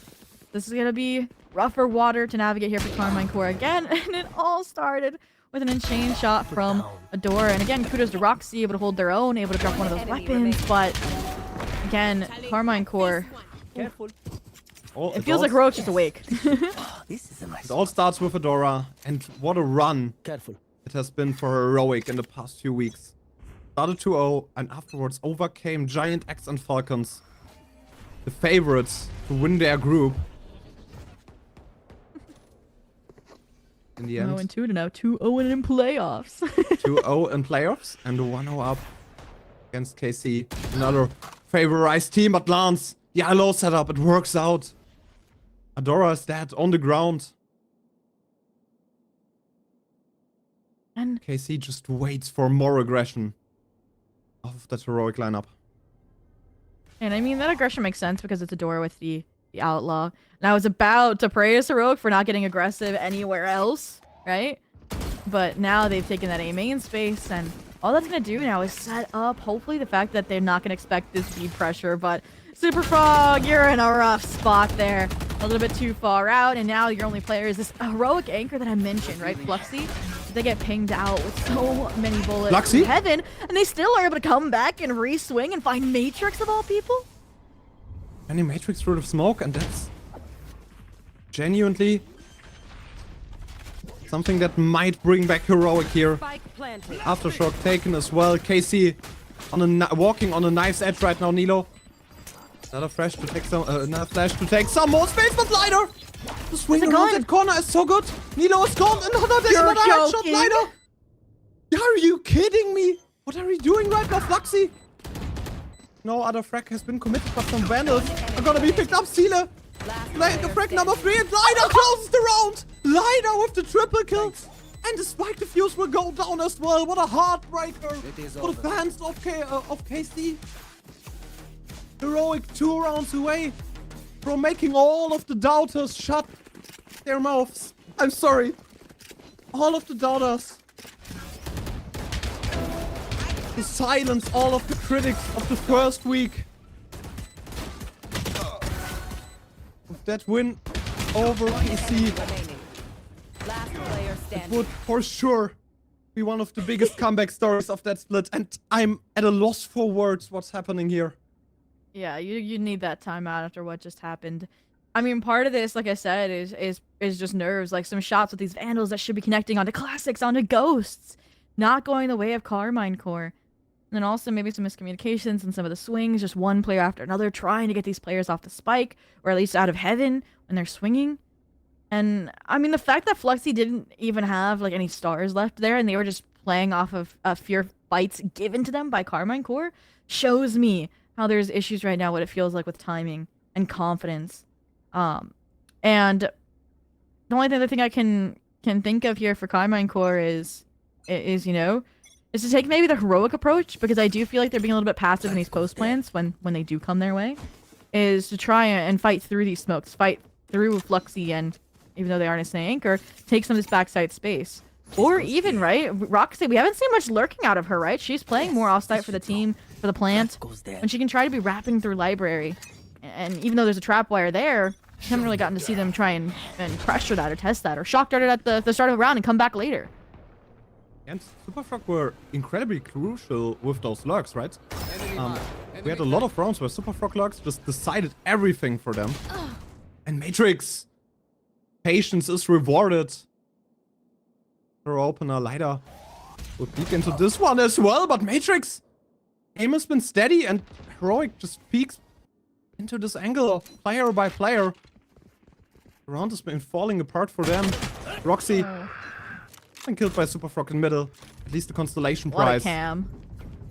That camera is absolutely nasty. Here. Shutting them down. Also, and I've also deployed onto side. Heroic. cam's That still cam up. is still up. They still haven't And you know spotted with the it. sound cue. Even with the sound cue, camera is still up. And It gives over so much information Flashbang. to the side of Heroic. Guardian in hand. Some more plays able to do for Nilo. What a smoke. So much angles to play around with. This one dropping onto Lilo. Matrix. The 3K has been saved, but Sealer is there as well. Nowhere to run. The Hunter's What an Fury aftershock. might be good and running, but Kuripuya finds the frag onto Super Frog. No more time for Sealer. Everything is running out, and in the end, KC at least transitions into round number 5. That is kind of the cleanup I wanted to see. Yes, some of the things I've recommended, like the Roxy Lurk, got shut down. But the post point was a lot cleaner. I mean, silver lining, obviously, you won't have a Hunter's Fury every single round. But still, right, just playing when the spike was happening, not over-engaging. And I think that that dark cover on the top of boxes here, yes, it helps Super Frog get that frag onto the KO, but it delayed them long enough that they could play these last 2 remaining players down to a T. And also, the other thing to point out is I feel like Heroic's a little bit of their worst enemy right now. In terms of some of these over-aggression, these over-peaks getting punished, right? You mentioned it, Lida being found out immediately from these peaks over towards A main. And it's so kind of destructive that even Matrix is now buying an Outlaw just to try and counter it, to punish it. Unfortunately, Heroic seems to have heard my plea. And as a result, they're not going to peek. They're going to hold down, anchor down on these sites. But only Sheriffs in hand. Eco round, and this one has to fall the ways of Carmine Corp. Like, there is no way you lose this round, and afterwards recover from that loss. And yes, everything is possible in Valorant. The game changes Sheriffs. They need to be stopped here. They can't sing for the Danish organization. Sealer has been called out by the arrow. Matrix peeks into the backside, finds the first frag, but the second one falls into the hands of Lida. The only Vandal in place. Double kill. At least evens out the numbers, but Kuripuya takes out the only rifle, the only big one of the side of Heroics. And more is needed. For KC, Adora might be able to recover one here. Where is everyone hiding?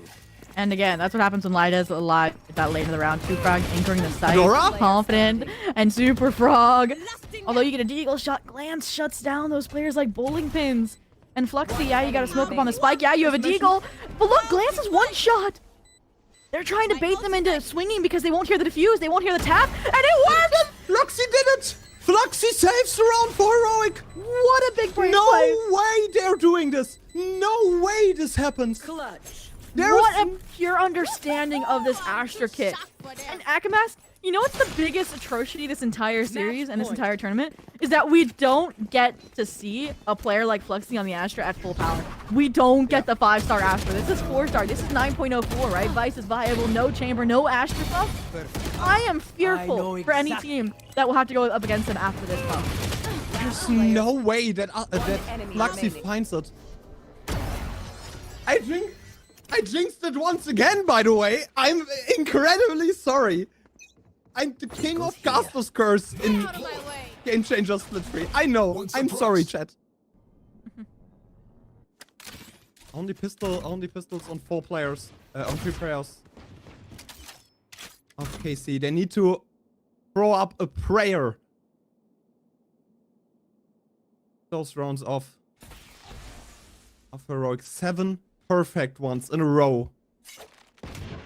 So much pressure on all of them to beat Heroic, to stop that miracle story, that fairy tale that Heroic is just writing, off of incredible JT timeouts, off of work ethic that has to be matched by any other organization. KC trying to rush this one onto A, but the site has been given over by Heroic. They want to play the retake. They have the Rolling Thunder ready.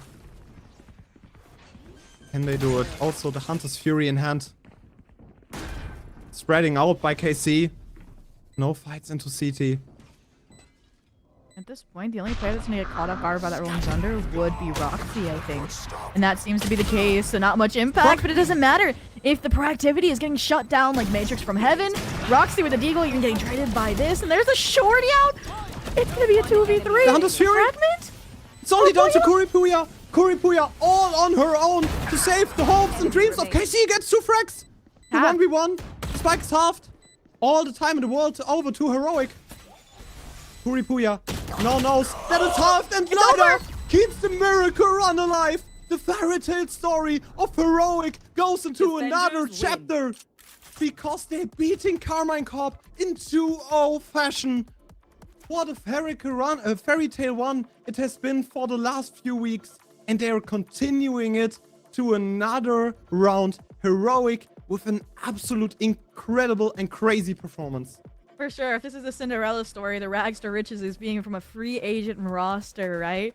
To now getting signed and beating some of the best teams right now from the group stage now into playoffs. And now they get to go up against G2. I'm looking forward to that. And I know the desk has more insight on that. But Akamask, we said it beforehand, right? We didn't say this on broadcast, but I was rooting for Heroic. You were rooting for your German queen, Roxy. And I mean, I predicted it. I thought this guys are going to be a third mapper where Casey had a chance, or I thought this was going to be a clean Heroic 2-0. And it got dicey with that overtime over in Haven, I'm not going to lie. But I think that's what I mentioned beforehand, right? The novelty of that ISO Yoru wearing off, right? Then you have a VOD to go off, you know how to counter it. Regardless, it shows, you know, JT the timeouts, how they can adjust, how they can grow, how deep the playbook is, and how much server time this team has put in with their boot camp before this stage happened. Yeah, you said as much. And, you know, the overall work ethic that they are putting in, the overall improvement that this team is showing. And I can't give enough credit to them and also to JT. Like, one of the best coaches in GC EMEA for sure. Like, he's up there with the big ones, and now they have to, you know, find some more angles into G2. This would be the absolute conclusion of the miracle run that we are seeing right now, of the fairy tale story that they are writing right now. And we better see an Abyss. You know, we are better seeing Abyss from those two teams because they are probably, and they are probably the best 2 Abyss teams currently. Like, both of them unbeaten, both of them look incredibly strong on that map, but Heroic might even be the better team. But we have to see this on another day. We will see it in the next playoff series. We talked about it before the broadcast, Zobi.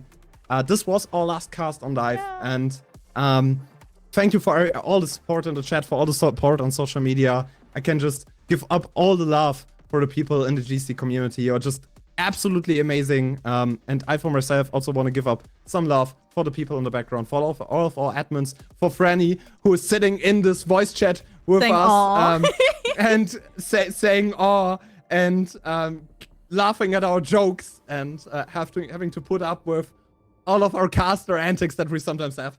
But thank you to everyone in the background. DivE is an amazing product, an amazing broadcast that they can provide here, and you know, I can just give up all the love in the world to everyone, and especially Empress, who's always moderating in the chat and is basically, you know, the person holding all of this together. So, you know, I couldn't have asked for a better conclusion to my first year with VCT Game Changers EMEA. It was a mountain to scale, having to dip my toes in after only knowing G2 goes and BBL from Game Changers Champions last year. But Empress and the rest of the DivE team made it so fluid, and also they're funding, they're doing this out of their goodness of their own heart, as well as the tournament organizers for Game Changers EMEA. So huge shout out to them, because all of these storylines, all of these insane upsets from the group stage would have gotten missed, essentially nullified. No one would have known what happened. All they would have seen would have been the scores on VLR. So again, huge shout out to them. But we talked about the people behind the camera, we talked about our journeys, but we got to finish out the journey of what got us here, right, between Carmine Core and Heroic Valkyrie. So we're going to throw it back to some of the best analysts in the biz. So Desk, one last time, take it away. Indeed, the best analyst you could ask for to close out this series, and of course, DivE Esports coverage of the Game Changer Stage 3 split. But as you said, we still have a little bit of discussion. We've got a debrief on the series we just saw. So, first of all, I ask you, team comps. We talked about them on map number 1 being a little bit unusual and the issues that arose from that. That's a theme that we saw again on this map, with the KO maybe not being so effective. Is there anything else that you'd like to point out about that? Because I know that there were some strong feelings that we had towards the team comps. Sam, do you want to start us off? So, first and foremost, I would like to extend my apologies to JT, the coach of Heroic, because I completely forgot that he was coaching. So I'm sitting here and I'm like, ooh, they copied the Fnatic comp. I don't know, that's questionable. Like I'm saying, I'm talking so much smack. And you know what? I apologize. I was familiar with your game. I just was unfamiliar that it was you in your game. Yeah, that literally explains so much. It explains why they could play that comp pretty darn well, all things considered, why they came into Abyss with a not a Saint comp, why they definitely looked like they knew what they would do. Not a Saint, what am I saying? Abyss. They really did look like they knew what they were doing on Abyss. So yeah, big props there. As Akavask said, it was actually Akavask that reminded me that it was JT that's coaching this team. So there you go. Props where they are deserved. You could definitely see how much work has been done behind the scenes to really get these ladies ready and get them to a point where they can compete with some of the best teams in the region. So props. I mean, I think in terms of team comps, like, yeah, I mean, map number 1, I don't think either comp was, like, you know, arguably better than the other. It was just about which team leveraged it better. So yeah, Heroic coming out on top there made sense. Map 2, of course, yeah, I feel like the KO was just not finding value at all. You know, especially if you compare it to how much the Breach was able to do. Also, KC were just... they seem to be struggling in a lot of these clutch situations. They were consistently losing players early, and I think overall, Heroic just had better control, better tactics, and I think after losing map number 1 like that, KC kind of was just facing that mental, and they weren't able to reset. It's kind of what it looked like. That said, though, there were some absolutely heroic rounds to come out of Heroic, including that 1v2 from Fluxy. I don't know what the heck that was, but yeah, like Affinity said, once Astra gets that buff, I feel like Fluxy is going to be unbeatable. I mean, stats-wise, pretty similar things. I think just Heroic getting more clutches. Post-plant as well. You've got Heroic getting the spike down more times, but I mean, to be fair, they played more rounds, so not much you can say. But post-plant for KC, that is abysmal, which just proves to show that Heroic, they've been working on their retakes. Yeah, the weaker attacking half is something that we'll also talk about. But I do believe that we have our MVP of the series, and that is going to be Lida. Now, what an incredible series from them, just all round there, finding impact in every aspect of the map as well. Now, out of these two maps, where do you think that she maybe shone the most? Because honestly, just incredible all round. Where was the pinnacle, though? That Abyss. would have to be... Really? Abyss? I think she was great on Abyss. She got so many multi-frags that she had no business getting, bro, against KC's defense. Like, it was bonkers, the kind of antics she was pulling on the map number 2. I'm gonna go with Haven, because the way she ran circles around KC on that Yoru, just completely uncontested in any way, shape, or form, was... honestly, it was borderline war criminal. It was really nasty. It was criminal of the war variety. It was criminal of the war variety. She was phenomenal. But yes, I think to say that she did well on both maps is an understatement, but a good summary. Absolutely. But there's another player that we wanted to talk about as well, who put up a really good final stand, who maybe we don't usually get to see the same amount of credit for when they don't come out on top, is Roxy. Is a player that we wanted to sing the praises of as well, because it was a very difficult, very rough time for them, especially on that attacking half with the lack of trades as well. So what made Roxy stand out so much for you guys? I mean, out of the 5 rounds that they won, 3 of them were because of Roxy. I think that's like a stat that speaks for itself. But I mean, aside from that, I think she was just having much more impact. She was able to consistently at least take one down with her. You know, if not more than that. I mean, sometimes, of course, she was just caught by the push once Heroic were able to adapt. But I think overall, she had the highest impact by far on that defensive half. And I don't know. I feel like, yes, the rest of the team could have done more. Yes, she could have maybe perked up a little bit in map 1, but again, right, it just felt like the mental was crumbling for KC in that game, and Roxy was like the one player who still had some kind of hope, like, yeah, we can push back against this, we can do it, and you could kind of see it in the difference, the kind of way they were playing as well. I felt like there were a lot of rounds where they were just going for the most abysmal peaks ever, one by one, like, I do not know what was happening there, but, I mean, you lose map number 1 like that, you have such a, you know, lag in map number 2, and you lose the pistol on top of it, it's gotta hurt. Look, I think that, look, she had a great performance on Abyss, and that cannot be denied. And I've always rated her as a player, but there comes a time, and as a person, I will just put that out there. I think that Roxy is like one of the coolest people I've ever actually met. But there comes a time where you do have to put out the hard truth, and the fact is, she can sometimes be inconsistent. We saw it on Haven, where she wasn't really performing to the level that she would want to, and the level that maybe she would expect from herself as having been, you know, a part of G2, a part of an award-winning roster, a part of a roster that has won so many Game Changers events. We saw more of that from her on Abyss. That's where she really started to shine a lot more, and we started to see the Roxy that we know and love and that we're so much more familiar with. But those inconsistencies can become a serious issue as time goes on. So it was great to see her in fighting form on our second map, and I hope to see more of that going forward, because I am a Roxy stan, and I'm sure that there are a lot of them in chat that are standing right there with me, but I would not be doing anybody any favors if I sugarcoated this and, you know, didn't point out the facts, and that is, you know, there needs to be a bit more consistency coming through from her if she wants to be able to reach those heights again like she has before. Now, something that we've highlighted a couple of times in the green room is there was a particular tweet that went out earlier today. I think it was just before the series went live as well. And we were umming and ahhing, and we decided that we would show it to you guys just in case you hadn't caught it already, about the heroic victory here. Sam, if you want to just give us an oversight. Yeah, so this is Tybalt, who is the coach of G2 Gozen, and he had made a tweet to congratulate Heroic for making it to playoffs after going 0-2 in the groups, which is something that we had spoken about. They had like a great resurgence, and then, oh, sorry, my apologies, he's the manager, and then obviously winning against Falcons and GX, who are two very, very strong teams. He then goes on to say that he believes that Heroic are a top 3 team with them and Casey.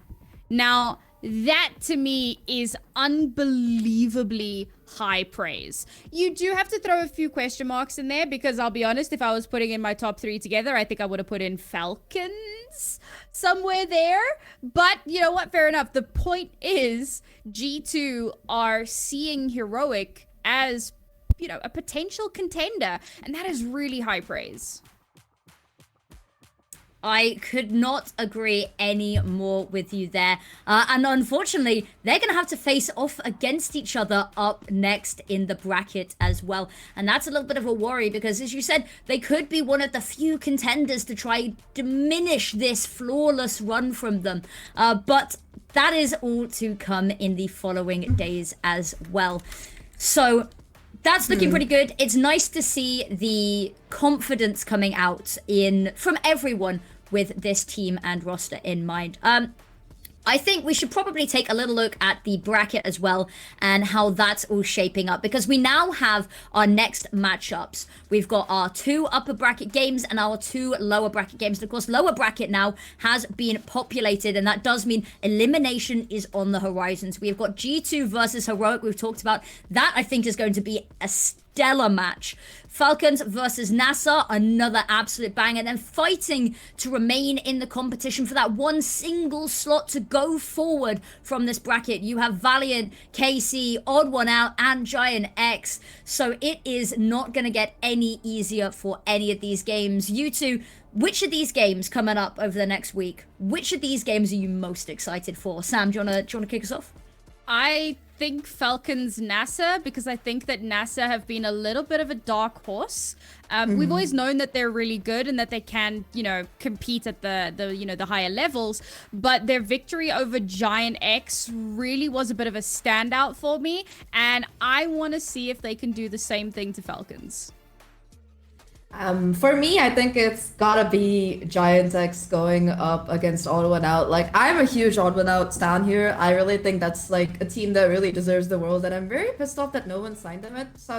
So somebody please sign Odd One Out. I feel like I always say this, but I'll keep saying it until they get signed. So hashtag sign Odd One Out here. But that's a game that I'm really excited to see, because Giant X, they're a team that will qualify as long as either Falcons or G2 win. However, you know, if you look at the flip side here, for Odd One Out, they gotta win the whole thing. I don't think they have enough points to make it any other way. So you already have a decision here being made as to whether one team's chances in the tournament are going to continue, or a chances that GCC are going to continue at all. So personally, I'm very excited for that.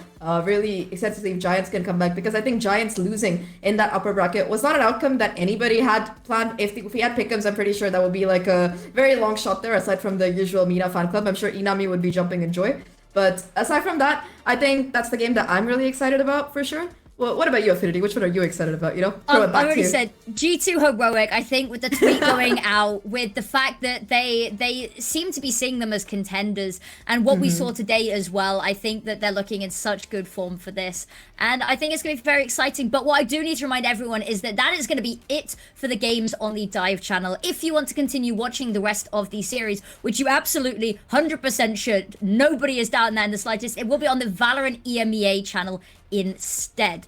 And so with that being said, you know, as I said, last DivE production of the stage of the split.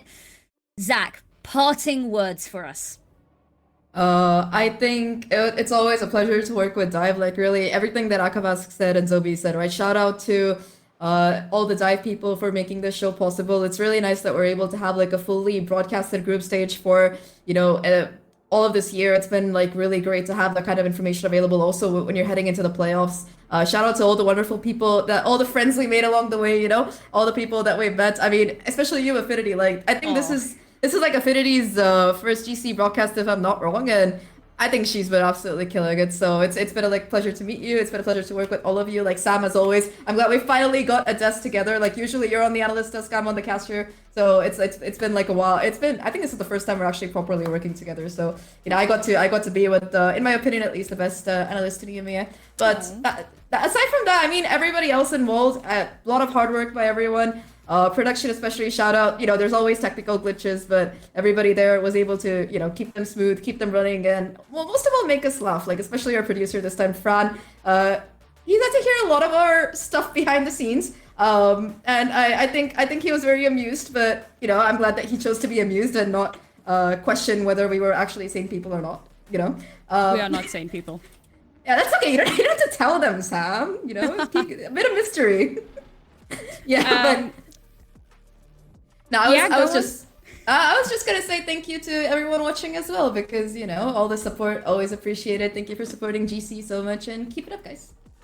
Okay, well, for my final words, you know, Zach has just said a lot of stuff. So what I want to do is I'm going to throw up a pretty picture, because I know that, you know, a lot of you guys, you like picture books. Reading words is difficult. So Sam's teacher is coming up.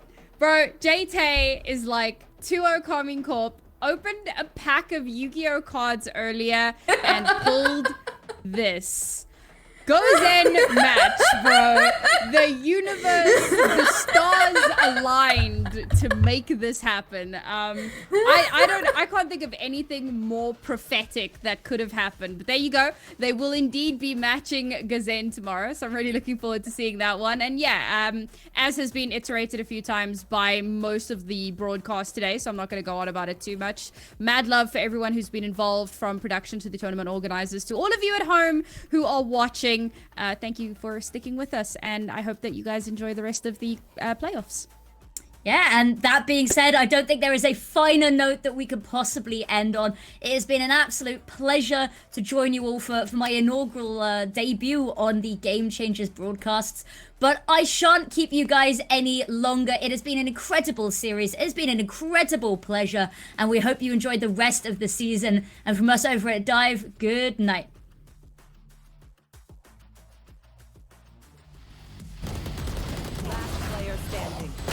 Enemy spike planted. Work. Headshot.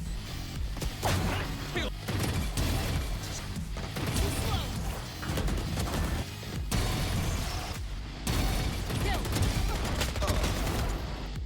One enemy remaining. I know it. One enemy. Enemy down. One enemy. Spike down. One enemy remains.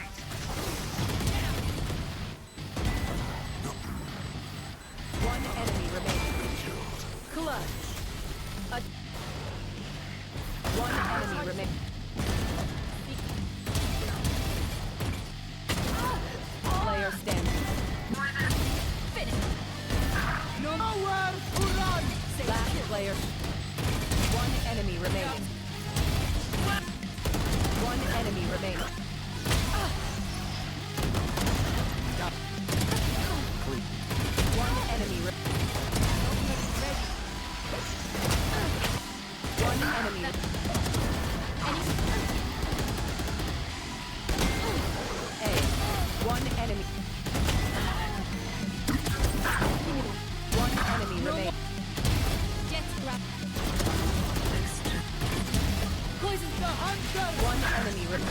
One enemy remaining.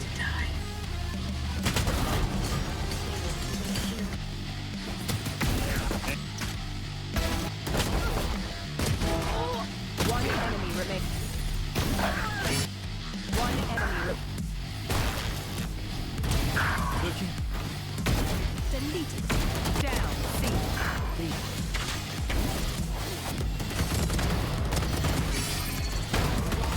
30 seconds. Last player standing. One enemy standing. One enemy standing. One enemy. One enemy remaining. Hey. No They're chance. standing. One enemy remaining. Remaining. One enemy One enemy remaining. Spike down A. One enemy remaining. Player standing. Just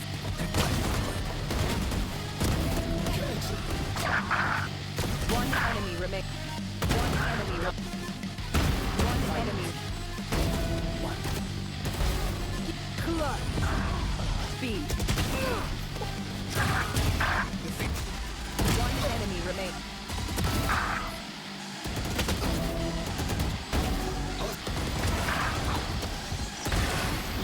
Spike planted. Watch it.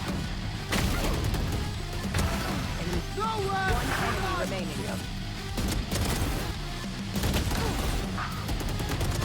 One enemy remaining. One enemy remaining. One enemy. One enemy remaining. One enemy remaining.